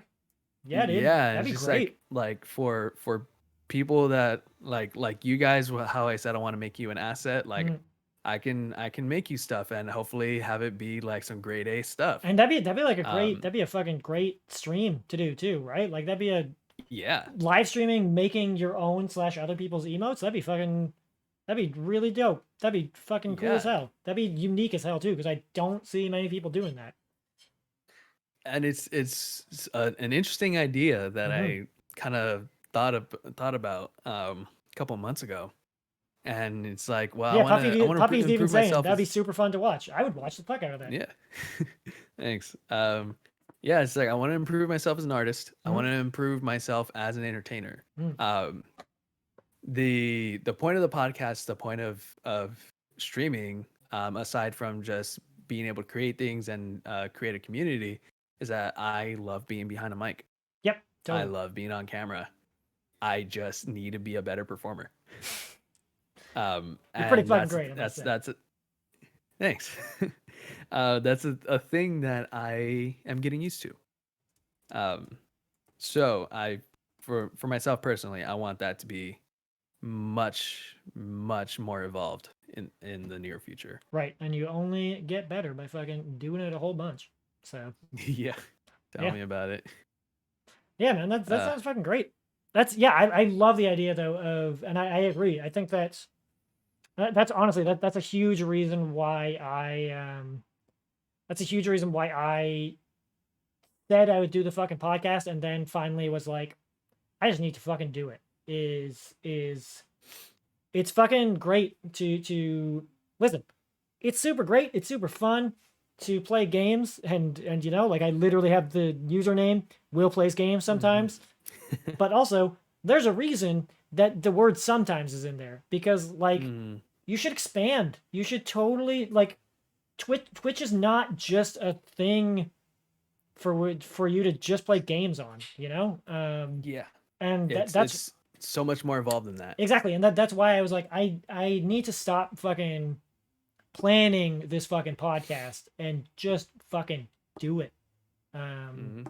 So like, and honestly, I fucking love, like, I've only done 2 episodes, but I fucking love it. I've had so much fun doing it. I've had so much fucking fun, man. I've had so much fun doing it. I'm so fucking excited to do more of them. So much fun. Yeah. It's I'm glad I was able to catch the first one for a little bit. I was at work for the most part. It's all good, dude. But it's all good. Yeah, I'm glad I was able to carve out some time, and that you were welcoming to have me on. Are you kidding me, man? I fucking love this. This has been so much fun. We've been going fucking 4.5 hours, and honestly, it's felt like a fucking breeze. Like, it does not feel like 4.5 hours. It's nuts. That's good to know. It's good, right? To know, this feels like a good time to fucking wrap it, though, because I mean, again, we have for sure. Hours. We can get you some food. Exactly, I'm fucking starving. But sincerely, this has been so nice. My morning hot pocket. Yeah. You started eating that fucking motherfucker before we got on. This has been a blast, though. I sincerely have enjoyed this so much. Danny, your buddy, my buddy, everybody's fucking buddy, Danny, you beautiful boy. Tell us what the fucking next couple days, the next week or two is looking like for streams for you. What are you planning on playing? Oh man. Do you have plans yet? Do you know yet? Let's see. This coming week, I stream Mondays, Wednesdays, Fridays, from 7:30 to 10 p.m. PST. And oh, yeah. So yeah, twitch.tv/YourBuddyDanny. It's in the chat. Follow our buddy Danny if you are not already. I am supposed to receive my Xbox Series X on Monday, which hopefully I'll have everything set up for. There you go. So that'll be great. I'm probably gonna play some Warzone or test out Outriders. Oh right, because you do multiplayer Mondays on Mondays. So there you fucking multiplayer Mondays. Yeah, and we'll see how my schedule changes because I like to switch it up nowadays. So that might be something that changes as well, but I would have to make new assets for it. So we're keeping it multiplayer Mondays for now. Word. Yeah, so I'll play with my buds. We'll have them on chat, and that'll be fun. And then Wednesdays, I do art streams where I draw, and I mentioned before I'm doing some digital painting, testing the waters for that. I typically take chat suggestions. There you go. To try to challenge myself and draw something within the 2.5 hours that I stream. And then Fridays I do campaign days for different games. Right now I just started Spider-Man Miles Morales yesterday on Friday. Fucking incredible game. I'm so excited for you to play it. I'm so excited for you to play it. Something that I keep bringing up on my streams is that Dove, all the art. Yes, all the art. Something that I keep bringing up when I mention Miles Morales is that my first game that I started streaming with was Spider-Man. Oh shit, Marvel nice. Spider-Man. And so that was the first full game. But when I started transporting my VODs from Twitch to my YouTube channel, my half of my Spider-Man Twitch streams were gone because they expired. Fuck. Okay, yep. So I just started from where I could, which I think was Dead Space 2. And then every VOD after that, I immediately upload as soon as I can. Right. But I lost my Spider-Man, but that is my roots of streaming. Well, there you fucking go. So right now I'm returning to my roots, getting back to a Spider-Man game. It's so much fun already. I love being like that controller in my hand, swinging around the city. It's good shit. It controls real well. There's a reason it's my favorite. Miles Morales is my favorite game from last year. It's fucking incredible. It's so good. That sounds good. Yeah, so that's what's on the docket. So there you go. Multiplayer Mondays on Monday. Fucking art on Thursday. On Wednesday. Interactive chat art. And then fucking Miles Morales on Friday. You love to see it. You said 7:30 Pacific time is the start time? Nice. 7:30 p.m. to 10 p.m. There you go, friends. There you fucking go. You love to see it. Danny, again, thank you so much, man. I had a blast tonight. This was fun as shit. So did I. Thanks. Cool. All right. We're going to just wrap up the call, and then we'll do our little outro. Have yourself a wonderful fucking night, you beautiful. You too. Beautiful fucking human. Give a big old fucking smooches to Danny before we say goodbye to him. Love you, my friend. That was fun as fuck. You're the best. Love you too, man. All right, bye. Bye. All right, fucking A. Whoop. We'll get rid of that. Fucking, we'll switch over to this.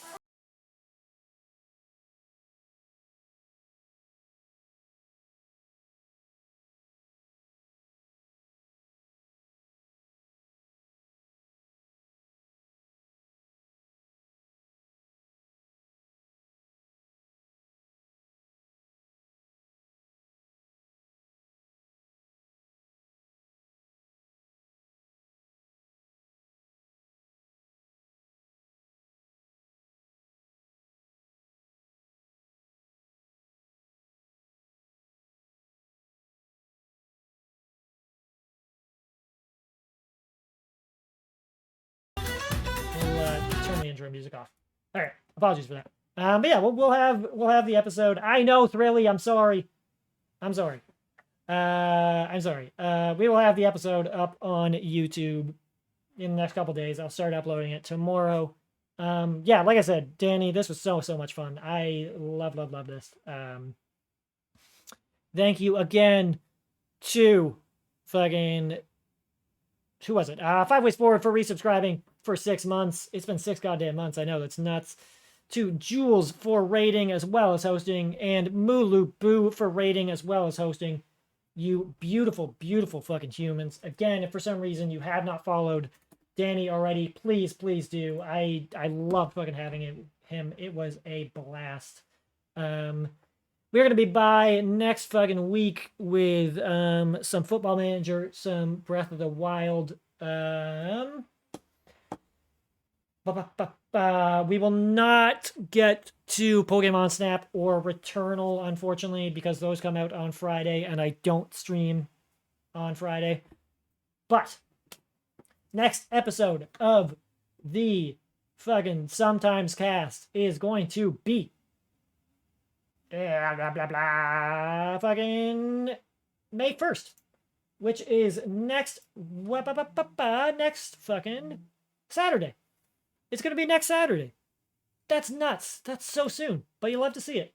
It's going to be next Saturday, and it is going to be with our boy, Thrill House Max. I'm so fucking excited for it. It's going to be with our boy, Thrill House Max. Boosh. There you go. Cool. So yeah, next Saturday, May 1st at 2 o'clock Eastern Time is going to be our next episode of the Sometimescast. I am so, so excited for it. I hope to see you there. It's going to be dope as fuck. The games that we're going to be talking, not the games, but the stuff we're going to be talking about, games news, games we talked about. The stuff that we're going to be talking about is fucking the games that you vibe with. The games that you vibe with, as well as fucking our favorite wrestling games. So I'm super fucking excited for that. And then May 3rd, which is only 2 days after that. I know it's a little bit crazy, but we've got a lot of fucking podcasts coming up very quickly. Exactly, because he's a vibe daddy. Because he's a fucking vibe daddy. Only 2 days after that, Tuesday night. I don't know the time yet. I gotta figure it out with her. We got Miss Gorgadget, aka Gigi. She is also going to be on the podcast. We're going to be talking about video game soundtracks on Tuesday, May 3rd. So I'm super fucking excited for that. Check out the Discord if you want to be involved and if you want to get some more information on the fucking schedule in a more involved process. I love every single one of you. I sincerely appreciate everybody for dropping by. You're fucking amazing. Let's go raid somebody.